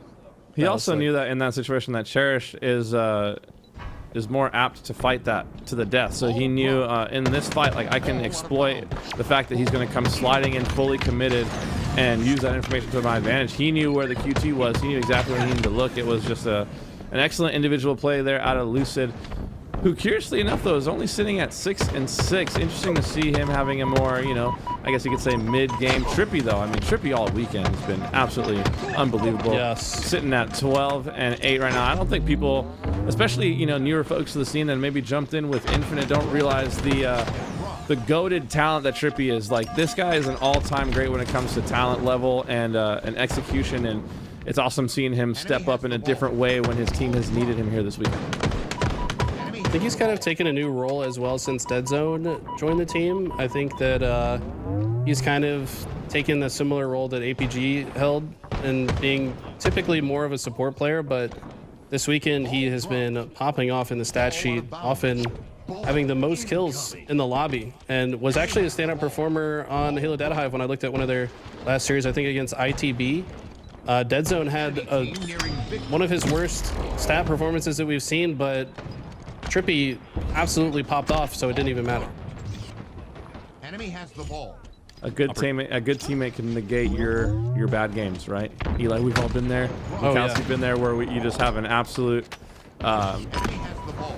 Let's just say you play like poo-poo, okay? You have a real bad game, but somehow you still come out the win. It's like, I want to kiss all my teammates on the face at that point, right? It's like, guys, I couldn't have played worse, yet somehow we came out the dub. Thank you. You know? I mean, I feel like that every time I show up to a LAN and I see Eli. No, I literally will say that in a matchmaking game. Like, we win when I'm having a terrible game. I'm like, I literally did nothing. Like, you guys are amazing. Like, thank you for just carrying me to victory. Because sometimes you can't play perfect all the time. We're humans, right? So it's always nice when your squad steps up to make up for a tough game. Especially as we're getting older. I feel like, oh yeah, for a while it was like my bad games were, you know, few and far between, whereas now it's like my good games are becoming fewer and farther in between. You know what I mean? I'm like, I just want to have one good game before I get off this session. Yeah, shout out to the matchmaking teammates that actually hold it down out there, and Calm. Love you guys. You know, we roast the ones that anchor us, but we don't give enough love to the ones that show up and show out and are out there in the trenches every single day. Sick plays coming out here from OpTic. The sniper in hand, body shot comes down. Lucid cleaning everything up now. Lucid, since we last caught up with him, he was 6-6. Now he's 14-9. Oh, how fast the turns table when it comes to this guy. Yeah, just a matter of time. Lucid being Lucid, he is regaining that championship form that we saw towards the end of season 2. Formal now. The snipe, 2 shots in the rack, 2 shots to reload for a total of 4. Grabs the oddball. I almost wonder if that's to bait a push in here on the cuts, thinking, oh, someone's holding it, we can make our move, but they get cut down at the cuts instead. Formal doesn't have to disperse any damage out. He might be able to grab the oddball here. So many slays racking up for OpTic, but Pure are trading out. Formal with that snipe. My God, here's what we were expecting with it. Efficiency, more slays. Formal saying, why you look away from me, dog? I'm fighting you. It's Church turned to shoot one of Formal's teammates, and Formal's like, what are you doing? Like, I'm just going to kill you for free. So, great shots. He's looking absolutely in control with this sniper. He's going to have to reroute, though, as he runs out of ammo. Great push coming in from Pure. Left Formal, very little options to work with. But still a 15-second lead early for OpTic, and they've still got positioning here in the garage. They're not going to make it easy for Pure to get out.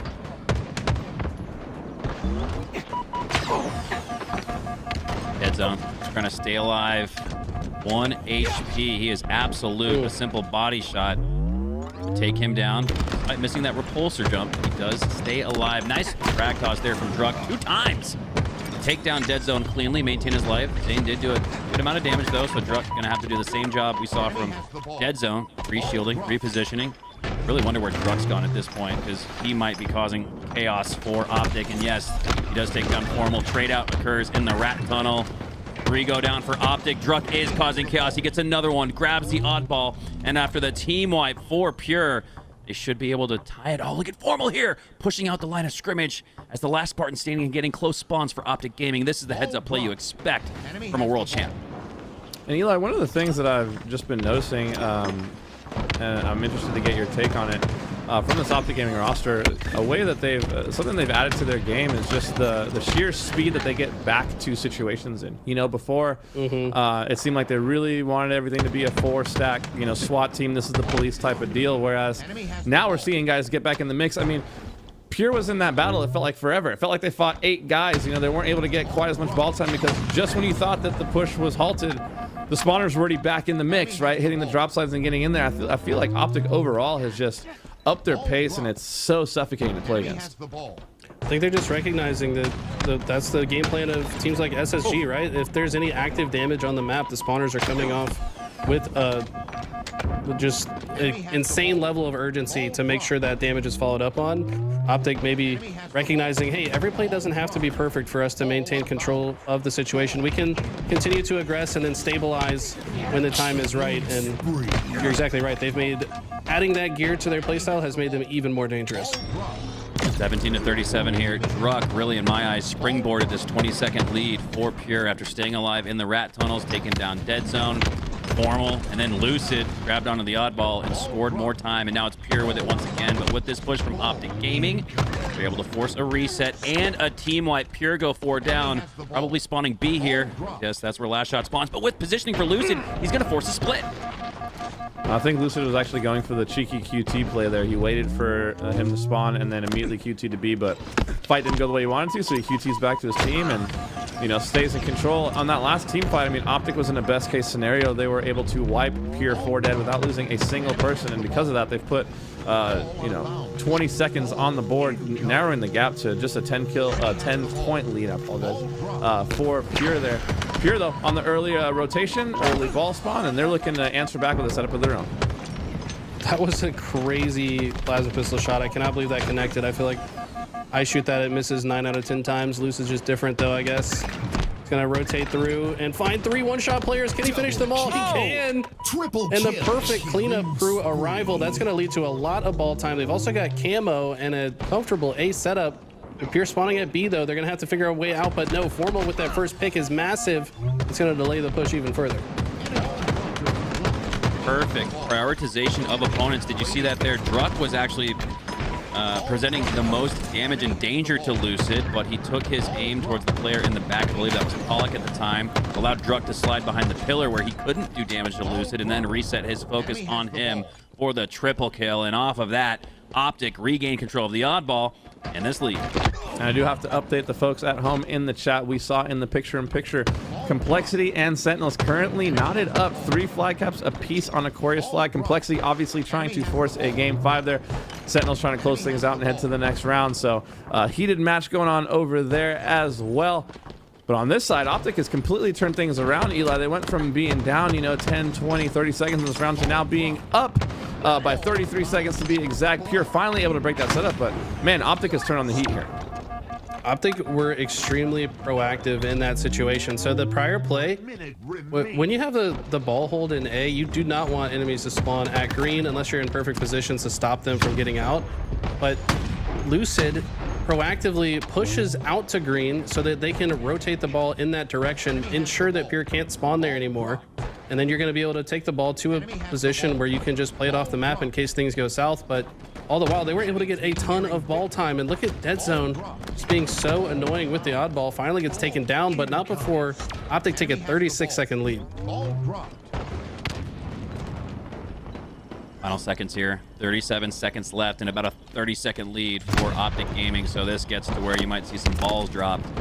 Play for time and the win here as OpTic are up 1-0 in this game 3, a crucial game 3 again. Oh my God, Sentinels 2-1 lead over Complexity. Sentinels tie it in the final 90 seconds. We're tied 4-all. That game looks insane. Yeah, crazy run there from Sentinels to answer back after having just been capped on. Now tied up 4 flags apiece. No matter what, we are in a sudden death situation down there. Complexity fighting for their lives. Here comes a push from them as well. Breaking shot with a nice double kill there. I'm just going to cast both sides. Breaking shot on the bottom gets taken down on the top. OpTic pushing in through the big door. No, I'm just kidding. We're not going to do that. I'm going to make my brain go cross-eyed real fast. But Eli, on the side here of OpTic Game, I mean, Pure has closed the gap here, though. It's coming down to a 1-push game.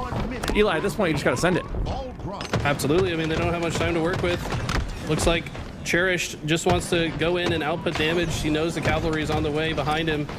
Could have maybe stutter stepped a slight bit, but look at how difficult Formal is making himself be to be killed. And it's just nonstop chaos. I don't know if the chaos is going to end. No, it finally will. Lucid will earn the last couple seconds, and OpTic go up 2-1 in the series. On the other side, we got 30 seconds remaining between Complexity and Sentinels. The action never stops. 30 seconds left, and Complexity are looking to keep their tournament hopes alive with a last-second nail-biter 5-4 finish, but they drop 3. 2 drop for Sentinels, though, so it's not all but lost for them, but oh my goodness, with this flag at the top middle location, Falcated might just end the game. Complexity coming off spawn. I don't think that they have what it takes to stop this one. Look at Sentinels. They push all in. All the chips go in towards the score. They get it.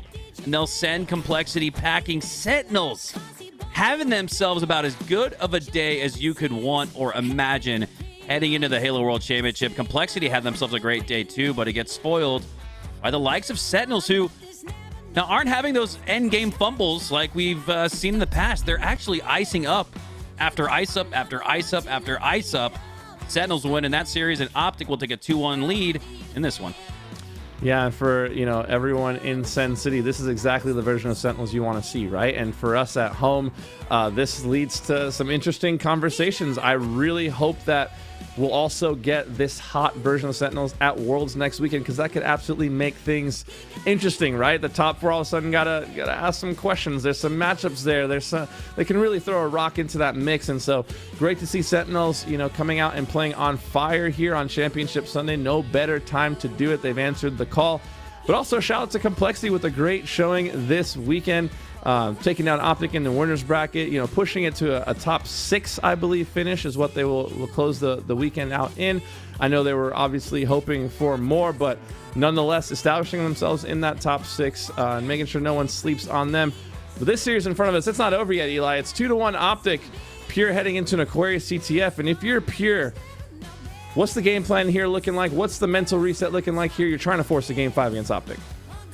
They got to keep the pressure on OpTic. The problem with this situation right here is yesterday this looked like OpTic's best game type. I mean, we saw them completely dismantle Complexity. Now, granted, that was before Complexity made a miraculous reverse sweep, but like the game 1 of that series was not even close to being close. It was a 5-0 in emphatic fashion. Complexity barely even touched the OpTic flag. OpTic were playing perfectly at the 50-yard line, taking advantage of every situation. They seem to have this game type down to a science. If they can play similarly than they did yesterday, I don't think Pure have a chance, but I think if Pure can get some early momentum, get some overshields, they could flip the situation. And it's a total arena style map, right? No power weapons, the overshield for grabs up in top center. Mikowski, you see different approaches. This is one of the approaches. Just kind of send it and throw the overshield as far as you can. OpTic going for a little bit more calculated approach, trying to get their slays in the bag first. It's kind of Final Boss-esque, right? From back in the day, they always like to over-secure and overslay the situation to make sure that they came out ahead. Yeah, you can see Cherished. He had great mobility, landed all of his jumps to grab the overshield first, but like you said, Final Boss-esque was OpTic Gaming playing for the slays off the start. In that moment, this moment, plays across the board. Only 2 players left alive in the lobby. It's Talik who gets the slay out of it, which gives him the 50-yard line. Can he hold it, though? 1v1 with Lucid. Frag toss goes out, but he goes down. This is one of the things I mentioned yesterday that I just love about Cherish, right? We saw him spawn up, go for the desperate overshield play. He gets melted down, but immediately off spawn, he comes back onto the map and gets a double kill, Eli. And, for a player to be that aggressive, that confident in themselves, it really speaks volumes to his preparation, his ability to study the game, and he's coming confident. I think he kind of answers the question that a lot of people had when this roster dropped Collect and picked up Cherish. At the time, Cherish certainly less decorated than Collect at the time, but we're starting to see why. His playstyle just kind of fits into that hyper-aggressive, non-stop action playstyle that Pure looked to go for, and he's a big reason why they're able to put maximum pressure on some of the best players in the world. Not to mention, anyone who's spent time with Cherish knows that he's just a vibe to be around, right? And I view building Halo teams kind of similar to how I view being on tour, right? Like, yeah, the talent has to be there to the level it needs to be, but the vibes are so important. You're spending so much time with your teammates, going over film, having to discuss losses, you go through a lot of hardship together, and you got to surround yourself with people that you're going to genuinely enjoy spending that time with. And I know just looking at this Pure lineup that the vibes over there are immaculate, right? These boys are just happy to be in the situation that they're in. Mikowski, and they've just been thriving. Probably the hottest team on the circuit this season. Yeah, they're going to need to bounce back, though, after Lucid. Man, he was jittery, not with the strafe, but with the flag run there previously. Able to score it and really give Cherished hell with the battle rifle shots. Almost seemed like with that first weapon, he was a step or a shot behind as Lucid skips his way to a 1-0 lead for OpTic Gaming. Now it's Talik and Pure looking to counter. Talik being patient here. Moves the flag forward, but has to retreat. But look at the way Pure are playing this. When one has no shields, the other one is going to take the front line for them. They're so good at keeping each other alive. Druck with the graceful herb slide mid-fight there. It's not going to matter, though. Formal going to be able to shut that down, get that flag returned. And it's still OpTic in firm control. Yeah, and there was some crazy grenade insta-sploding death nade on top of spawn nade stuff that went down that util there. It seemed like that was going to be a clean pull for Pure. However, everyone that was running that flag just kind of exploded, spontaneously combusted. So shout out to OpTic. I mean, that was one of those game-changing off the back foot type of plays, the fadeaway nade tosses there. But as I say that, Pure with another collapse onto the base. However, OpTic are able to get 3 kills. This is going to be a nullified flag cap. And on the other side of the map, Mikowski, Lucis snuck into the base. He's pulling a flag of his own. This is where OpTic might just take this series. They've looked better based on the eye test. And the scoreboard might just reflect it here with the 2-0 lead with 8 minutes left on the clock. OpTic looking like they did against Complexity. Like Eli mentioned before this one started, they won that one 5-0. And they're cooking up something similar here. A 2-0 match lead is now putting Pure on the brink of elimination. They're going for the double cap, and they're going to get it. Absolutely. Book it. Bet it. Mark it. There's no way Pure stopped this. 3-0. Trippy has been playing so good this game. That entire time we were on his screen, he was just managing chaotic situation after chaotic situation, keeping track of where opponents are. Obviously has some great comms coming in from his teammates. You've got literally the best information you could ask for with teammates like Lucid and Formal on your team and Lunchbox in your ear. I mean, Trippy assuredly just listening to everything and then playing perfectly based on the info being fed to him. Just really being a force on the map. Now he's got this gun that looks like it was made by Fisher Price instead of the UNSC, but it's gonna ultimately take down a couple players. They're gonna oh my God, look to 5-0 here. Yeah, another flag being run by Lucid there. To throw things back to that second cap before we got to the third and now the fourth cap. I mean, insane. This is very reminiscent of the Aqua flag that we saw OpTic play yesterday against Complexity. And it's the same. You know, at the time we were questioning Complexity, but it might just be that OpTic is absolutely goated on this map. But to go back to that second cap that Lucid kind of snuck in there, I guarantee you the comms went something like this. Lucid sneaks into the base and says, hey guys, I'm in their base. Someone just get me a kill. And then OpTic all of a sudden get 3 kills. And he's like, well, I guess we're capping.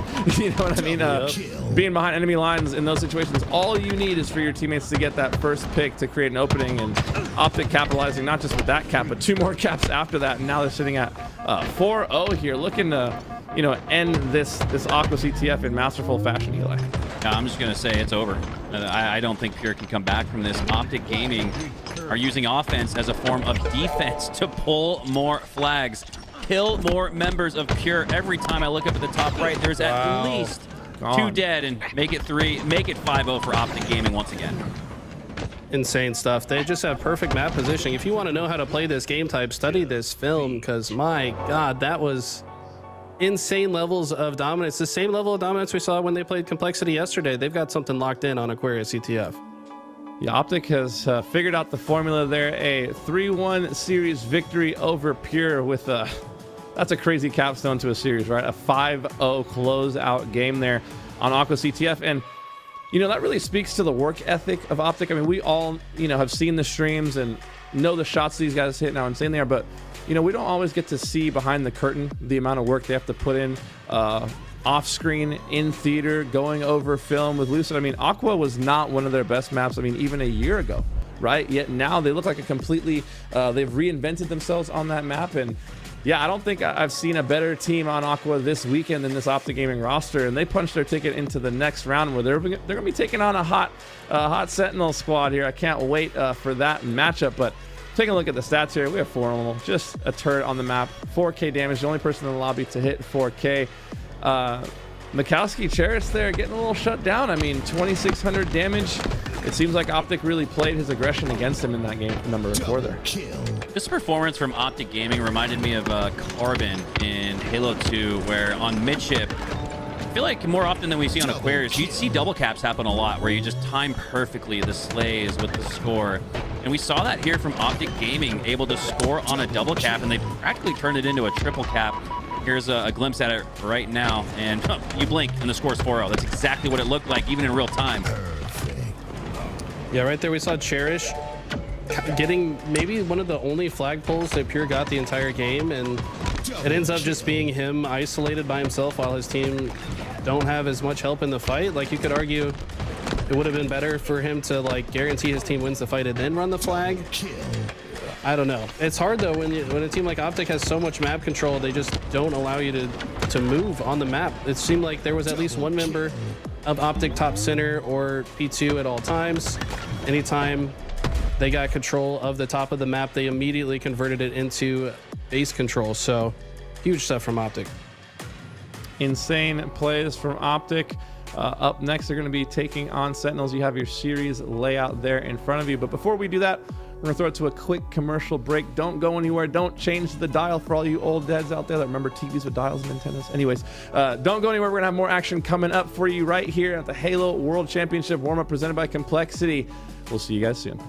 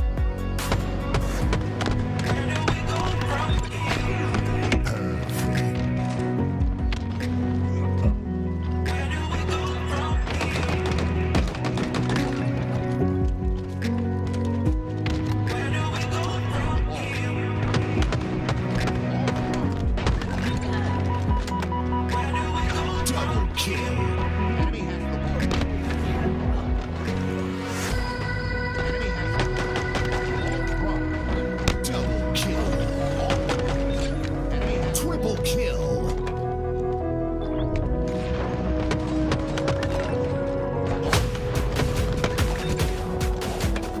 Double kill.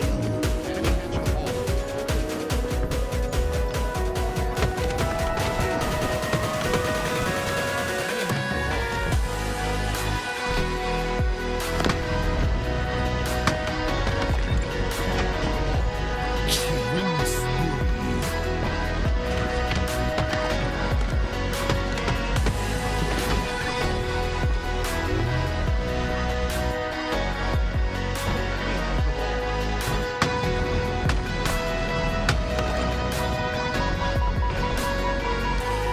Double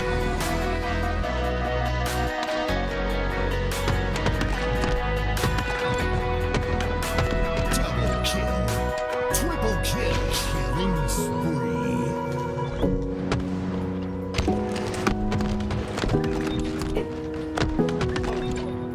Double kill.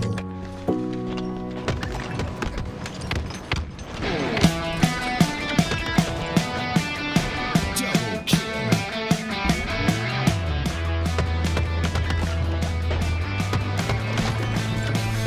Double kill.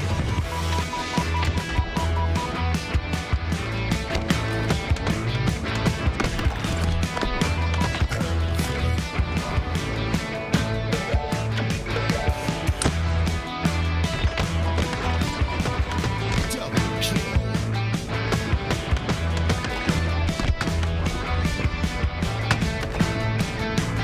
Snipe.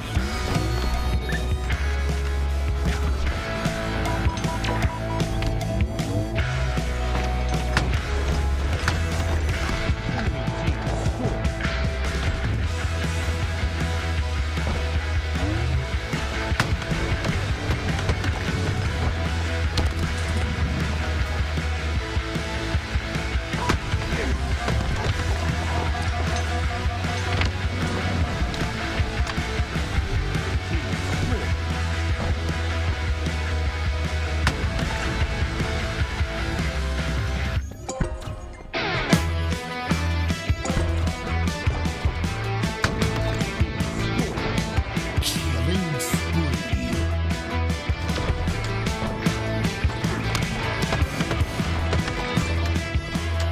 Double kill.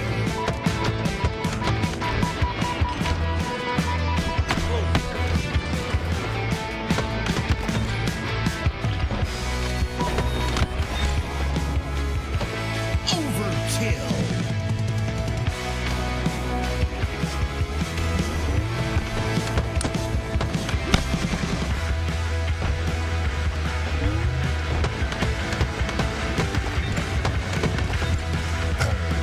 Double kill. Killing spree.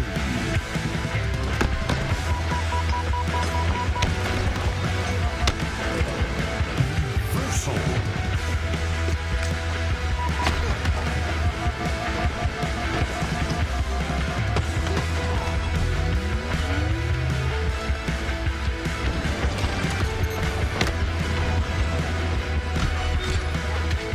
Triple kill.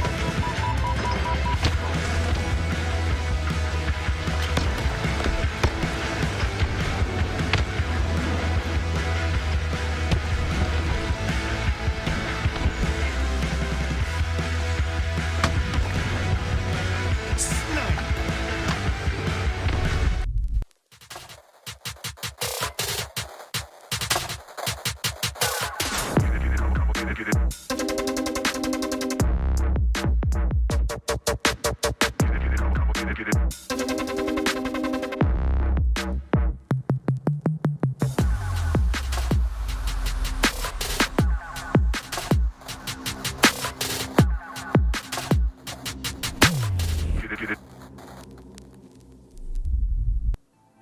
Welcome back, folks. It's day 2 of the Halo World Championship warm-up presented by Complexity. Once again, I'm your host, Hunter JJX. So glad you guys have decided to join us for some epic Halo action, and the bracket is shrinking down. Things are getting a little smaller. While you guys were away, though, we swapped out the talent a little bit. Eli and Hunter went riding off into the sunset. There's word that they might be playing some games together. I don't know. I'll have to check back in and see. But joining me now, back again, first of all, it's the homie. It's the morning crew. My duo for matchmaking in the early AM sessions. Why not? Tony, how we feeling, baby? I'm feeling really good. This tournament yesterday was absolutely lights out. I got the chance to watch in between games while I was streaming earlier today, and it's been absolutely crazy, and I'm excited to now come to our final four. Who is going to be your champion of the world's warm-up? I can't wait. Yeah, and obviously joining me as well as the action's already starting, but still, gotta give him the introduction. It's the man, the myth, the legend. I've never heard someone cuss more on broadcast. It's Gary Tools. How we feeling? Whoa. I feel like I'm gonna break something in my contract. You keep exposing the secrets over there, but no, I'm having a good time. Honestly, I don't know how you guys get up so early to play matchmaking. It's a little bit later for you, but you're West Coast, man. Yeah, you gotta get some beauty sleep once in a while. You know, come take the afternoon shift with me every once in a while. But here we go. OpTic Sentinels and OpTic Gaming, they won 3 in a row against that pure roster, just a round to go, and they don't seem to be slowing down whatsoever. A hot start from Trippy and Lucid as they are comboing off on Sentinels. And make no mistake about it. No, sorry, go ahead, Tony. I'm not going to cut you off. Get it. I was just saying, it really felt like the way they won that. It was a 5-0 in that final game. That's a dominant performance out of OpTic Gaming, and now continuing right where they left off, like you said, Garrett. OpTic Gaming, they want to break the curse. I've been saying it. You see it, hey, OpTic fast to get that flag out, but Sentinels quick with their response, able to find those kills and get the return. But the problem for them, it's all reactionary. OpTic's controlling every aspect of the game. The triple from Formal that might just turn into the over. Trippy stealing it before our eyes, but nothing is stopping the train that is OpTic Gaming. Trippy staying alive here, and Lucid doing the same. Both players going down to one shot, but you see Formal full shields and in the action, quick to pull that flag because he knows his teammates have his back. Lethal won't go down, but he is out of the play, and Trippy's right there for the cleanup. Flag still out. You see Lucid coming up through that top. He's going to give support alongside Dead Zone to allow Trippy to get further up the map, and this is perfect play. Formal getting that flag further and further down until he went down, but with OpTic Gaming having this overshield, you imagine this one's going to come back. It's going to be up to Dead Zone to win the 1v2 in this situation. Can he get to the flag in time? No! Return. Once again, Sentinels hanging on by a thread to keep this 0-0. Can they finally get some counter offensives in? Great offense coming out of OpTic Gaming, but even better defense out of Sentinels, and even better shots out of Boo Boo Doo. Finally taken down by Dead Zone, and we see OpTic Gaming clearing out their base and now moving toward the 50% portion of the map. This feels like classic Sentinels gameplay. They somehow always find a way to make the game difficult. Even when OpTic Gaming has firm control, they've owned the base of Sentinels this entire game. You look at the scoreboard, it remains the same, 0-0. That's their focus. Wait for their opportunities, and when they have a chance to execute, it's imperative that they have high success rate. Bend, don't break defense has been the strategy early on. How long can they hold off the green wall? Trippy does a really good job of staying alive, getting the kill, and then eventually translating that into a sniper, and right now just using the opponent's sniper as bait while Formal tries to push up, but both Formal and Dead Zone hit the black screen, so Trippy right back to being locked in, and Falcon are going to start things off by jiggle peeking a bit and eventually getting away with that S7. A sidestep was enough to at least force Trippy to waste some of that ammo.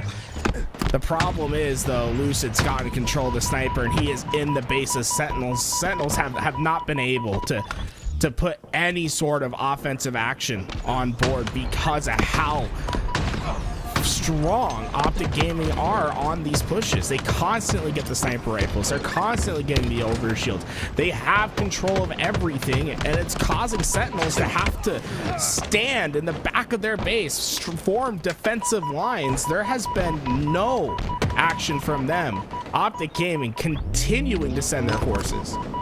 OpTic didn't have the numbers, but they did have the overshield. Eventually don't have that, and Sentinel defense once again being able to clear OpTic out of their base so many times here, and a one-shot Lucid forced to retreat and play his life.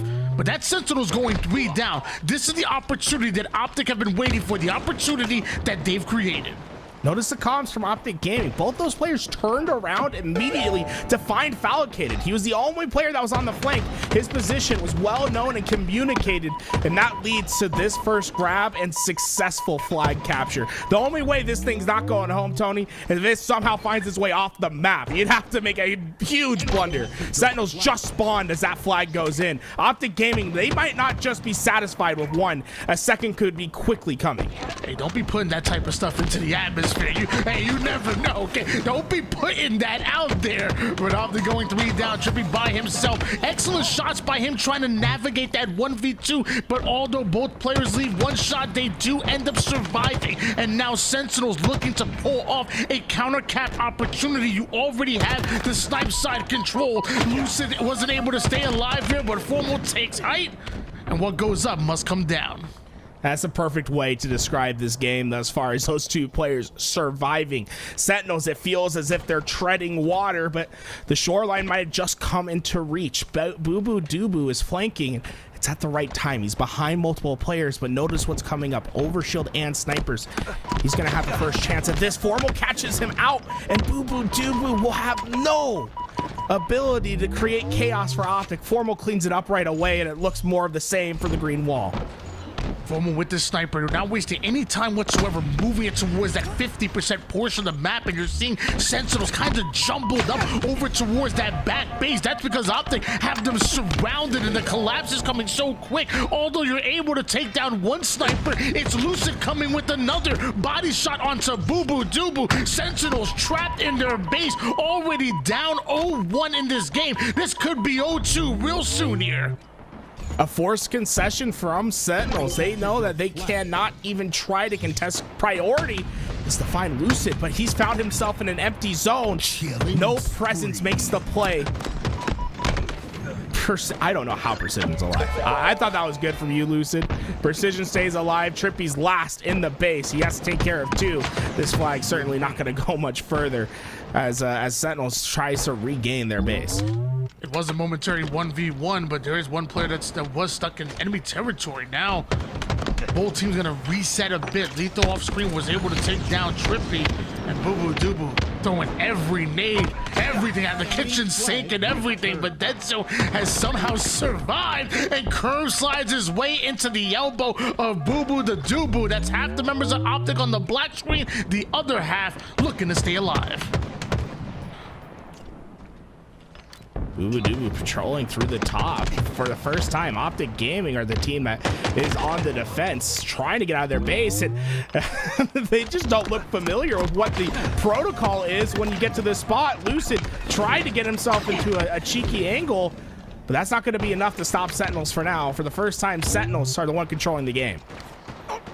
Precision spots out Dead Zone, spots out Lucid, but doesn't realize there's a player literally right behind them, and Precision, the most forward player for Sentinels, ends up going down. Boo Boo Doo wants to continue that pressure, but they just don't have the damage, don't have the numbers, and Boo Boo Doo doesn't even have his life anymore. Somehow a 2v2 situation, and Lethal and Sentinel still grinding forward right now. This time it's going to be a 1v1 versus a very sneaky Formal, and Formal finds the easy kill.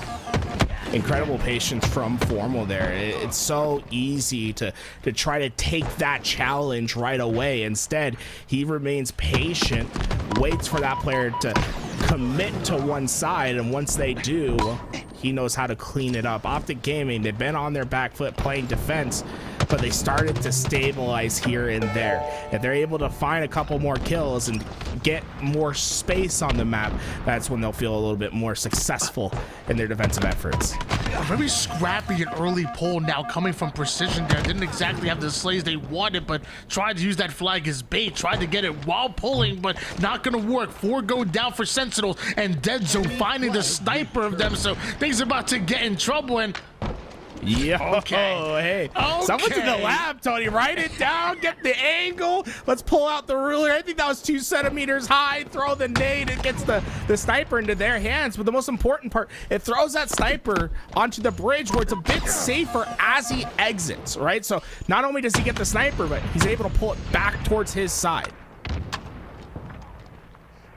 15 kills and 12 assists out of Dead Zone, who has 1 sniper, and Lucid 19 and 9 with 10 assists with the other. It's another double sniper opportunity here for OpTic Gaming, and when Sentinels aren't slaying well enough to even grab their own sniper, there's no chance they'll be able to slay well enough to grab an overshield, and they gotta be careful because 1 cap is all that OpTic need in order to take this game and momentum in the series. A 2v2 situation turns now into a quick 3 down, and another overshield goes in the hands of OpTic Gaming. Sentinels, you gotta make something happen, and it has to happen now.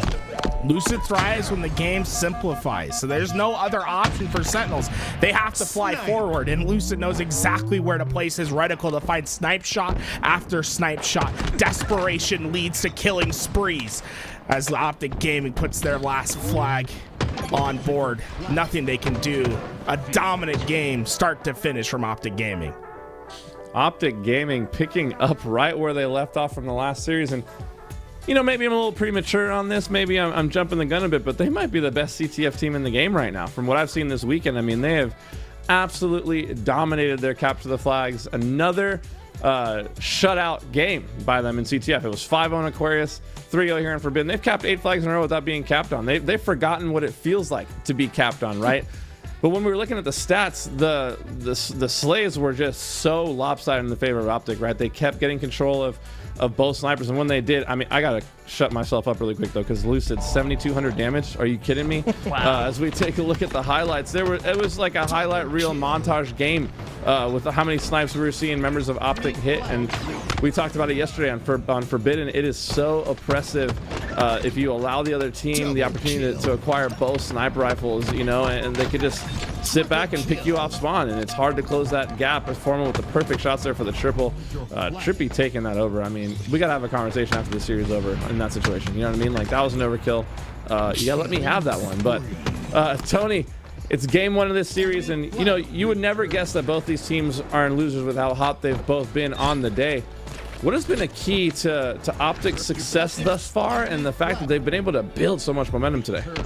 Well, what makes OpTic, you know, damn near a perfect team at times, at least they look that way, is because they can beat you 2 different ways. You think of the OpTic gaming that you see on a map like Streets, for example, where they can up the tempo really fast, but also slow it down on a dime and really bait you into situations where you're in a false, you know, you think you're in a false advantageous situation. You think you have the advantage, but they trap you, they bait you out. But then you saw a map like Forbidden where the multitasking comes in, the coordination, the pushing up at the same time and accomplishing both, taking over the enemy team's main and snipe at the same time. They can beat you in a number of different ways, and it all comes starting from that firepower and teamwork that OpTic have.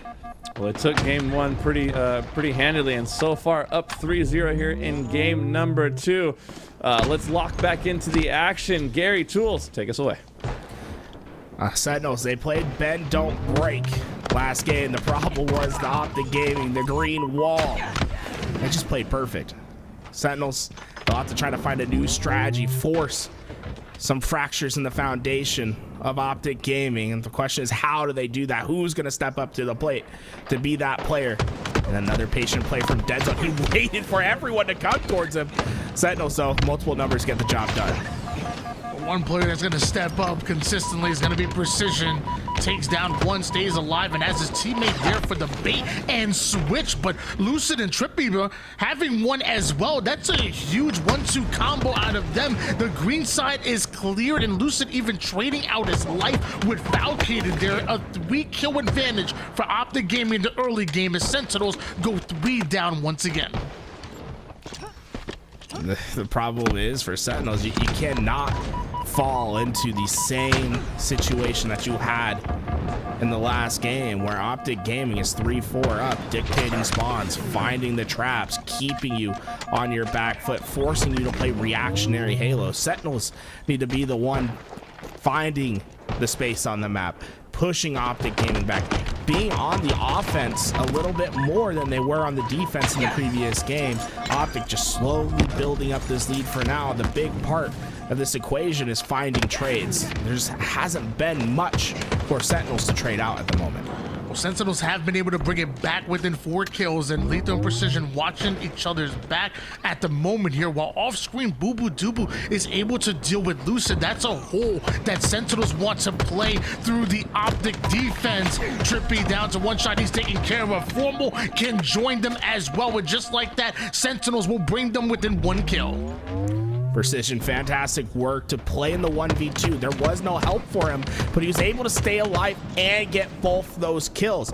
This allows Sentinels to be in a better position to play for the camouflage. OpTic 3 down, Lucid forcing himself into a situation to at least try to get the trade, but there is none to be there. Sentinels, for the first time, have the lead, but also have control of everything else. Camouflage in their possession, the spawns well known. This is the chance they've been waiting for.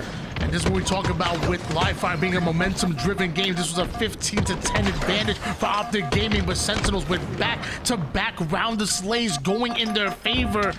Lethal able to get away with this camouflage. More importantly, able to get away with his life. By the time Trippy's there, he's going to go down as well. When the dust settles, it's a 22-21 advantage. Still for OpTic Gaming. Hold on. Who let Dead Zone get the sniper? He's gonna peel heads if he's given the opportunity. OpTic Gaming, we haven't seen it much when they're pushed back against that wall, but we certainly got an answer of how they'll respond. They just broke through it. They turned around and ran through Sentinels. There was nothing to stop them. It was a hot knife through butter. They'd retake their lead. Just think, a round of slays ago, it was Sentinels that had full control. Now it's Dead Zone that's popping heads left and right. Apparently, he don't gotta be sick to be sick with it. Dead Zone is here, and this is why they brought him onto the squad, to make game-changing plays, whether it's the objective work or the snipes on a Slayer. Dead Zone, 8 kills, 5 assists, and it's OpTic Gaming with a 6-kill advantage. The skulls of his enemies populated his sniper, as there's nothing that is stopping Dead Zone from dissecting Sentinels. And the problem for Sentinels is there just hasn't been enough pressure to force OpTic Gaming into the wrong play. And even when they get it, OpTic Gaming execution has been top tier thus far. Game slowing down quite a bit. Notice how Sentinels are trying to lure OpTic Gaming into making the play. That's where they'll try to find their advantage. Sentinels better be careful. Down by 7 kills, and anybody who steps within the zone of Zane's reticle ends up dead. Precision down to 1 shot. Dude, that's unfair. Dude, that is not fair. The jiggle peak just too strong. There's one player to ever do it, you know, is this man on screen. The way he's able to get his Spartan to move is the fastest in the game. And well, Dead Zone, you saw it once, you'll get him right off the respawn screen. It's a double for Precision, an opportunity once again for Sentinels. They need to change history. Last time, similar situation. They were able to get the camouflage and OpTic Gaming on their back foot. It ended up being an OpTic Gaming lead. This time, Sentinels trying to reclaim that lead at a pivotal moment in the game. 32-29 lead in favor of OpTic Gaming, and Precision gets out in nick of time, gets his shields back, and right back in the action. No shields, no problem, as Precision aggressive through the green side, but his teammates end up going down. Didn't have the help he wanted. 36 kills for OpTic Gaming. OpTic Gaming did a great job of staying on the perimeter. They kept their back into the wall or the out space where players couldn't get behind them. The goal, make camouflage expose themselves in the middle of the map. Precision was only able to get 1 before he was eventually spotted and dealt with. And OpTic Gaming, well, they were down. They were only up 3 when that camouflage was grabbed. They somehow find themselves at a steeper lead now after they lost control of the map and the power weapon. Incredible efforts from them to play well when the map isn't in their favor. Huge plays coming out of Falcated, but even bigger ones going right back at him from Trippy with the no-scope. Precision seemingly coming out of nowhere, though. Gets the sniper for himself and almost drills 2 OpTic members, but something really needs to change here for Sentinels. They need to start valuing their life. They are running out of time here on Livefire. Things might have just changed at the right time. Falcon was able to find one with that sniper, but just was no more ammo to use. The alley-oops from OpTic Gaming by throwing hot potato snipers eventually got rid of that ammo, and it might have just gotten rid of the one piece of the equation that was needed for Sentinels to get back into this game, just to wipe away for OpTic. There's one squad wipe away from taking their OpTic Gaming, but meanwhile Sentinel slowly starting to claw the way back in it. As I say that, Trippy goes right after Boo Boo Doo. Lethal on the low ground will win that 1v1 fight, and Falcon it does as well, but Lucid puts the 48th on the board here. There's just no time for mistakes, and 48 kills here for OpTic Gaming, and Boo Boo Doo clears out the bottom mid side. Oh. Step at a time.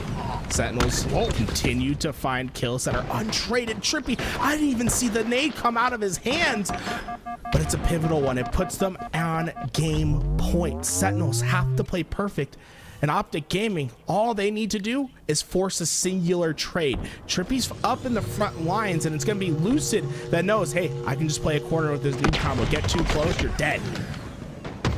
Lethal wins that fight. Dead Zone finds the one-shot player, and although it felt like Sentinels played better towards that end game, it was OpTic that had that cushion of a 6-kill advantage in the clutch time and really only had to play for the trades there. OpTic hold on to that one. Can I just say, chef's kiss on that last play. Hunter, you saw it too, right? The way that Dead Zone just popped himself to the right with that reticle.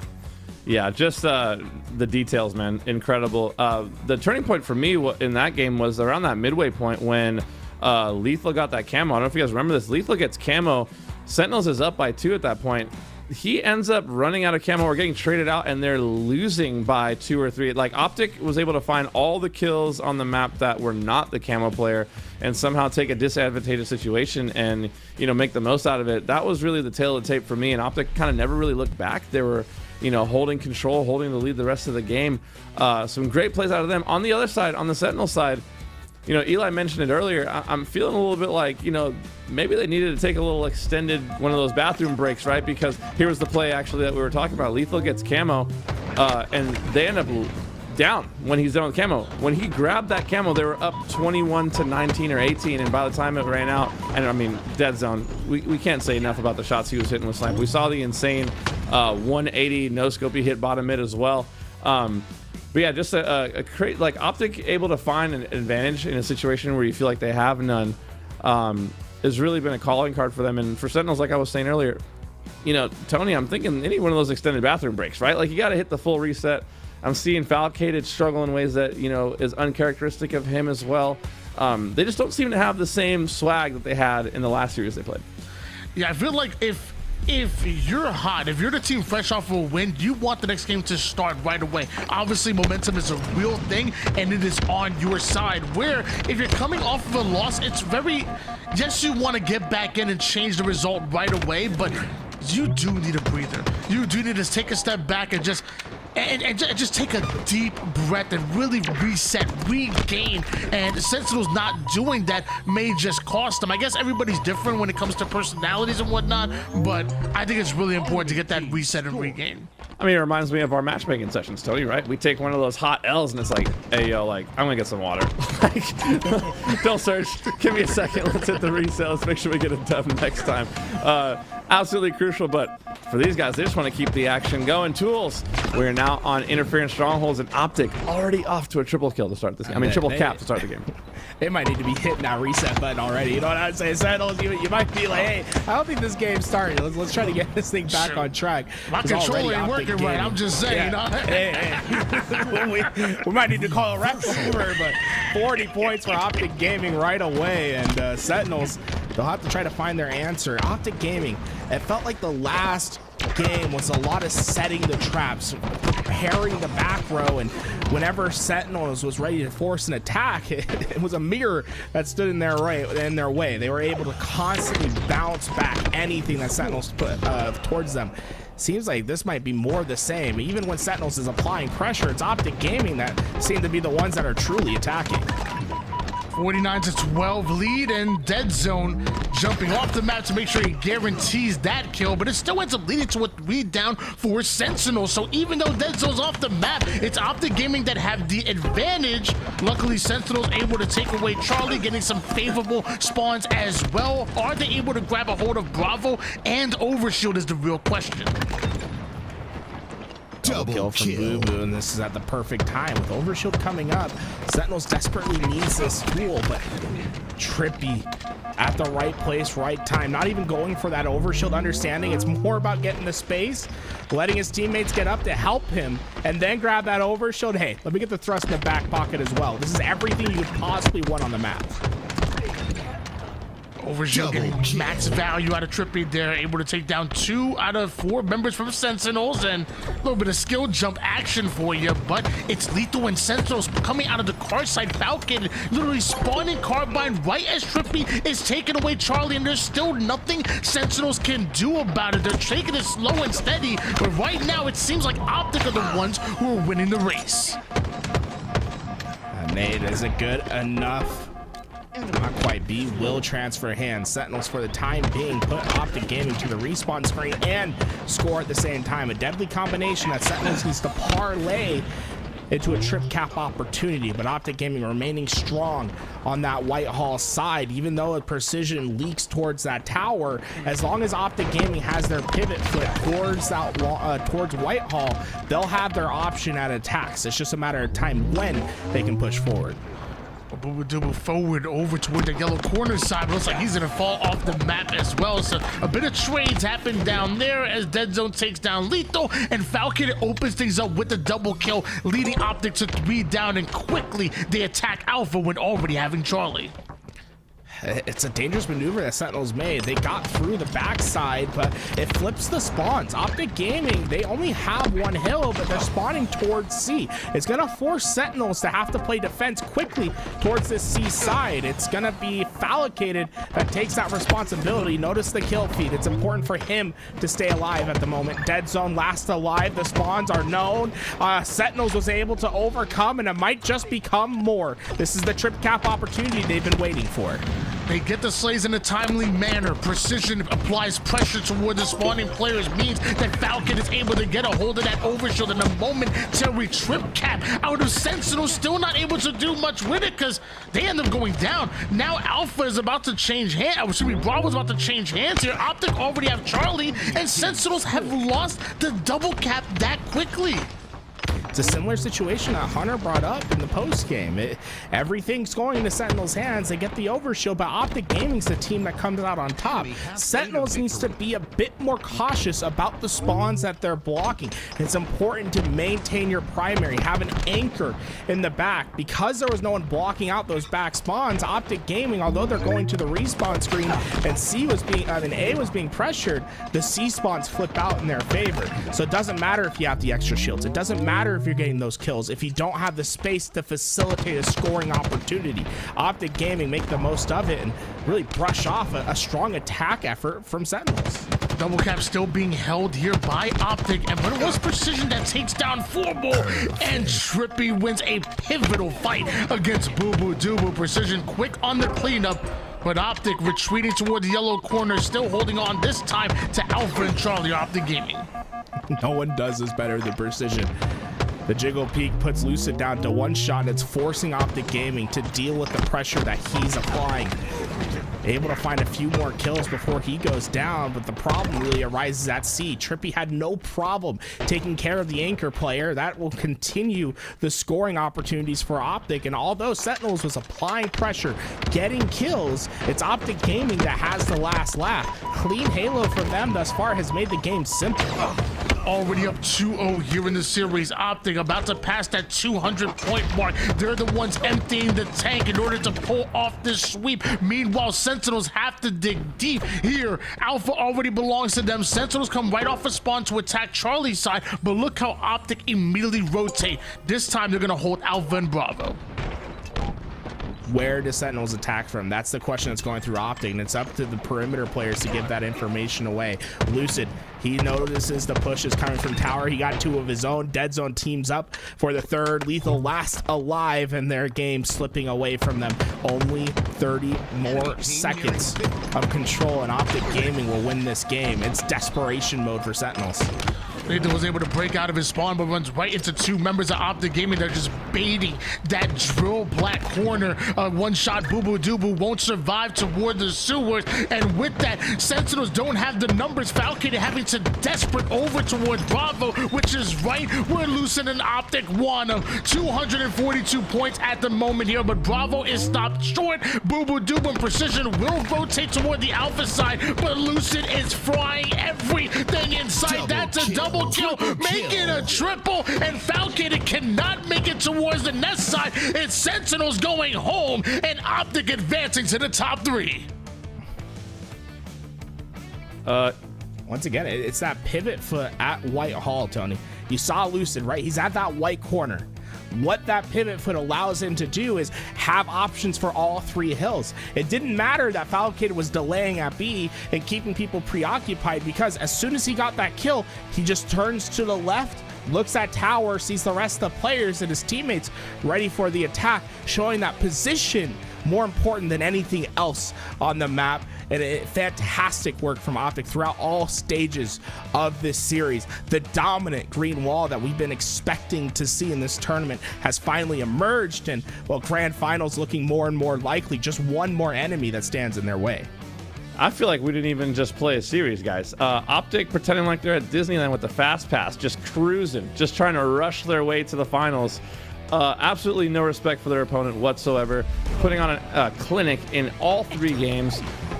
Really, there was no question as to whether who the better team was in this series. OpTic feeling much more prepared, and yeah, they're looking like it's Championship Sunday right now as they move on to our losers bracket finals.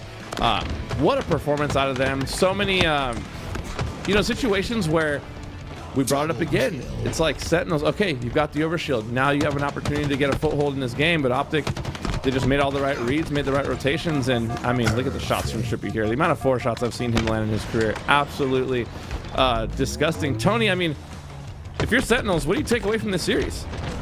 Well, first of all, what exactly is a fast pass? I thought a fast pass, and that's what I call whenever you invite me to play matchmaking with you. I'm like, bro, that's a fast pass. I'm good with that. But you're gonna have to explain that one to me later. But I mean, to me, it was just about OpTic's just coordination and the speed that they came at Sentinels with. Like, when it comes to that coordinated play, you're gonna have that firepower, you're gonna be winning the Slays battle. But for me, it was about how objective efficient they were through the speed, because the moment they turned 1 kill into 2, they were immediately on an objective. There was no time that was wasted whatsoever, everybody knowing their role and knowing their position. And when OpTic Gaming are playing like this, they win championships. They even can win a world championship.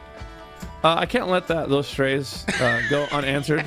Tools, you're gonna have to let me take this one for a second. First of all, Tony, if you're taking your girl to Disneyland without a fast pass, we gotta have a whole other conversation afterwards. All right, so we'll make note of that. You and I will chat. I'll let you know how to lock things in, make sure that relationship is on point, and she's getting the absolute best because she deserves the best. Secondly, OpTic Gaming heading into a brand new series now against a Shopify Rebellion team that has been, I mean, Tools, let's be honest, they've been absolutely torching, outside of getting dropped into the losers bracket. They're waiting now. They've been able to watch both series, formulate a game plan. You see how hot OpTic is coming in. What's your response got to look like here, Tools? Shopify's got to shut down. I was gonna say, usually it's formal, right? I feel like you shut down formal, you can kind of keep OpTic Gaming at bay. The problem about this current iteration of OpTic Gaming is throughout that last series, we saw every single player on the team have their chance to take that mantle of responsibility, right? To be that guy for the team. And that's what's scary about OpTic Gaming. At any point in time, the shift of the alpha changes about who's the player that you got to take care of. Shopify Rebellion, it's imperative that they don't let any single player take over the game.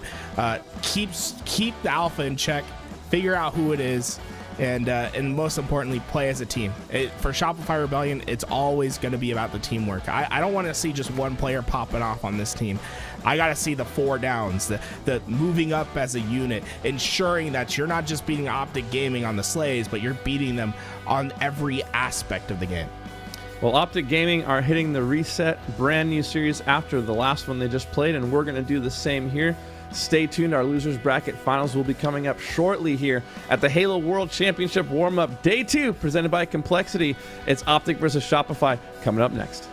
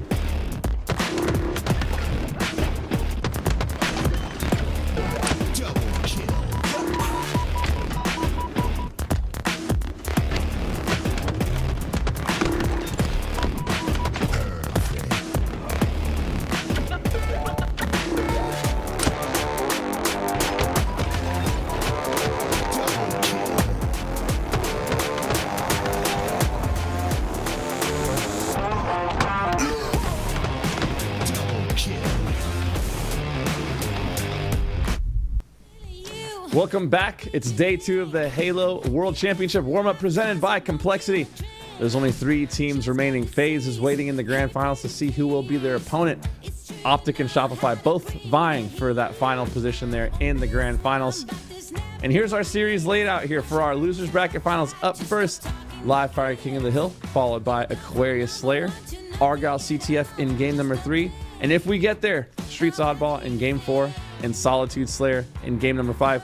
Tony, I want to throw things to you first. Looking at this series at face value, OpTic, Shopify, these game types, what are your initial thoughts? Well, my initial thoughts were when OpTic were going up against Sentinels and I'm seeing a Live Fire or an Aquarius as our first 2 games, I'm thinking OpTic are heavy favorites, but Shopify Rebellion are a much different squad. They want the snowbally type of maps. They literally want to see Live Fire and Aquarius back to back. So Shopify Rebellion ain't gonna be easy. Obviously, they're still not the favorites in this matchup, but they can beat OpTic and make this a tighter game just stylistically. You said it's not going to be easy for Shopify. It's also not easy for me to host when the players just keep the games running. So, with that being said, we're jumping into the series. It's game number 1, King of the Hill on Live Fire. Tools, bring the heat. Already, OpTic Gaming just came out the gate exactly what you would expect from seeing these last couple series. They're getting early hill time. They have the sniper, they got the quantum translocator, and the fight's happening over towards camo. It's going to be Lucid that decides to leave the hill for now. They're not just satisfied with everything else on the map. They want the camouflage as well, and it looks like they will earn that camouflage as Lucid will pop the Predator combo. Sniper, camo, be on the lookout. Rebellion's heads are in danger. Yo, Tori, you see that? That was the coolest jump. Sorry, I love that. A little bit of advanced movement coming out of Lucid, and with that creativity, it's OpTic Gaming there to close out on that first hill, and Lucid not able to put this Predator combo to work just yet, but suppressed on the bottom mid side. There it is, back-to-back snipes, and Lucid 5-0 to start off this game. Now Lucid already doing some fancy footwork, fancy shots to the head. Nothing Rebellion can do. I mean, honestly, it's a bunch of flies running into the electric zapper of Lucid as he finds another. One headshot, double kill. Fantastic efforts from Lucid.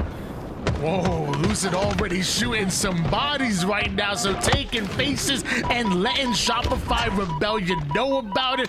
OpTic are playing in championship form right now. Even the scrappy Shopify Rebellion struggling to get any type of headway on OpTic Gaming, and 4 more along with the crew are just not missing. They're about to 2-0 perfect them right now without Shopify Rebellion stepping foot into either one of these hills. This might be the most dominant King of the Hill I've seen in quite a while. When we look at the kill feed, Lucid, he's got double digits. He's at 10. You add up the kills of Rebellion, 10 as well. This is absurd work from Lucid in the early games. He is the definition of the main Slayer, and that's what Rebellion needs to stop throughout this series. Don't let players take over the game. Don't let Lucid have his way. Force them to be in those mixy situations. So far, the game's just been simple for OpTic. It's pull forward, get kills, play as a team. Nothing has been able to stop these two, and well, Lucid, he gets a little lick in before he goes down as well. Let's Trippy clean it up. Honestly, there is no fault so far in the gameplay of OpTic Gaming. It's a 2-0 start here for OpTic Gaming, but it's more about the dominance that they're displaying at the moment. They've already 100% to 0 run Rebellion in those first 2 hills, and Shopify Rebellion can't even get close to this third one. OpTic Gaming are dominant at the moment, and finally another 3-man push coming out of Shopify Rebellion. Could this be the one to break through the defenses of the green wall? Often we talk about how any team can beat anyone on any given day, especially a team like Rebellion, right? We've seen them have so many upsets throughout their HCS season. But the conversation about who can do what OpTic Gaming is doing right now and take over games is a much smaller conversation, and that's where I think we establish the big 3. The way that OpTic's played this early game, I think there's 2 other rosters on this planet that could maybe come up to that level of perfection. OpTic Gaming's been dominant, but Rebellion, it's important to stay resilient. The game's not over after 2 hills. You still have a chance. It's just about finding strong foundations, being able to find solid ground to move upon. They're starting to get more kills.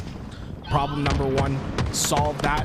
From there, start to control the map and force OpTic Gaming to play to Rebellion's pace. Just about tied up here with this 3rd hill, but OpTic Gaming now starting to get aggressive toward that A side of the map. Back-to-back kills, though, out of Shopify. Rebellion's going to leave Formal by himself and force the portal out into safety, while Rebellion right back on the hill.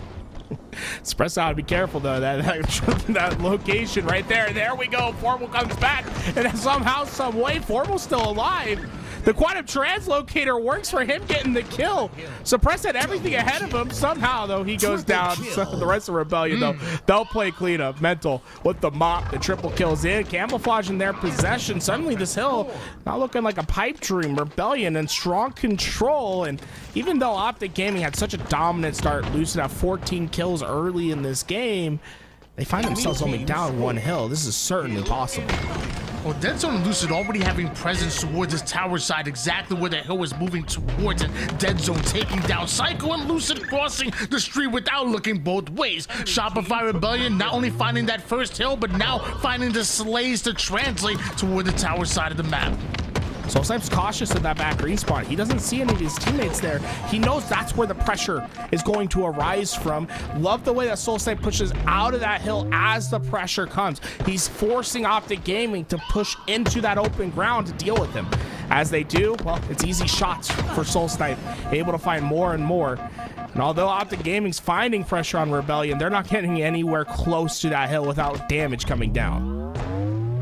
Shopify Rebellion continue to score here, and now it's Mental that's able to grab a hold of the sniper rifle, and you know where OpTic are spawning, and you see how quick Suppressed and the rest of the crew are able to spawn trap OpTic toward the green side, and now you know OpTic gonna relocate, catch a bit of a different angle. Mental is already watching the camel side. This is finally, we're starting to see a perfect run for Shopify Rebellion, similar to the way that OpTic looked towards the first 2 hills. Well, now it's Shopify Rebellion on the next 2, looking to tie things up.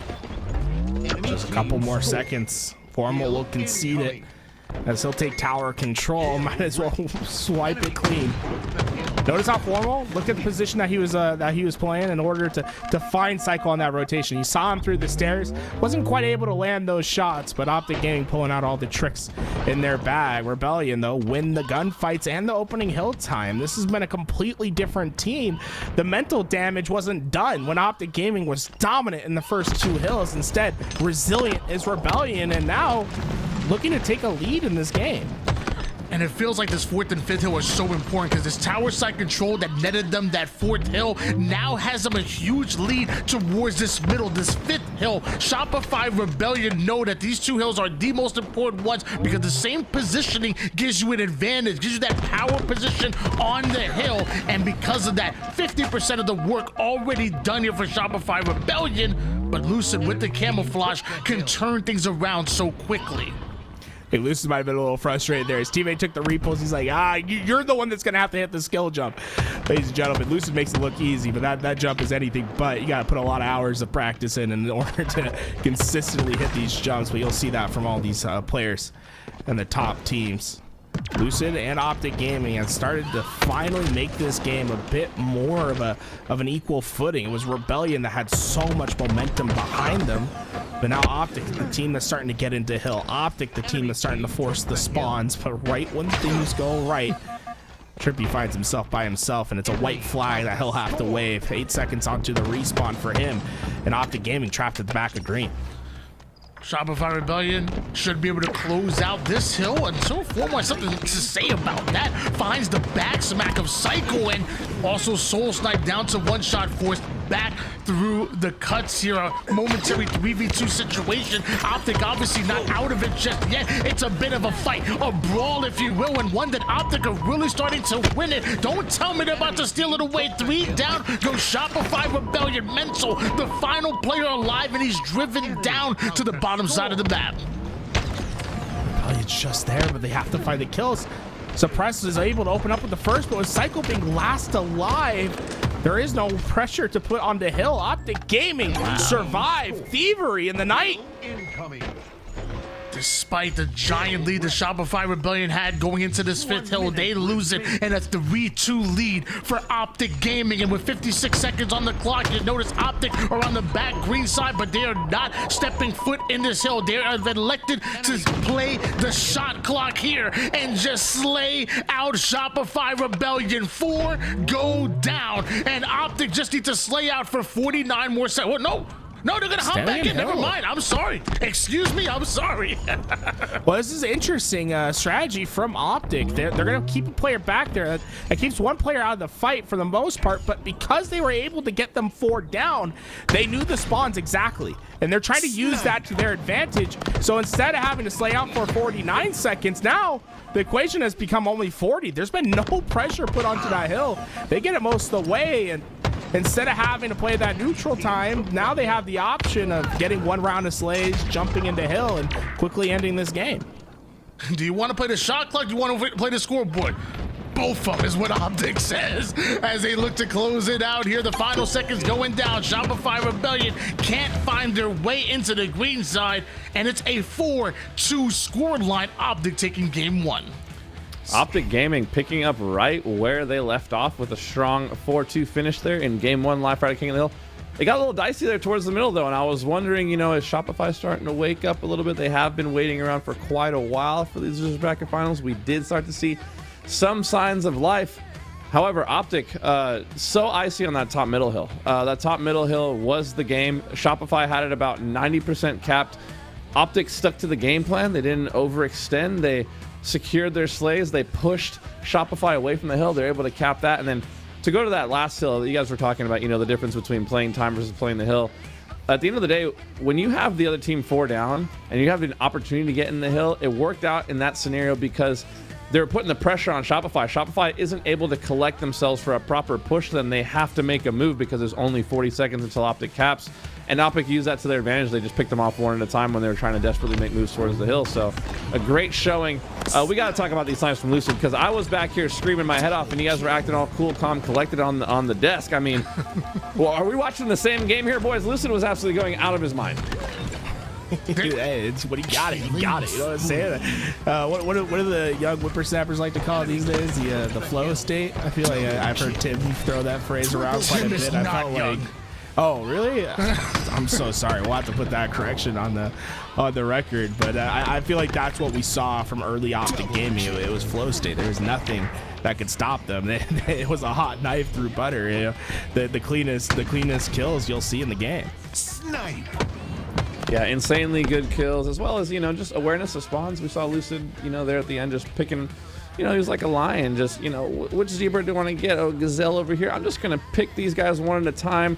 They're never going to have strength in numbers. But if you know your game, you're Shopify, you're going to game 2, you're not even thinking about live fire. You're not talking about live fire. There's still a lot of game left to play. And up next, we have Aquarius Slayer. So, Tony, I'm going to throw it to you.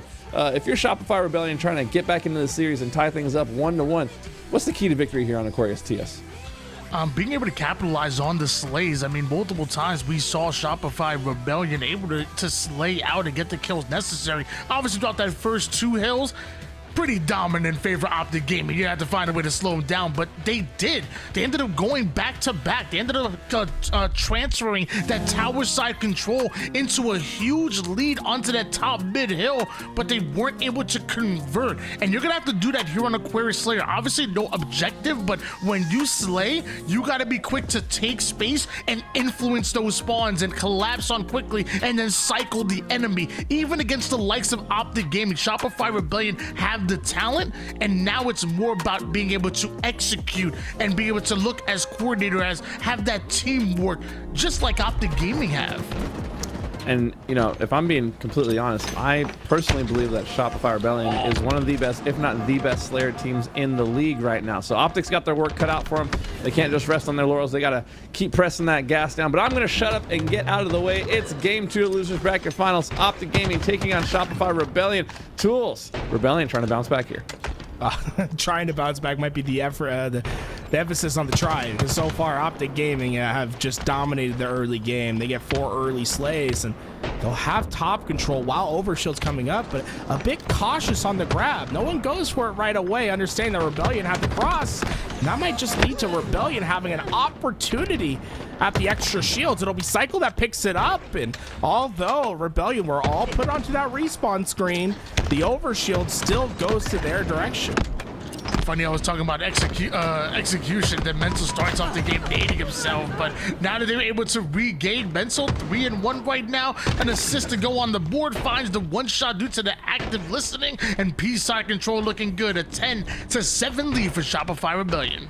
It's scary when Rebellion's able to find their pace on this map and game type combination.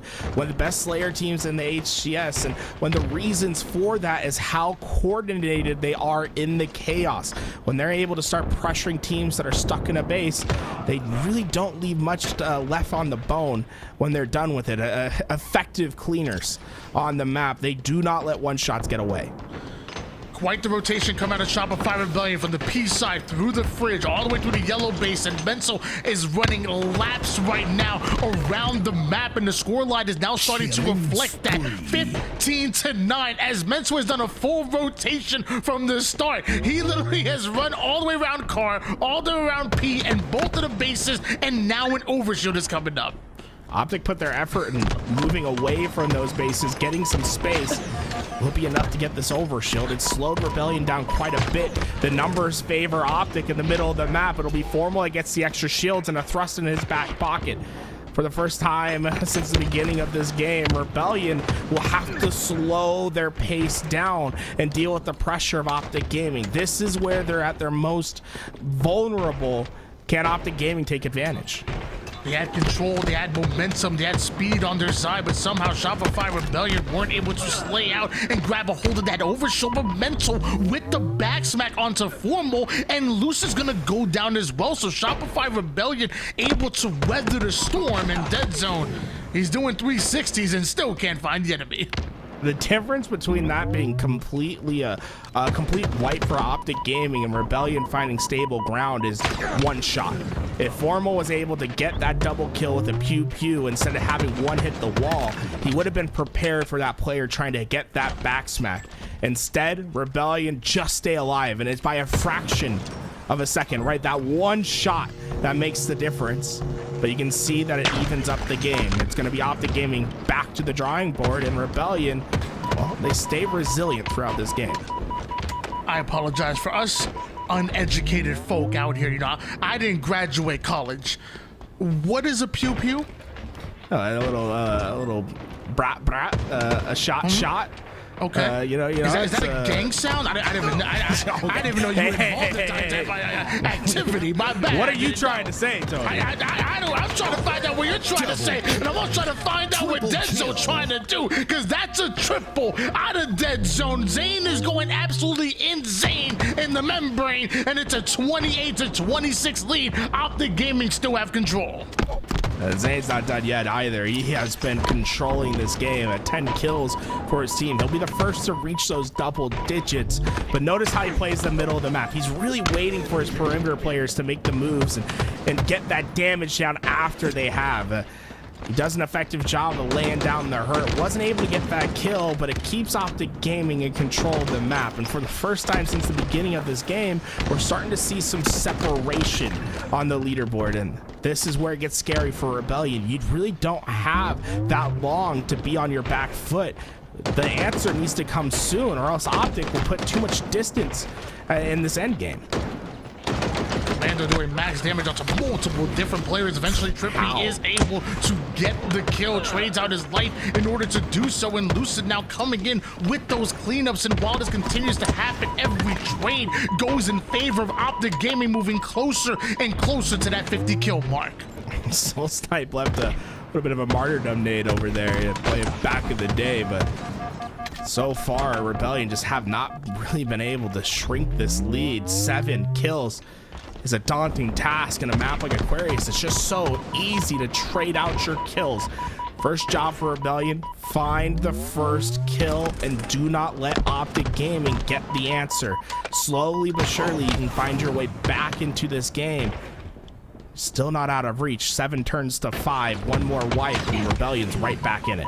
And it feels like Shopify Rebellion now starting to value their lives. They're doing a great job of playing their lives.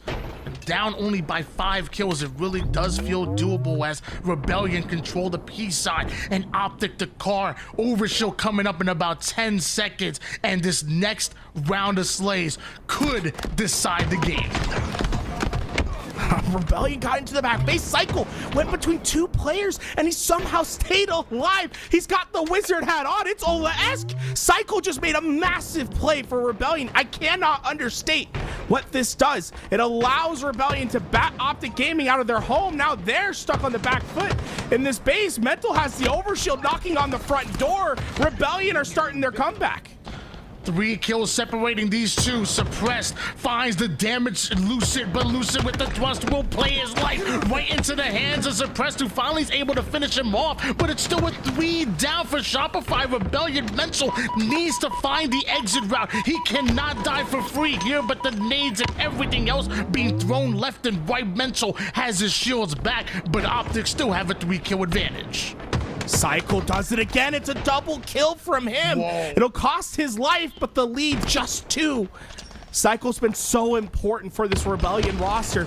The most important aspect of his game is finding the first kill and getting away with his life. He does it all the time, and he just did it again. He comes off respawn, gets the first kill, and is trying to open the doors for a Rebellion attack, but well-placed nades from OpTic Gaming slow him down, and it's dead zone with the finish. Rebellion seem to falter at the finish line. OpTic Gaming will get themselves to just 2 more kills to take a dominant 2-map lead. OpTic able to find the weak point of that push.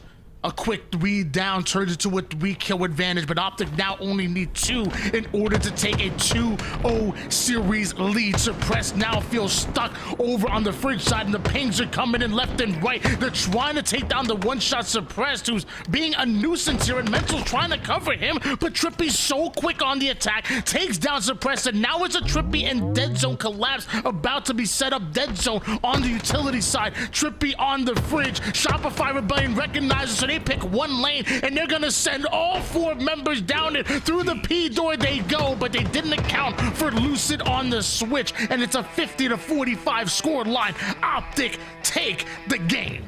Word of the day is going to be trust for OpTic Gaming. Dead zone was at that doorway getting damage, spots the one shot in fridge. He trusts his teammates to finish that job. Instead, he looks towards his left, sees the player watching him to go for the cross, doesn't fall for the trap, and lets his teammates finish the job. Hunter, I was so impressed with this play, and eventually they get the cleanup, and from there, there's just nothing Rebellion can do. OpTic looking so icy, but one of the things I really noticed that impressed me a lot about their game is their shift in mindset on Aquarius, whereas before they used to kind of, you know, overload a lane and power through you. Now that was a bit of a full court press at times. Like, you couldn't go anywhere without getting lit up by an OpTic member covering a lane, right? Whether it be 1P, 2 car, 1 top center. It was a very holistic approach to that map and game type, and because of it, Shopify was never really able to just move freely on the map like they normally would be able to. Once again, though, just such big playmaking. We saw Dead Zone with that triple kill on P2. We saw, obviously, Mental started the game off hot, and it's not like, you know, Rebellion never had opportunities. They certainly did, but OpTic is just coming with a different kind of ice today. I mean, here are the shots right here. He could have got that over, honestly. If he didn't get that stolen. Insane shots there out of Dead Zone.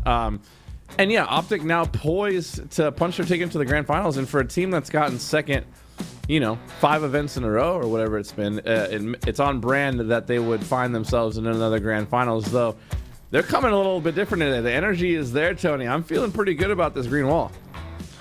I mean, OpTic just looking different right there, and Shopify Rebellion on the other side, like you said, they feels like they really did have plenty of chances to win that game. I want to see some film review and find out how they were able to get that 15-9 lead, continue to cycle around the entire map, playing like ring around the rosy, it looked like at times, but they weren't able to grab a hold of that overshield in the early game, which really kind of costed the momentum and maybe that game. Shopify Rebellion needs to do some film review on that one and find out why they weren't able to close things out, but As I finish my sentence here, we're already into Argyle capture the flag and 2 snipers and 3 down starting OpTic Gaming. Yeah, we got Argyle CTF here, and the question now is, will Rebellion extend this series, or is OpTic going to continue to steamroll their way all the way to the finals?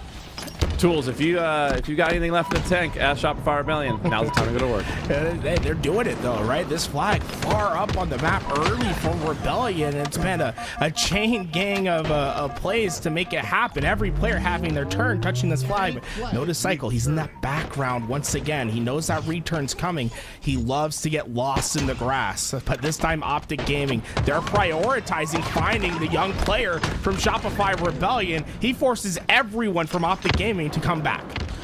And most teams are going to crumble underneath the flank of Psycho. He's just so good at reading the game, reading the play, and finding out how to get behind enemy lines. But one thing that the OpTics, the SSGs, and even the FaZes are so good at is making sure that no player goes unaccounted for. Every single lane is watched, and Flag's still on the move though.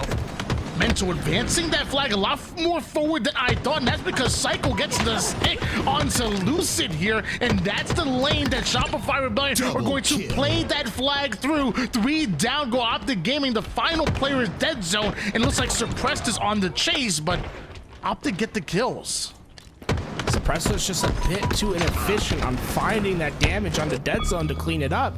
While dead zone was staying alive in that corner, he was able to lay down the hurt on the players pulling the flag. Rebellion, although they find all the kills needed and the flag out, not quite able to get it towards its destination. Instead, now OpTic Gaming controlled the middle map, and it's their turn to go on the offense. Double melee doesn't exactly connect for Trippy.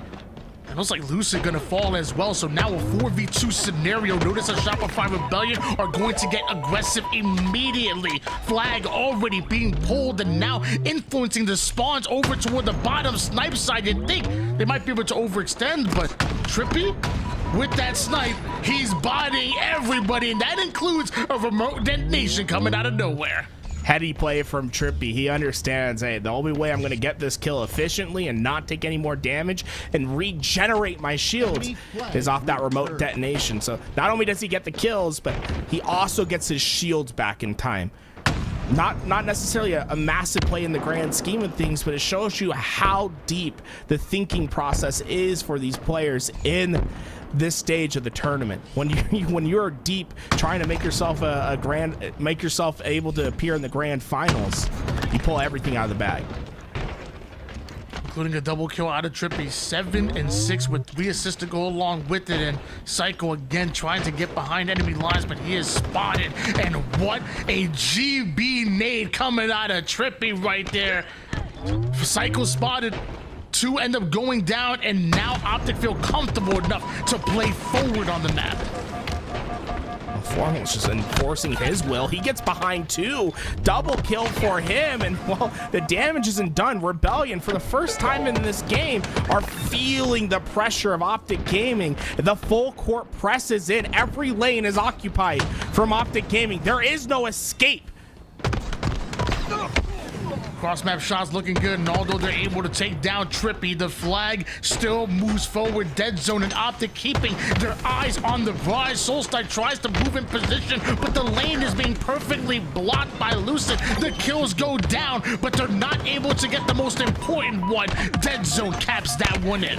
The difference between the pressure that we've seen from Rebellion and the pressure that resulted in the flag capture from OpTic is how the teams position themselves on the attack. OpTic Gaming occupied every single lane. It was full court pressure. What we've seen from Rebellion so far is a lot of overloading on a single side, and it's resulted in them getting into that base, right, having that initial offensive firepower, but getting the flag back home is another struggle for them because they do not have any pressure on the spawners of OpTic Gaming. On the other side, OpTic, they had every single player from Rebellion weak seconds after they spawned.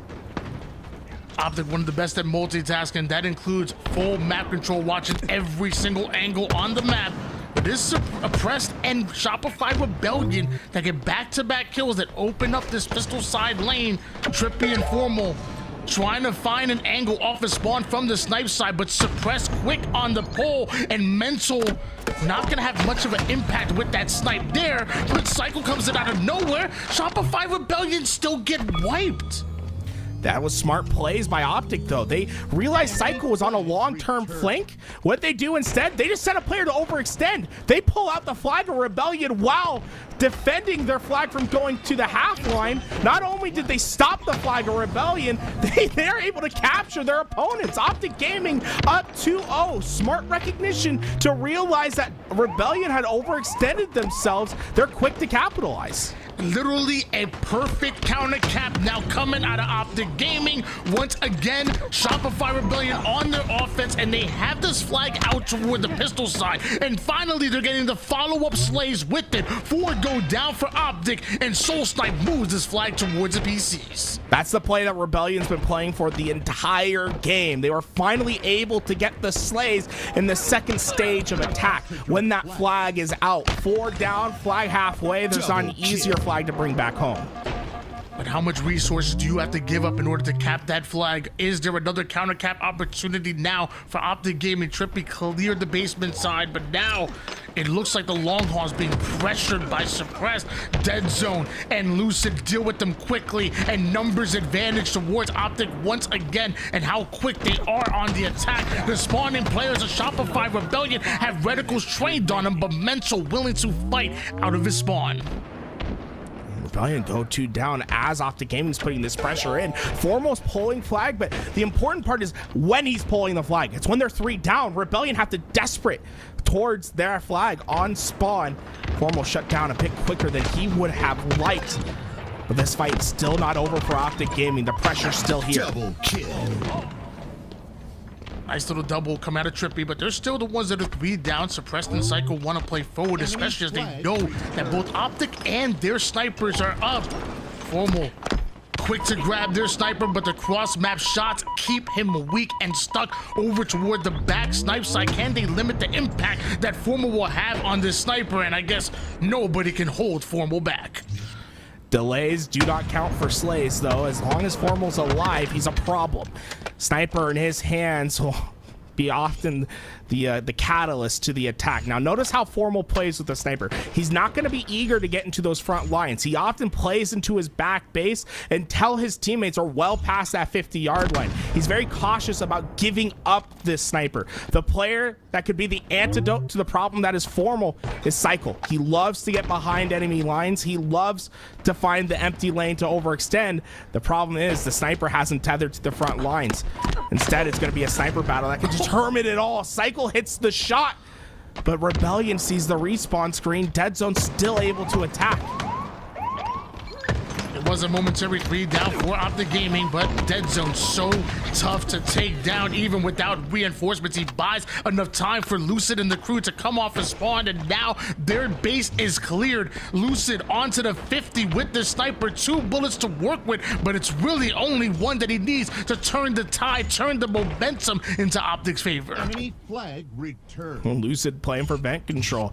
So this is as simple as the game gets when you're a player. You have to control the mid line. The best way to do that is by standing in the vents. It gives you quick escapes, but also great routes. Double for him. Let's make it 3. Cycle goes in for the challenge.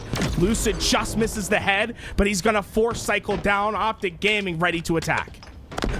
QT goes down, and before he's able to activate it, Cycle peels his head for the 21st kill here for Cycle. Has only died 11 times, and is 2.5 minutes enough for Shopify Rebellion to put just 1 on the board to tie things up. Cycle will advance towards the vent side, but somehow Trippy gets high. I'm assuming with the repulse. I don't know how he was able to get high up into the vents, but he's now pushed Cycle and Shopify Rebellion out. Cycle's not able to get away with that snipe, and Formal takes down Mental as well. OpTic once again have the advantage here on the map. Dead Zone's deep into enemy lines. He was able to find the trade on Soul Snipe. And I'll keep Rebellion in their back base for now. And look how Formal is playing slow, trying to let the players get ahead of him, but spotted out by Suppress. OpTic Gaming will have to slow their roll for now as Rebellion start to find some footing, but now the clock is what's going to play a factor in this game. Rebellion just have over 90 seconds to make their play. With a full snipe to Trippy's hands, that's not going to be an easy problem to find a solution. Mental, though, might have just done it. The first kill's in. Lucid's last alive. The flag is on its way. Rebellion looking for their game-tying opportunity. Man, so winning that snipe battle against Trippy might be all that Shopify Rebellion needed. Lucid trying to stay alive while one-shot portal action ping-ponging back and forward and ends up turning to a double kill, turns it into a triple kill. That man was one shot. He shouldn't be able to do that. Tony, not only was his one shot, his portal's position was known. They were pre-aiming it. He went from dead to right's dead to a triple kill to potentially the third flag on its way. This has been unbelievable. Lucid has transformed this game. They call him Tommy Will son for a reason, because Will, this son of a biscuit-eating bulldog, absolutely slay out Shopify Rebellion, continue to send them right back to spawn time and time again. It's 35 seconds on the clock right now. Shopify Rebellion are fighting for their tournament lives. It's OpTic that want to make another grand finals, and Shopify Rebellion continue to run out of time. There's only 20 seconds on the clock. Lucid might have just made the game. No match-winning play. Grand finals bound. He's looking OpTic Gaming. One last push to stop. Dead Zone gets the first kill, and the players of Rebellion start to fly forward. Desperation, as they only have a couple more seconds to make the play. So close. So close, yet so far away. Shopify Rebellion not able to force the sudden death that maybe get them into an overtime. It is OpTic Gaming that hold on, and OpTic Gaming that are going to yet another grand finals. Grand finals and OpTic Gaming are like peanut butter and jelly at this point, ladies and gentlemen. OpTic going to another grand finals.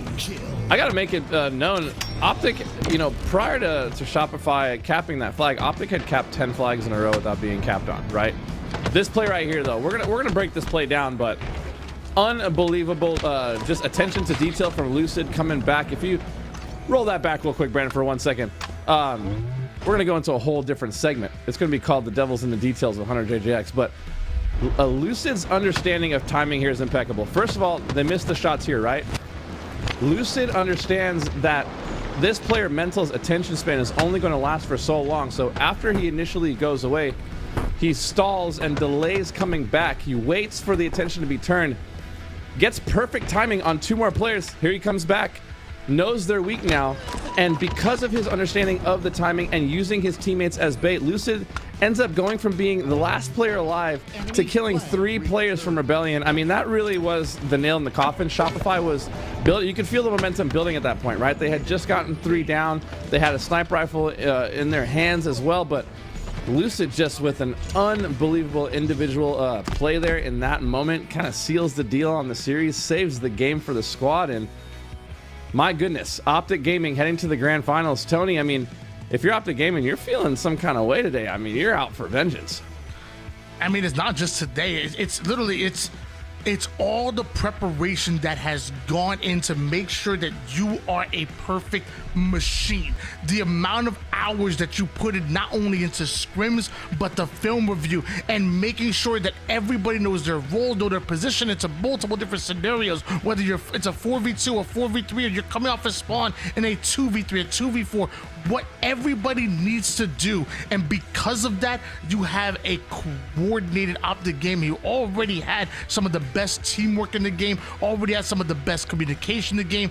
Right now, OpTic really do look like that perfect team when they're firing on all cylinders and going into this grand finals, proving that they can win it, proving that they can take this tournament. Could be such huge momentum going into the Halo World Championship. This really is the final tournament, the final stretch leading to Worlds. No better time or place to get some momentum going before Worlds than right here at your Halo World Championship warm-up presented by Complexity. We're going to go to a quick break, but when we return, it's the time you guys have all been waiting for. 2 teams are left. It's the grand finals. See you soon.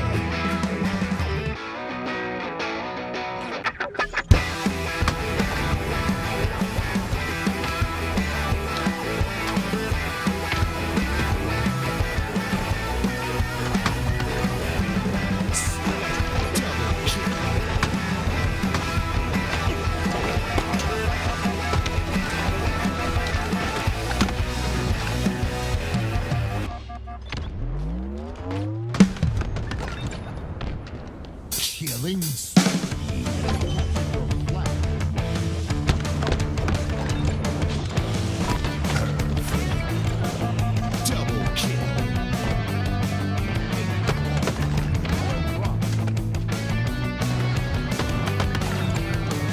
Double kill.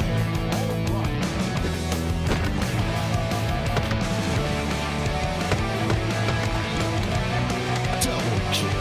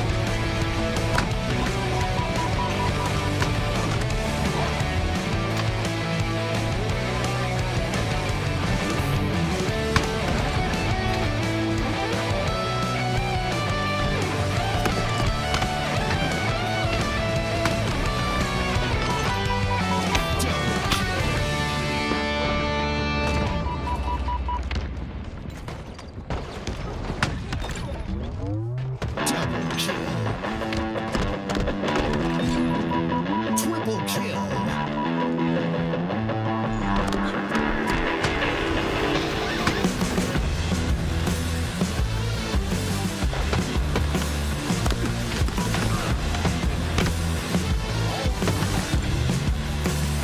Double kill.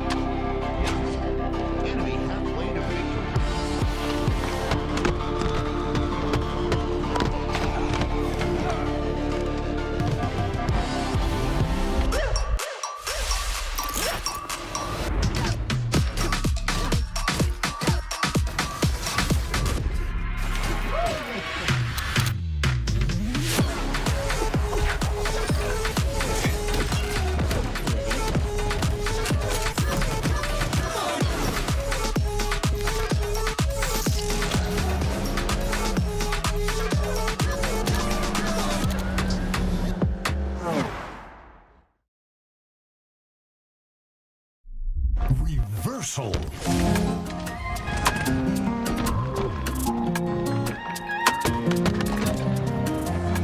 Double kill.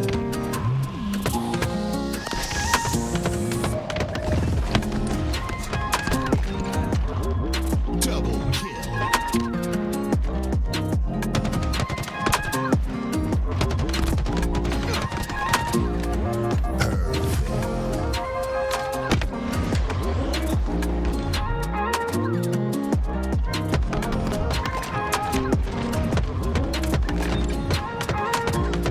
Double kill. Triple kill.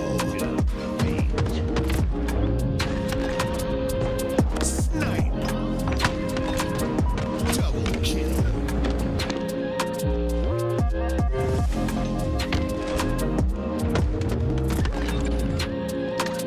Killing spree. Double kill. Triple kill.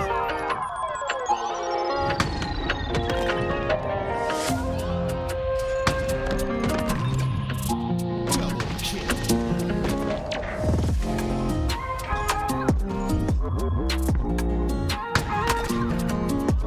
Snipe.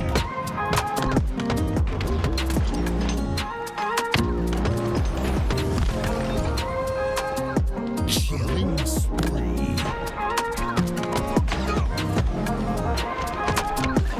Enemy halfway to double kill.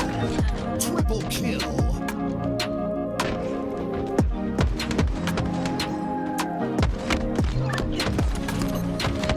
Nearing victory.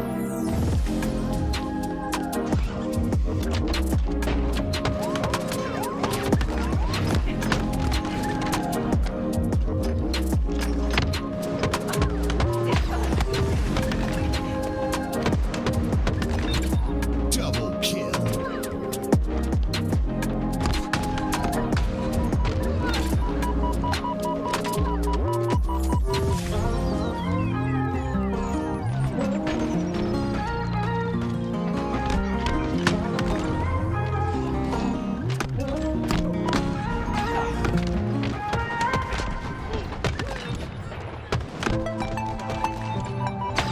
Double kill.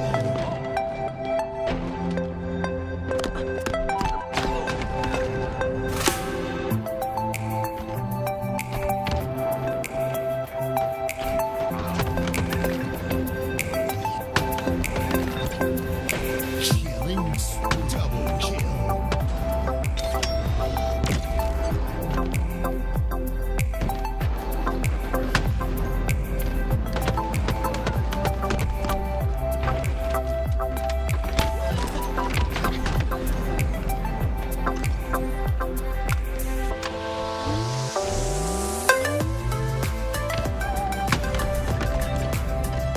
Killing spree. Flag returned.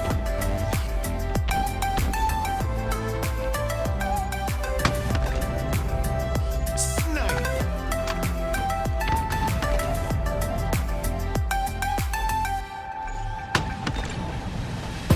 Double kill.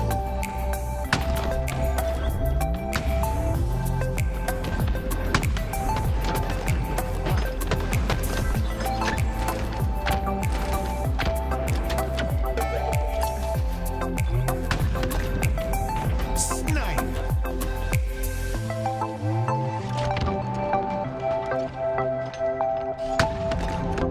Snipe.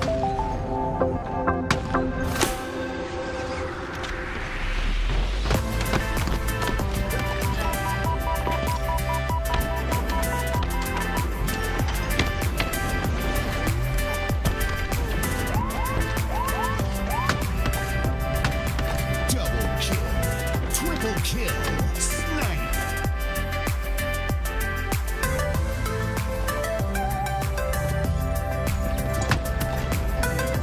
Snipe.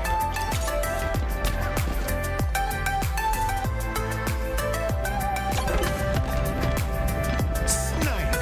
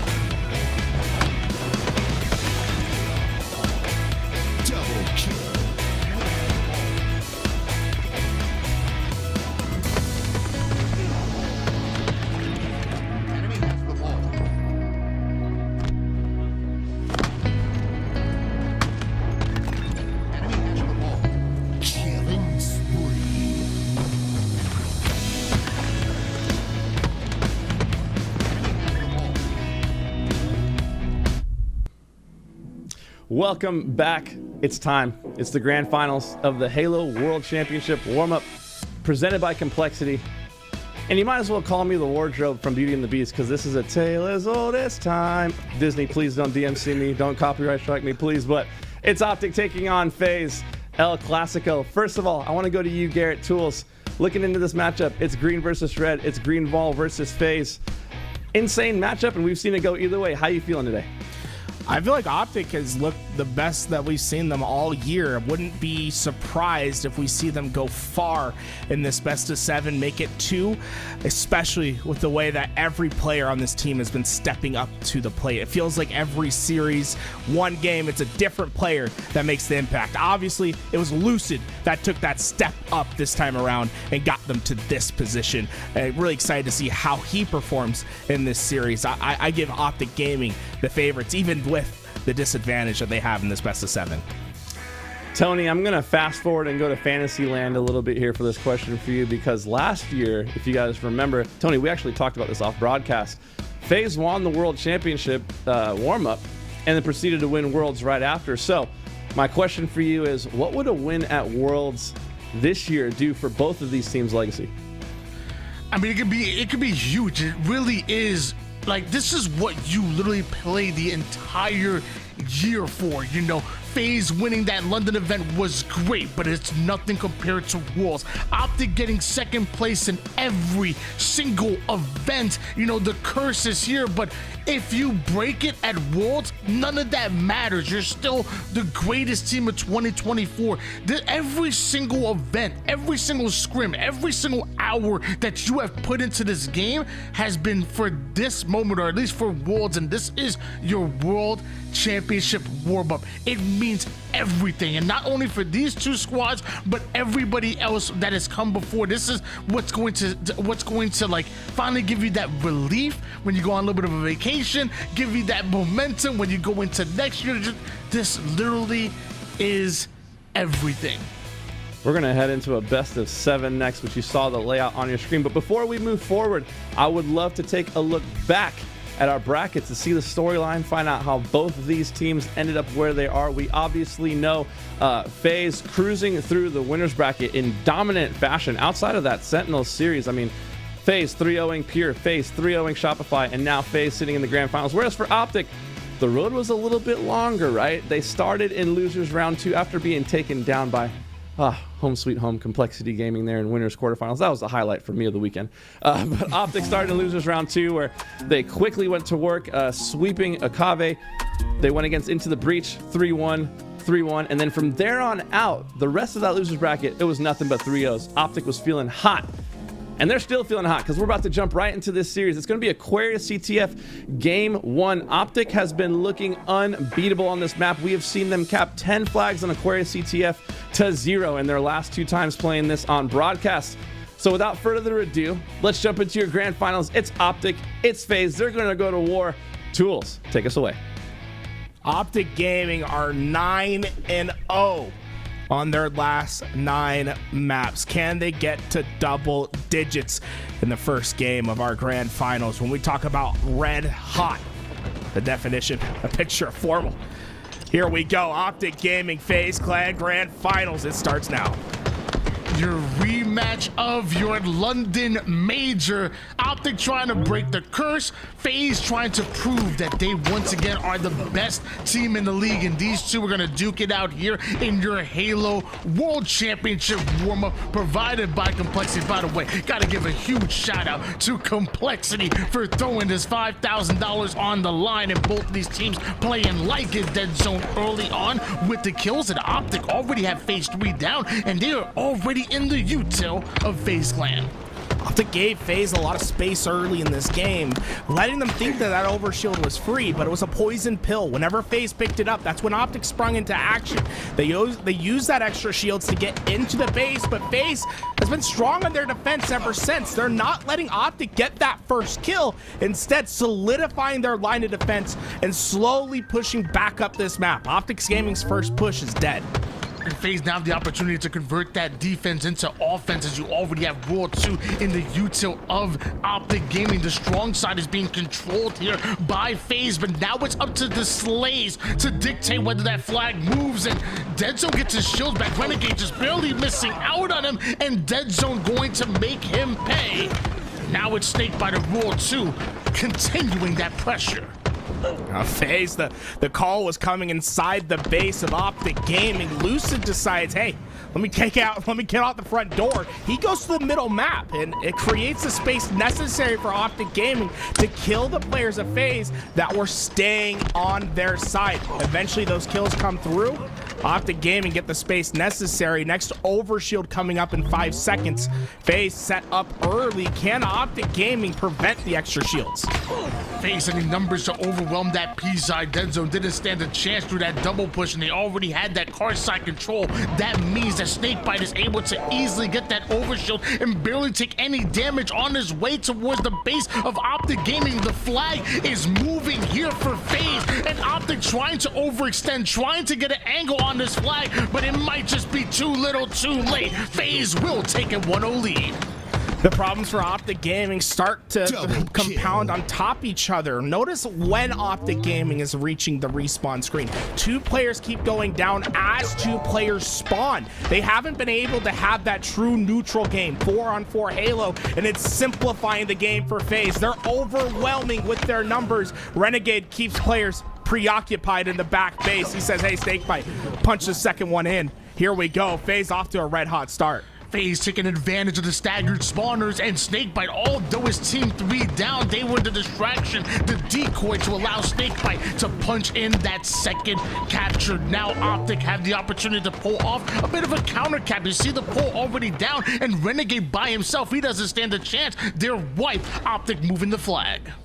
This is the cleanest play we've seen from OpTic Gaming yet. They got everyone they wanted, but notice Frosty off spawn. He kills the flag carrier. That'll stop OpTic Gaming for the time being, and FaZe isn't done with the Slays yet. Renegade joins with his duo, finding another, and OpTic Gaming's best chance yet just went back to the home of FaZe. For the first time since I've seen them so far in this tournament, OpTic slow on that pull off of the fresh Slays, and FaZe going to take advantage of that overshield about to come up towards the mid-map, and it looks like Frosty wants to take height, but you'll have to deal with Formal. Catches the first shot and uses that commando to finish him off. It's 2 down for OpTic Gaming. FaZe have numbers. They should have overshield. OpTic Gaming going down at the wrong time. 3 players reach the respawn screen as overshield comes up. That's as free as it can be for FaZe. And it'll be Renegade that leads the charge, flying into the base of OpTic Gaming, using that overshield to advance the game state. 3 down, go FaZe. OpTic should be able to get this return as Frosty's by himself toward that bottom P side. Dead Zone getting that return without taking any damage whatsoever. But Frosty going at Formal once again with that commando. FaZe have numbers. Trippy still grinding forward. Frosty plays that smart. He's the last player behind enemy lines. He decides to play patient, let the players go ahead of him, and force a trade out. Off spawn, he saves Renegade's life. And FaZe Clan, look how quick they are onto these attacks. Already pulling out a flag. OpTic Gaming struggling on dealing with the pressure on P side. While that flag is out, it's just Trippy last alive. There's nothing he can do but watch that flag move forward. FaZe has been hyper efficient throughout this game. FaZe have been a little bit quiet over the last few lands, but right now loud and proud are FaZe as they move this flag towards the base. You notice the damage going down, and so are the nades that delays FaZe just a bit, but can they stop them? Absolutely not. 3-0 start here for FaZe Clan.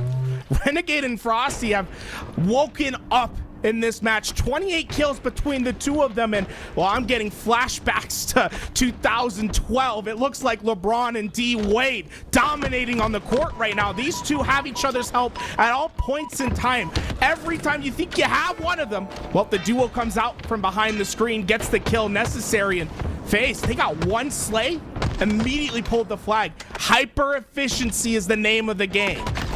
We talked about how great OpTic have looked so far through this tournament, but FaZe right now, like a well-oiled machine, 3-0 start, but it's OpTic's defense that not only get the slays, get the return, but also allow Formal to grab a hold of this overshield. Damage going down early, over towards the strong side, and even Raw 2 not able to get away. Sneaky play by him pulls the offense from OpTic towards the mid map, but now they're right back on the attack towards the base snakebite.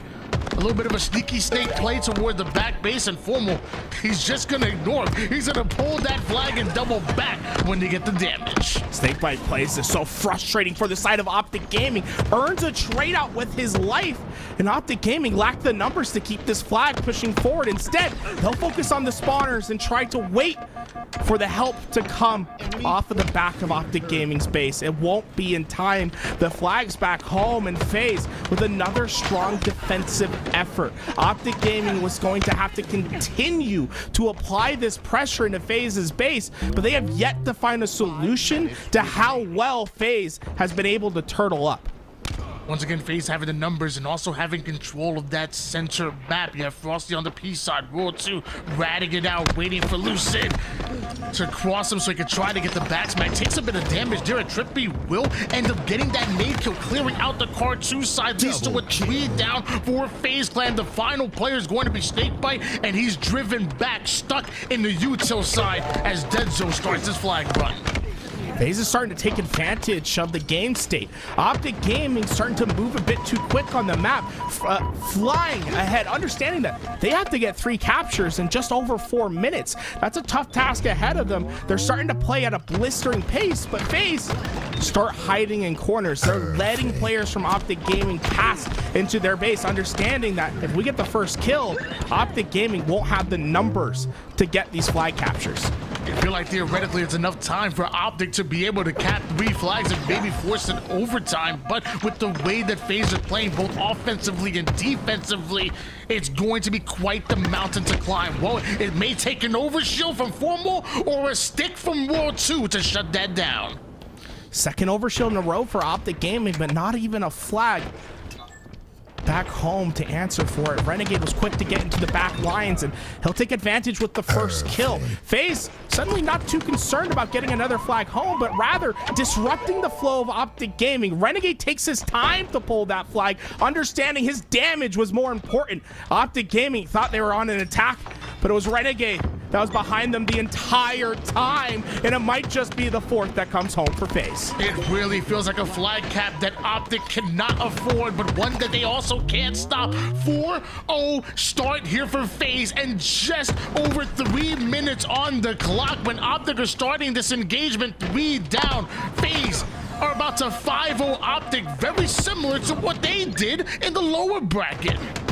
FaZe showing a statement. OpTic Gaming have not lost a map in 9 games.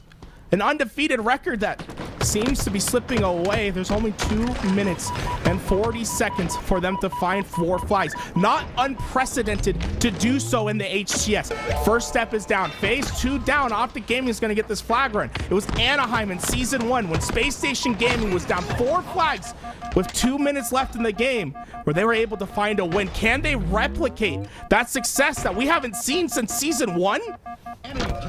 Trippy punches in the first. And all it takes is one to swing the momentum in your favor. Job obviously not done just yet. And Royal 2 is throwing haymakers over towards the P side. Knockout blows going down. And so will OpTic, at least 2 members. Renegade finds the weak side of this push for OpTic Gaming. They're watching every side except for that util side. And the main Slayer makes them pay. It's because OpTic has to play fast. They have no other options. They're leaving lanes open, not checking their corners. And FaZe has taken advantage. In particular, it's been Renegade that has flourished in the situation. He loves getting behind those enemy lines. He is capturing kill after kill for his team. Nothing can stop the man. Dead Zone meets his maker. Renegade using that commando to put his 24th kill on the board, 14 assists, and also now in the base of OpTic Gaming once again. How hard is it for you to gain any kind of offense when consistently there is a FaZe member behind enemy lines? Renegade's doing it. This has been his bread and butter all series long. Nothing about pulling the flag here. It's just about information. As long as he's lost in the sauce, he knows that OpTic Gaming can't even win or even have a chance to win. Flag standoff is going to make things so difficult.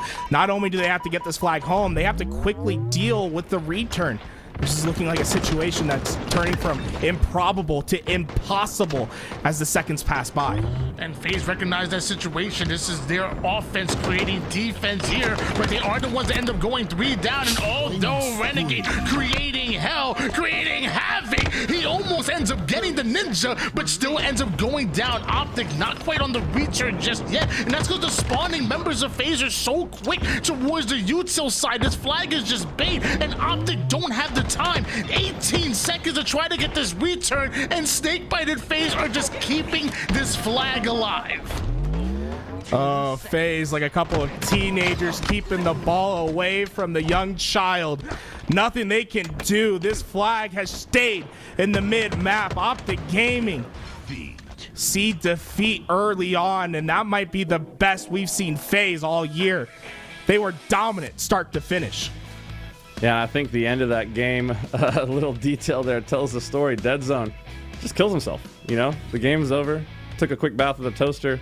That says enough about the way they're feeling over there on the side of OpTic. FaZe Clan coming out and making a statement. You know, we had briefly chatted about it off stream, you know, talking about, you know, the lobby was taking a little bit of time to populate. We were wondering if that was a strategic decision. It looks like it was, because that was a different OpTic Gaming squad that we got there. FaZe clearly took the time to make sure OpTic was cooled down a little bit after the hot streak they've been on. But man, what a showing from the FaZe Clan guys. Look at those stats. 4 out of the 5 players with over 7,000 damage. I can't explain to you guys what it feels like to have 2 players, you know, with 7,000 damage on the team, let alone 3 out of the 4, and the 4th not too far behind. Just no free space on the map. No lanes to be taken without being just picked apart. And FaZe starting the series off with an absolute banger there as we head into game number 2. Live Fire Slayer now. Tony, your OpTic Gaming, it's not over yet. It's a best of 7 long series, but you got to start somewhere. What can they do to take this game number 2?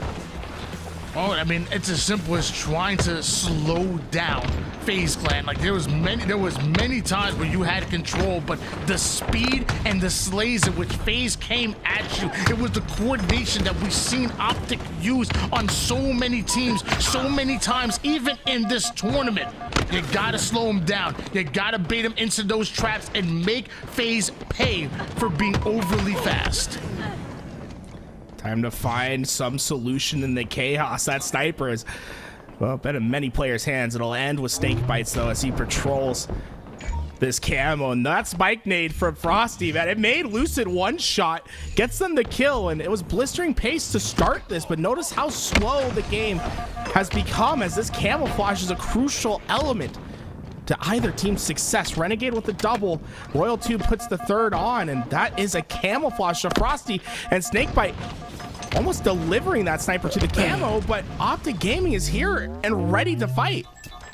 Not only FaZe getting the slays to double the score line of the enemy team in the early game, but also able to grab a hold of that power-up and sniper in the hands of Snakebite onto the most important side of the map. Everything working in favor of FaZe, and even a sneaky play from Lucid, even that gets shut down. Snakebite played that so well. He had sniper. His idea was to hand that sniper off to Frosty with the camouflage, but they quickly recognized that OpTic Gaming was already pressuring them. Snakebite stays still, lets his teammates get up on the map, and once he has that help, he springs into attack. Able to find those kills, and OpTic Gaming, although they had a great position against that camouflage, aren't able to reduce the score. 14-7, doubling up their lead. FaZe has been dominant from the start. Renegade already one of the best players in the world, and for some reason, whenever he goes up against OpTic Gaming, he finds a way to just raise his game even higher. 6-2 start. One of the most dangerous players on the map with that sniper snapping onto Lucid. Because of that, Dead Zone ends up going down, doesn't have the reinforcements he's looking for, and now a 17-9 lead, make it an 18-9 lead. Things are getting out of hand so quickly here for OpTic Gaming. Renegade finally went down. OpTic Gaming's feeling this pressure, but but notice how FaZe deals with OpTic Gaming in these situations. It was Renegade that was at Nest, taking a fight at Tower. He noticed that OpTic Gaming, they're spread. He is fast to switch into the next fight. FaZe isn't going to get too preoccupied on one player. OpTic Gaming, they've finally been able to stabilize. Camouflage in the hands of Lucid. FaZe went 4 down onto the respawn screen. With Sniper coming up in a few seconds, this is OpTic Gaming's true opportunity to start working their way back into this game. OpTic already want to slow things down to begin with, but especially as that sniper is coming up, Dead Zone tossing that sniper towards the camouflage Lucid. And just as I say that, camouflage runs out. The audio cue isn't enough to allow FaZe to pounce on them, but a 6-kill advantage can only be eaten away by the sniper of Lucid. Every play that FaZe has made has been purposeful. They slow the game down when they know they lost camouflage. They essentially ice Lucid out of the fight. Don't allow him to have that bit of advantage. Now, prioritize the sniper. Feel what lane he's occupying. Try to overwhelm him. Royal 2 with the first number will allow FaZe to get forward on the map, but smart rotations from Lucid. He understands that FaZe wants to capitalize on that damage. He immediately flanks. And FaZe, now they occupy Tower, but Lucid's nowhere to be found. 5 kills to his name so far, 7 kills, not out of hand just yet, but still a decisive lead here for FaZe Clan, and one they don't want to give away easily. So now usually the ultra fast FaZe slowing the game down, baiting OpTic into a position where they can pounce on him, and now with that first kill, things start to speed up. It's so Frosty, just barely missing out on that headshot. Formal portaling back toward the green side. The problem is that Frosty knows it, but Lucid covers his back. Notice what FaZe's priority was there. They focused on finding the sniper. Once they did, they immediately were able to fracture OpTic Gaming with the shots of Frosty. That sniper now out of ammo, but FaZe has done their job. They did not let OpTic Gaming gain any ground during that sniper possession. FaZe one step closer to getting the job done. Next opportunity for OpTic Gaming is going to be this camouflage. Up in 10 seconds, they're there first, but FaZe surely ready to fight. A huge couple of kills now find Lucid and Trippy, and look how aggressive Lucid is. A direct route through the mid-map. Snakebite and FaZe not aware of it, and he's finding 2 weakened players. Sends Snakebite back with the repulse, and now it's a bit of a jiggle peek action. Lucid working that pole like he knows what he's doing, and just a 3-kill game. OpTic right back in it. All right, relax. OpTic had to work for every kill. Notice how much brain power Lucid had to use on taking that fight. The results, though, the game just 2 kills away, and Dead Zone has the camouflage. OpTic Gaming have started their comeback.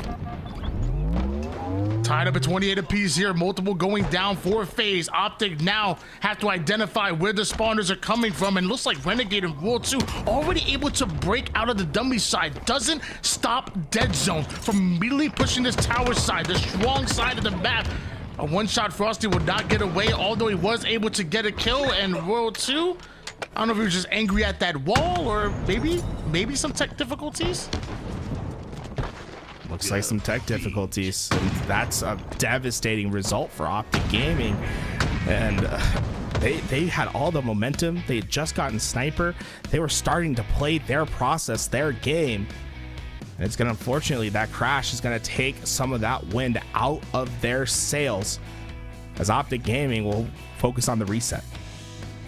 Yeah, an unfortunate way to end that game, but we're not going to dwell on that. Let's focus on what we did see in that match. And we saw FaZe jump out to an early lead. And Tony, I was watching that game thinking to myself, man, we haven't seen this pace all day. It was blistering, red hot, fast pace while FaZe was up. And then in an instant, completely stopped, right? And it went to a complete standstill. I'm hoping we have a clip here I wanted to go into some detail on from during that game when Lucid had the sniper rifle. Yeah, around this is exactly what I was looking for. So I want to show you guys how FaZe is able in this situation, understanding the angles, knowing that the sniper rifle is in the hands of their opponent, how they switch up their playstyle right here. So Lucid goes to the nest bridge, and if you watch here, Renegade sneaks out, but look at the angles the rest of FaZe take. They take really concealed angles through the pillars, and they're able to work their way all the way to Lucid here without him even knowing. He's still looking for Renegade here. Before he knows it, they're right in his face. There's Renegade down below him. Royalty is out there. They've all taken the angles, and they closed the gap without the information even being there. Royalty able to pick up a kill, and that just completely throws Lucid out of the groove there.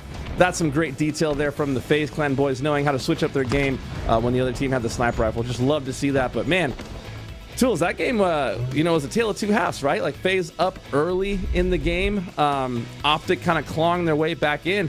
What changed from your perspective?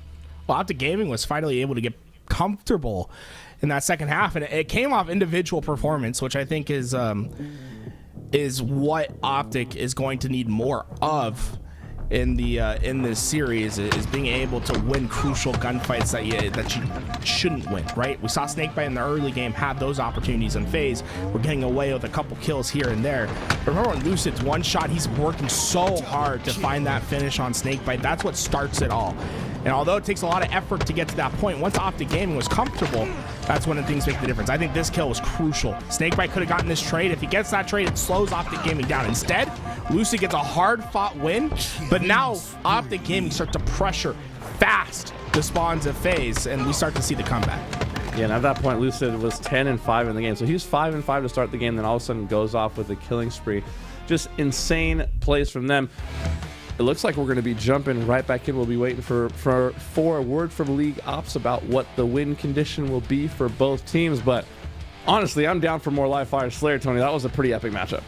It really was. We got to see the meta and the counter meta of how to play live fire, and it's really about speed and efficiency, slaying out, playing the spawns, and then also recognizing what the enemy is trying to do. And you saw even OpTic at one point recognize they were overwhelming one side. Lucid, although didn't have an advantage, he out-rotates the enemy team, gives his team a good spawn, and kind of turns the map around. We saw a bit of the meta, a bit of the counter meta, and it ends up being a 2-kill advantage is how we're going to start things off for OpTic Gaming here. A 2-kill advantage for OpTic, which they quickly turn into a 3-kill advantage, starting the game off 5-2. Tools, let's get back in the action. Lucid back to where he's comfortable. Sniper in his hand, 7 bullets. Unfortunately, the wrong skin, right? OpTic would have liked to pick that up first, but OpTic being patient. They understand that the first kill needs to come before they can get to that camouflage. Things getting mixy, as Lucid's going to have a struggle. Players all around him, but he has the great equalizer. Sniper can change everything. Bit of Halo timing, but somehow Lucid still turns it around. Beautifully played on that double kill, and I only have to imagine they were able to get camouflage because of it. And Lucid, the demon like he is, the Lucifer, if you will. Selfless though. As he hands that sniper off to Formal. Unfortunately, Formal was not ready to deal with that pressure of 3 players. OpTic Gaming did a lot of work to earn this 3-kill lead, and Renegade can dissolve it with just a couple great shots here. Body shot onto Formal will force him away from the nest side. Renegade getting to show what he can do with the long gun. Everybody catching body shots here from that S7 sniper, and because of that damage, FaZe do not play it slow. They get aggressive here, but Renegade recognizes the situation, recognizes somebody from OpTic is going to try to break out of it. We're seeing that counter meta once again. Watch your lanes, watch your angles. Yeah, and I got to jump in here for a quick second. Lucid proving why he's a better man than me. I mean, he was absolutely going off with that sniper rifle and still dropped it off for Formal with the camo. I mean, if that's me and I'm hitting every shot, sorry, camo guy, you already got an advantage. You go ahead and do work, let alone to have Formal die immediately after with camo snipe. I might have uninstalled there, but Lucid still locked in. 5-0, has yet to die in this game. Keep it in the Young Bucks' hands. You know what I'm saying? Hit shots like that. I'm sure Lucid might be thinking about, hey, maybe next one I gotta keep, but Lucid yet to die in this game. 5-0, and well, he traded out the sniper for the poor man sniper. Deep combo, single shot, headshot gets the job done. This is why we call it the poor man sniper rifle. It might take a second, but it essentially does the same thing. There is no we in this. There is you. Yeah. But you did coin the phrase, and sometimes it is deadly accurate, and apparently so is OpTic Gaming when it comes to attacking that camouflage. 18-15 lead. OpTic holding on to things as Snakebite stays alive, and looks like OpTic gathering up and playing a bit tighter here. Notice how slow. Oh, Trippy. No, Trippy. Trippy unfortunately left the sticky in the rear of dead zone, and that results in a double kill for Snakebite, but the ramifications start to grow. The sniper also moves to Snakebite, and well, OpTic, they were slowing the game down. Now FaZe controls everything. It's going to be up to Lucid to get that damage to kick the sniper out of Snakebite, but everyone survives, and Lucid was deep into enemy lines, and it didn't change much. Dead zone and OpTic quick on the attack. Snakebite with some huge shots and a head glitch, putting OpTic 3 down. The first one to spawn up is going to be Formal, and he's out in no man's land towards the green side. Roll 2 recognize that, plays it so quick. Staggered spawners now being created as FaZe have not only taken the lead, but have taken complete control of the map. This is where things go from bad to worse. FaZe clan have taken over. Snakebite, not too often you get to see him patrol with the sniper rifle, but he's certainly put it to work. He's 9-3 to start this game, and OpTic Gaming will reinforce the green side of the map. That's where Snakebite is on watch, able to put down the first kill, and OpTic Gaming now will reapproach. They start to move back together. They have to find a solution for Snakebite. He's been a thorn in their side. And this is the reason why we call Snakebite that utility player, that Swiss Army knife type of player. He does anything that FaZe need him to do. When it's to play objective heavy, he's there. But when it's to slay out and keep your team in the game, I promise you, he's been doing it for quite some time. Started off 10-3 with 5 assists. I casters cursed him, but that was my fault, not his. Honestly, it's Lucid's fault. The way that he played his life there was masterful. They went to green to get that quantum translocator. Lucid pops it and uses it to get the noob combo and to hit the jump and to force Snakebite to waste that last bullet of sniper. The problem is he goes one shot. Lucid just transports his way back to green to safety, waits until he knows Snakebite's not watching, translocates back, gets an important kill, and OpTic Gaming have been able to neutralize this lead and now have one of their own, 28-27. The master of the sandbox, and although it's been stripped away a bit on most of the maps, even GA's happening, he still finds a way to utilize the sandbox to its fullest potential. Lucid with the green gun, a 10-2 start, 4 assists, and OpTic back in the lead, and Lucid punishing FaZe Clan. If we keep seeing this Lucid, I think OpTic Gaming has a true shot of equalizing this series once again and potentially pushing us to that second best of 7. So far, Lucid's had a lot of freedom of grabbing the weapons, the sandbox. That's where he's the most comfortable. We've seen him multiple times now with that noob combo in hand. And he's also been quick to get in the back lines. Now, it's not necessary for him to get the kills, but he's making FaZe doubt themselves at all points in time. They have to keep track of Lucid, and it's creating some turmoil in the back ranks. Instead, FaZe is going to try to play a counter rotation. Snipers up. They'll be the first to grab. And I feel like FaZe is going to have to bring out an old strategy. They talked about it during one of the pre-matches while in Illicit, and they talked about just grabbing the weapons off of the walls. Even if you're not going to use it, keep it out of the hands of your opponents, especially when you're dealing with somebody like Lucid. Snakebite, so quick. 15-3 now, a 3.0 KD, and I'm not even counting the assist. On their way to a 35-32 lead for FaZe. It's been back and forward literally all game long, but now the battle between Snakebite and Lucid, well, Snakebite's pulling away. PJ's been able to show his fangs this game, injecting poison onto these spawners with that sniper rifle. The only player on FaZe that we've seen with the true sniper chance in this game has been Snakebite. A little bit of a surprise. We don't normally see it, but at 15-5, let the young man cook.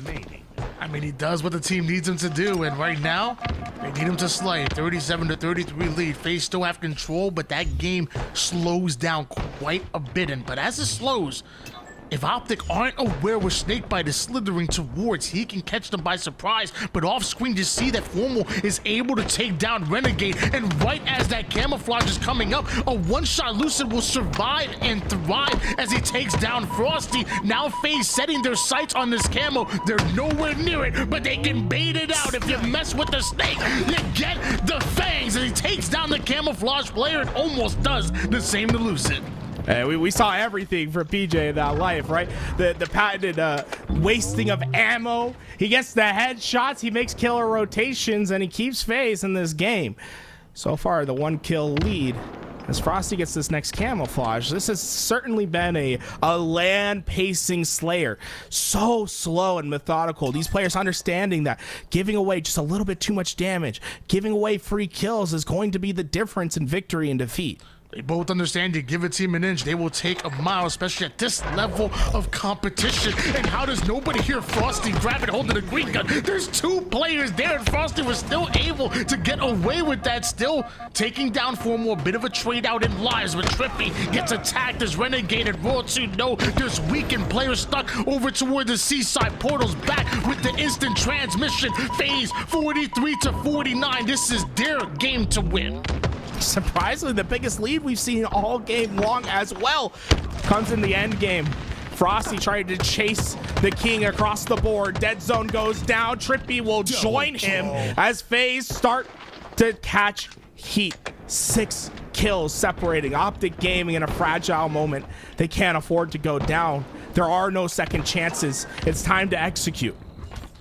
And as of right now, it's OpTic. They're getting executed. Heads being taken off because of these headshots. The Bandit, too tough in dead zone.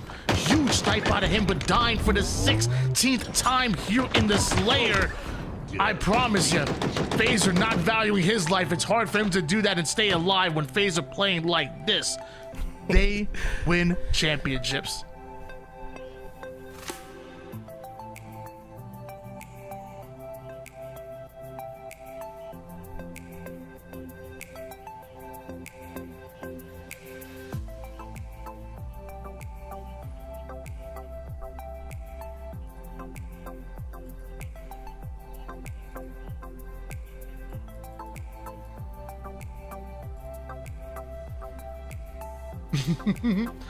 Oh, I know you guys can't. I don't think you guys can hear Hunter. Oh, he's gonna unmute. Don't worry. Okay, I'm back.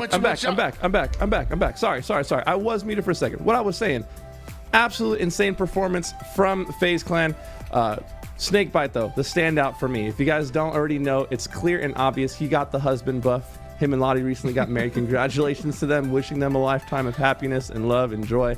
Pictures looked amazing, but man, to win 50-42 in the way that they did, and for Snakebite to drop what, like 17 and 6 for the final stats, insane plays all around, and they're feeling really good. They're up 2-0 now in the grand finals, the best of 7, and they are cruising. That doesn't mean that you know, all hope is lost for OpTic, but they are going to have to hit a bit of a mental reset there, Tony.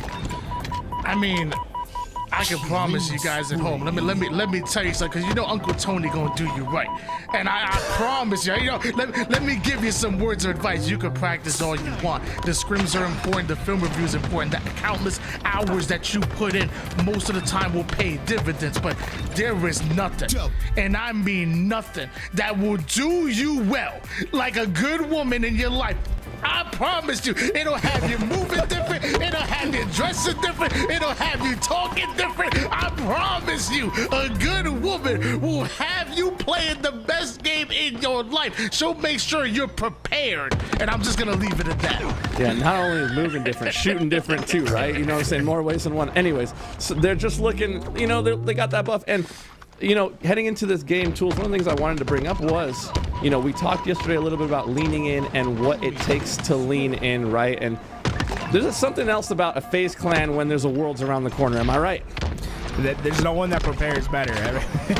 When they last year, leading up to Worlds, they went on an unbelievable scrim spree where they would just not drop maps, and they would constantly devastate their opponents. People say, hey, it's online Halo. It's like, no, that's FaZe getting themselves into preparation.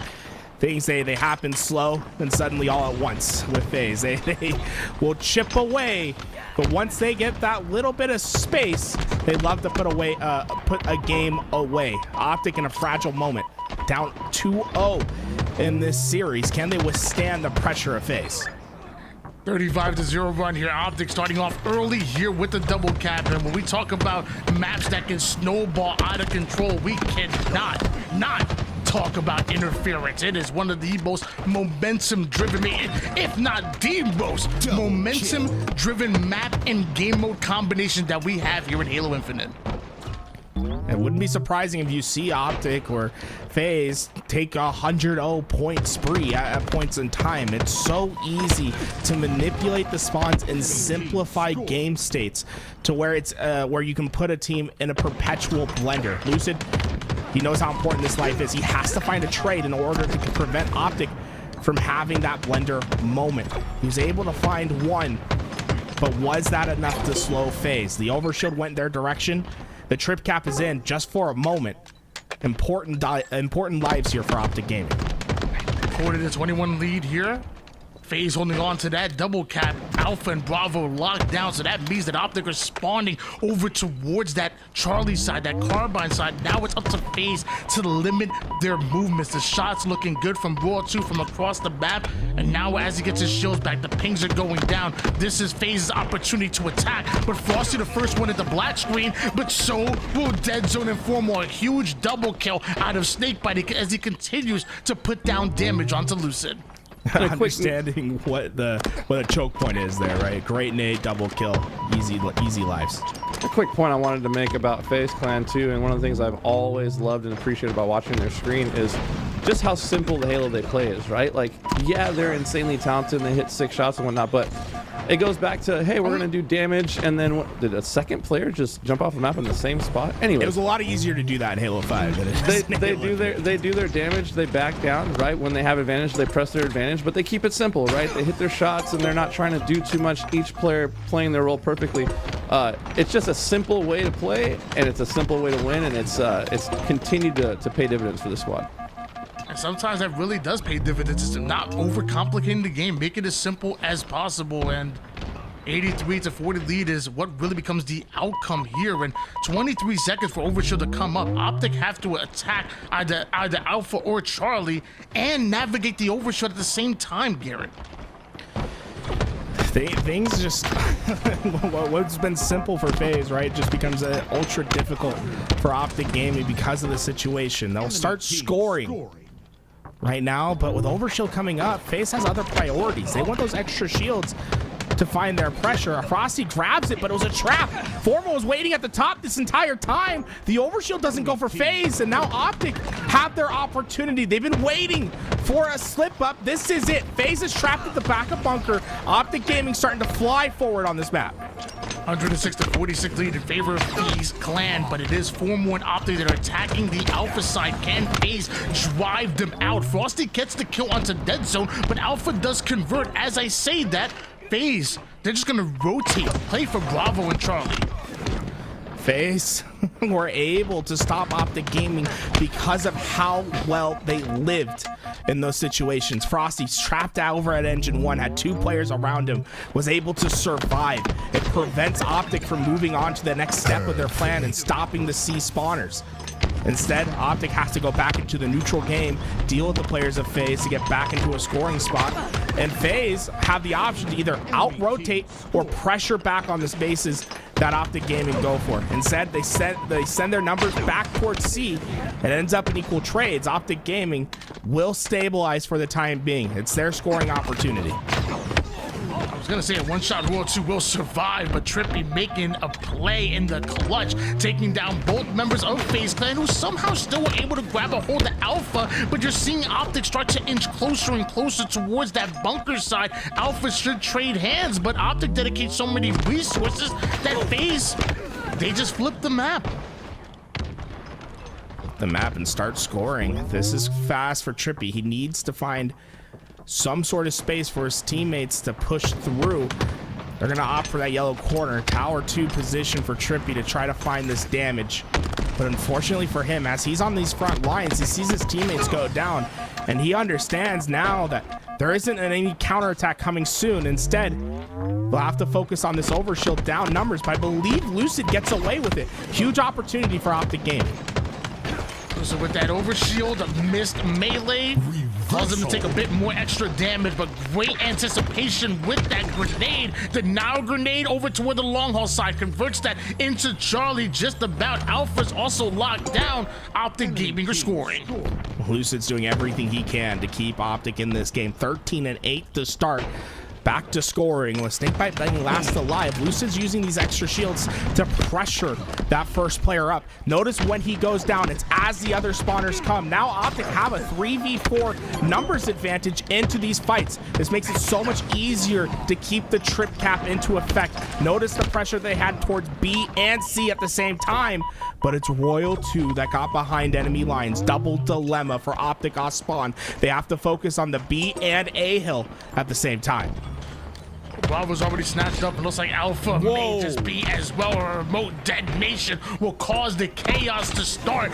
Both Trippy and Formal having weak shields to fight with. Frosty takes advantage of that by taking down Trippy, and now Formal by himself towards the drill plant. How does he survive here?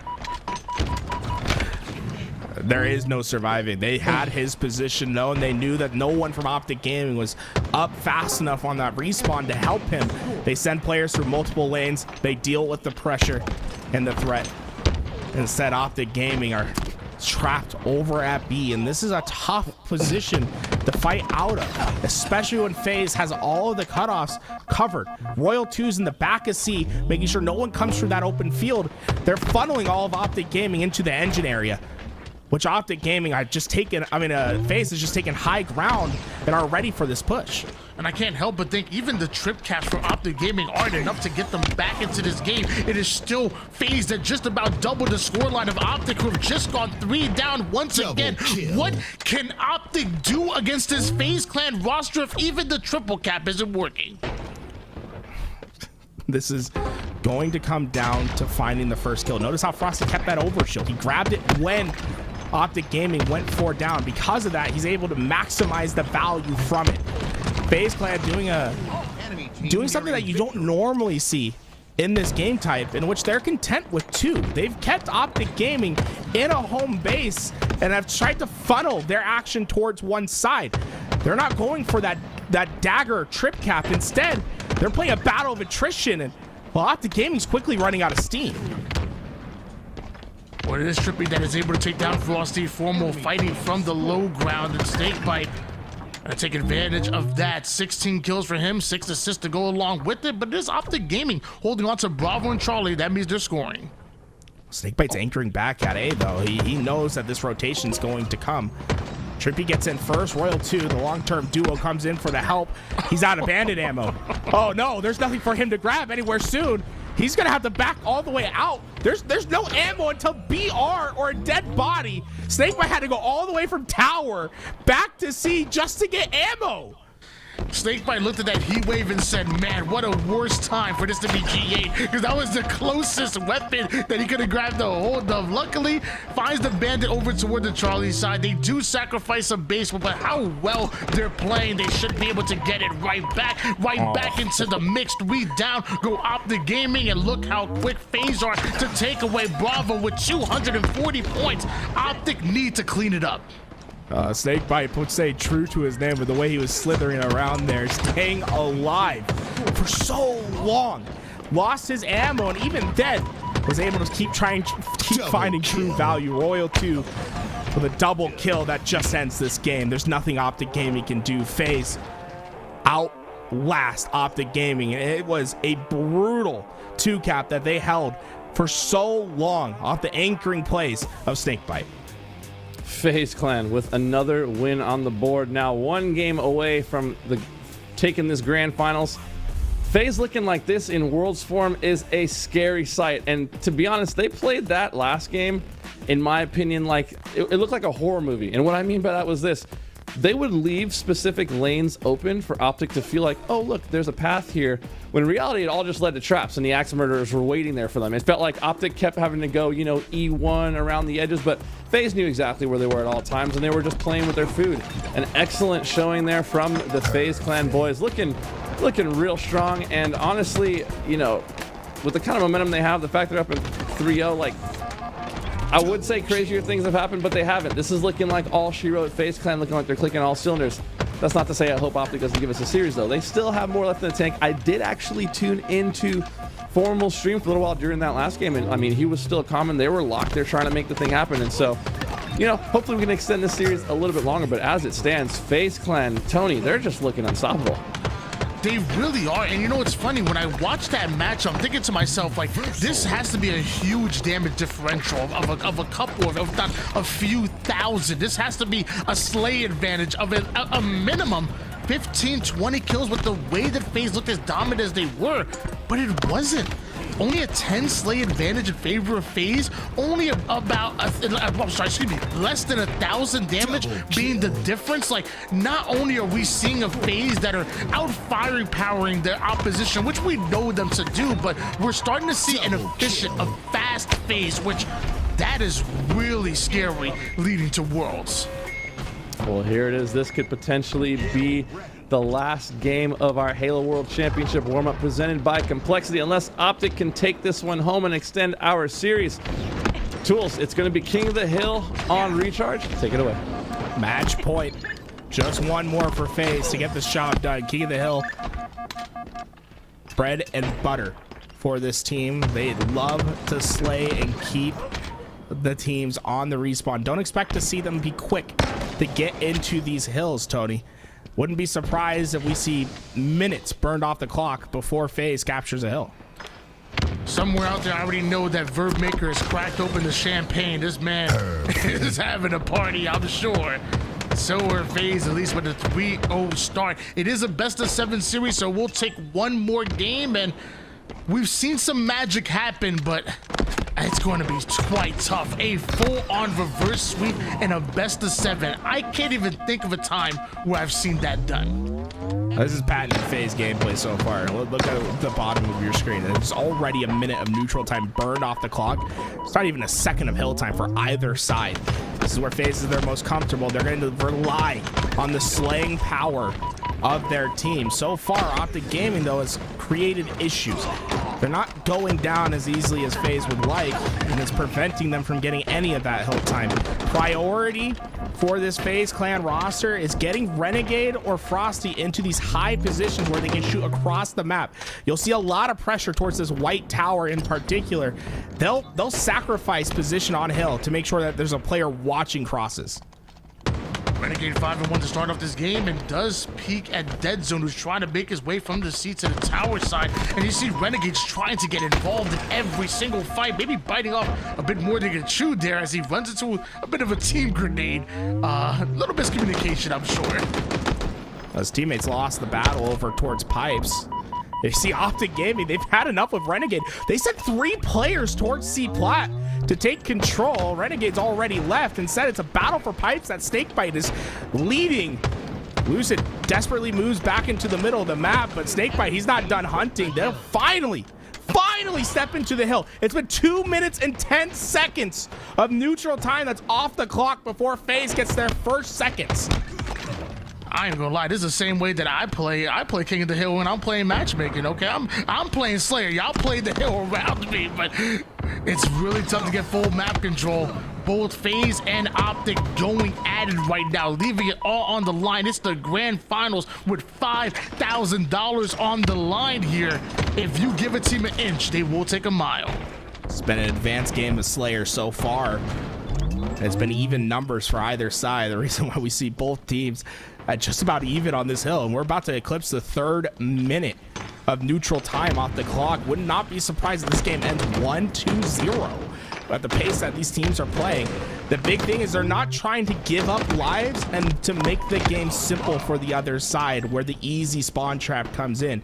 Instead, they're constantly going to battle for the spawns. They're constantly battling for the perimeter of the map, hoping that they can get that 3-4 down.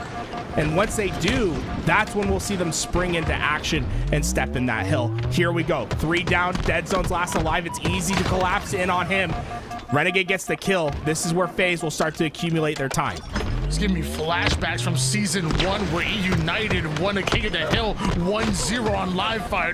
I never thought there would be a day where we see that again, but with only 1 minute and 40 seconds worth of that neutral time, you have to imagine time really does become a factor. Squad wiped their OpTic Gaming, and FaZe are moving on to about 90% done with this hill. Camouflage used as bait. Formal almost gets it for free, but Snakebite is everywhere. Whenever you hear people ask the question, why does FaZe play such low efficiency low efficiency objective? This is why. This is what they wanted. Get that 3-4 down and keep them in the cycle.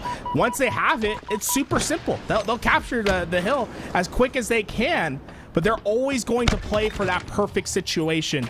This time it works out for them. OpTic Gaming, though, causing some headaches in the second hill. Camouflage went to Lucid, and now he has that shock rifle to play with as well.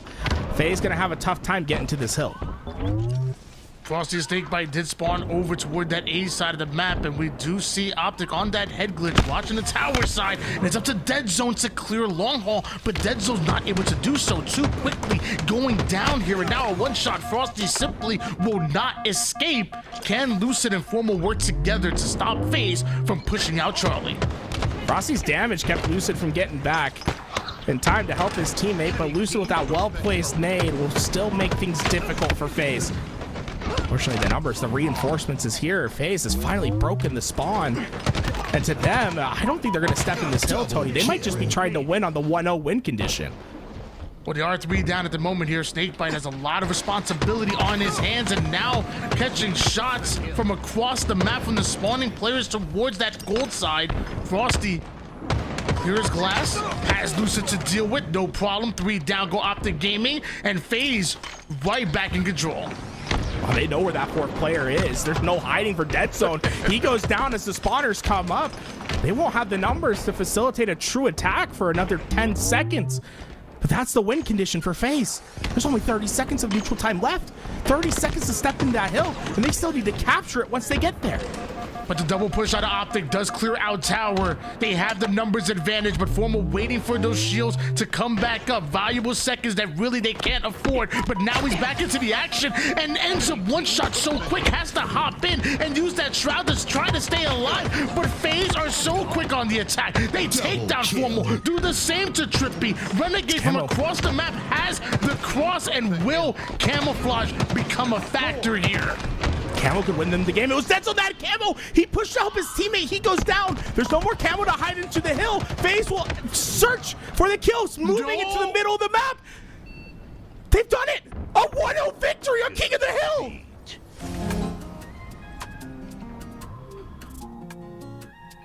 I think it's safe to say there were some style points there. They wanted to end the tournament in a fashion that you don't normally be. FaZe, being the showman that they are, take home the victory in the grand finals with a 1-0 victory on King of the Hill. Absolutely insane dominance all over the map, not letting OpTic Gaming even smell the hill during that game. FaZe are going to be your Halo World Championship warm-up winners, and you know, Tony, this is feeling a little bit like deja vu from last year. They've been criticized for their objective efficiency so far this year, but FaZe proven McWin's wise words right. It's hard to be objective efficient when you're dead, and we just saw FaZe utilize that firepower, being one of, if not the best slaying team in the league, and slay out that entire time to win it 1-0. That is crazy to see. And an unbelievable performance to play against an OpTic team that in the past 3 series was 9-0, had swept all the way to the grand finals essentially. Tools, talk about the discipline of this FaZe team, and you know what it takes to essentially become a brick wall in front of the green wall. I mean, we're talking about a game that sums up how FaZe loves to play. That last game is it, right? The slaying power, the trusting in the teammates, right? And I think that's the biggest part of the reason FaZe is able to play this way, is they trust each other to get kills. They trust that they are the best players in the game and that they will win their one-on-ones. That strategy does not work unless if you win your crucial pivotal fight. And FaZe trust every single player on this roster to win those fights. They've stayed resilient. They've been practicing they've been practicing harder than anyone else. And just in typical FaZe fashion, they become the best at the right time. They start to look like prime FaZe, that world championship that we saw from last year, a FaZe that we haven't seen since London earlier this year. Everything's coming together at the right time. Unbelievable performance from them. FaZe Clan, always legendarily a team that has epic bounce back tournaments, right? And so to have a bad tournament right before Worlds, I've been feeling it in my gut ever since Salt Lake City happened that FaZe Clan was going to come different to Seattle. And so the stage is now set. FaZe Clan takes home the dub here at the Halo World Championship warm-up year 2, presented by Complexity. Got to give a massive, massive shout out to our sponsor, Lenovo Legion, the best sponsor possible. This event would not have been possible without them. But man, what a showing from this FaZe Clan. And real quick, LVT, go ahead, throw me on a little full screen. Give me the whole thing. You know what I'm saying? You guys can see my face. Cool. First of all, shout out to LVT. Thanks for putting this whole thing together. I've obviously been your host, Hunter, but I was wanting to make a quick little statement. I was reading the chat and following along with what was going on there, and it became a little clear to me that some of your parents didn't love you enough at dinner time. So I'm going to step in and be dad and let you guys know, hey, sometimes if you ain't got nothing nice to say, it's better to not say anything at all. We're all here because we love Halo, and it should be our goal to leave the Halo scene a better place than we found it. I love you guys. Let's always push ourselves to be better and make a positive impact everywhere we go. That being said, bring me back to the TriCast. Let's see the boys one last time to wrap things up. Tony, closing statement. What did you learn from this event? I learned that FaZe apparently know how to flank teams and even teams as good as the green wall, because lots of times the green wall was looking like the green fence with how many holes were in that defense. FaZe were somehow finding a way to get behind enemy lines, somehow finding a way to use that firepower to be as objective efficient as possible, and even on that last map, finding a way to slay out in a 1-0 win on King of the Hill is crazy. FaZe may just be back. We're going to need that clipped and circled and saved and posted on Twitter. Tony calling the green wall the green fence now. No, that's a bit of a statement. Insane, but I respect it. I like the take. Tools, it's been an epic weekend. It's been awesome to get to watch some Halo and check out some matches with you. What was your takeaway from this event? FaZe look like world championship caliber team at the moment. Wouldn't be surprised if we see them back to back. I wouldn't be surprised if we see them on the airplane and he's scrimming on their Legion goes. You know what I'm saying? Get yourself ready. Get yourself prepped. It's the right way. That thing is a monster to use up in the skies. But FaZe looking the best they've looked right at the right time. I mean, they're looking to go back to back, and suddenly I'm becoming skeptical. I was skeptical before today, and now suddenly I'm thinking I'm a FaZe believer once again. Tools, you're a better sponsor guy than I am. Once again, shout out to Lenovo Legion, helping put together the event, the sponsor of the event, the Halo World Championship Year 2, presented by Complexity. Once again, I've been your host, Hunter JJX. Thank you guys so much for joining us and showing me so much love. My first time ever hosting. It's been an absolute blast. Tony, Tools, Eli, Mikowski, Alex behind observing, Brandon, LVT, the rest of the crew. It's been an absolutely wonderful weekend filled with some amazing Halo, and I can't wait for Worlds next weekend. We'll see you guys there.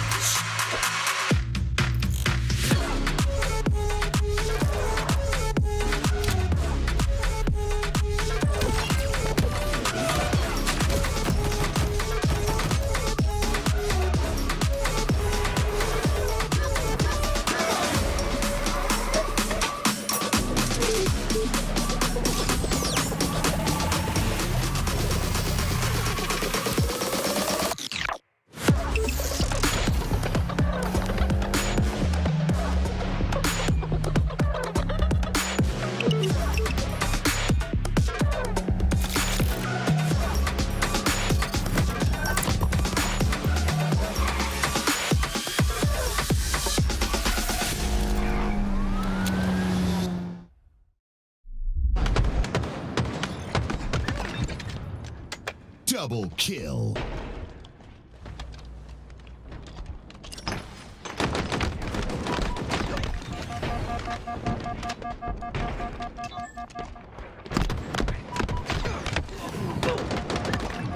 Enemy captured your flag.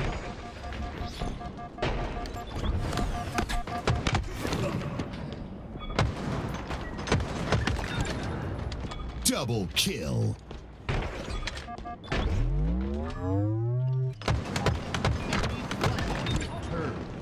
Perfect.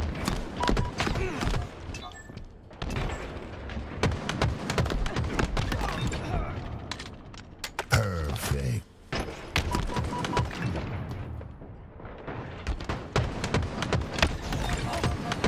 Double kill.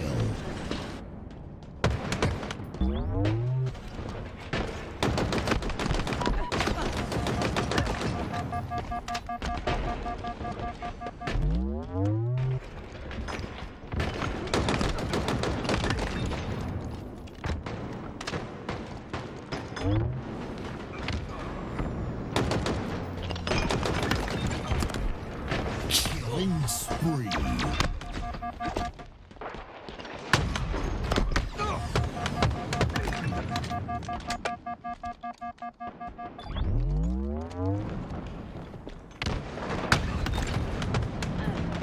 Double kill.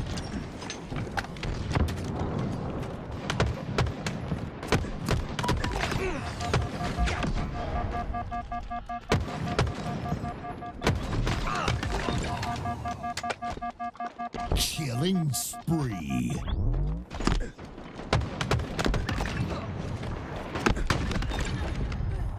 Double kill.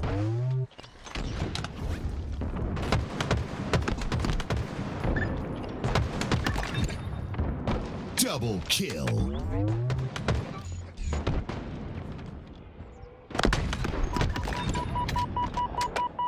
Killing spree.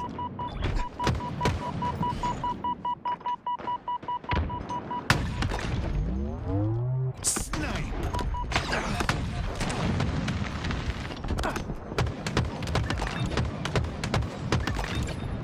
Double kill.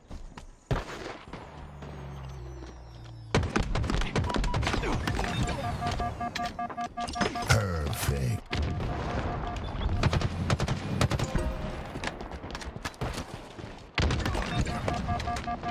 Double kill.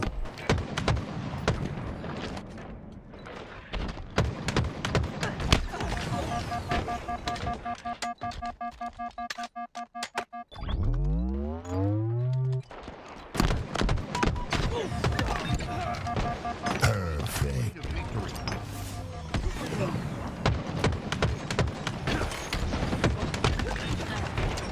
Reversal.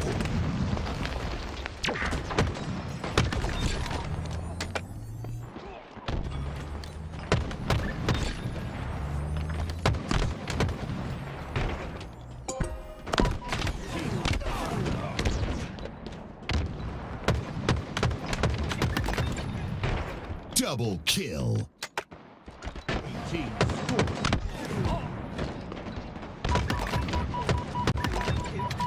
Double kill.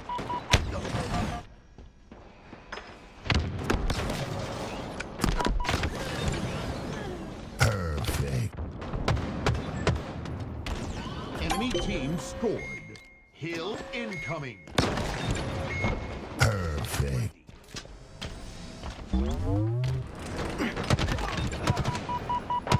Double kill. Remaining.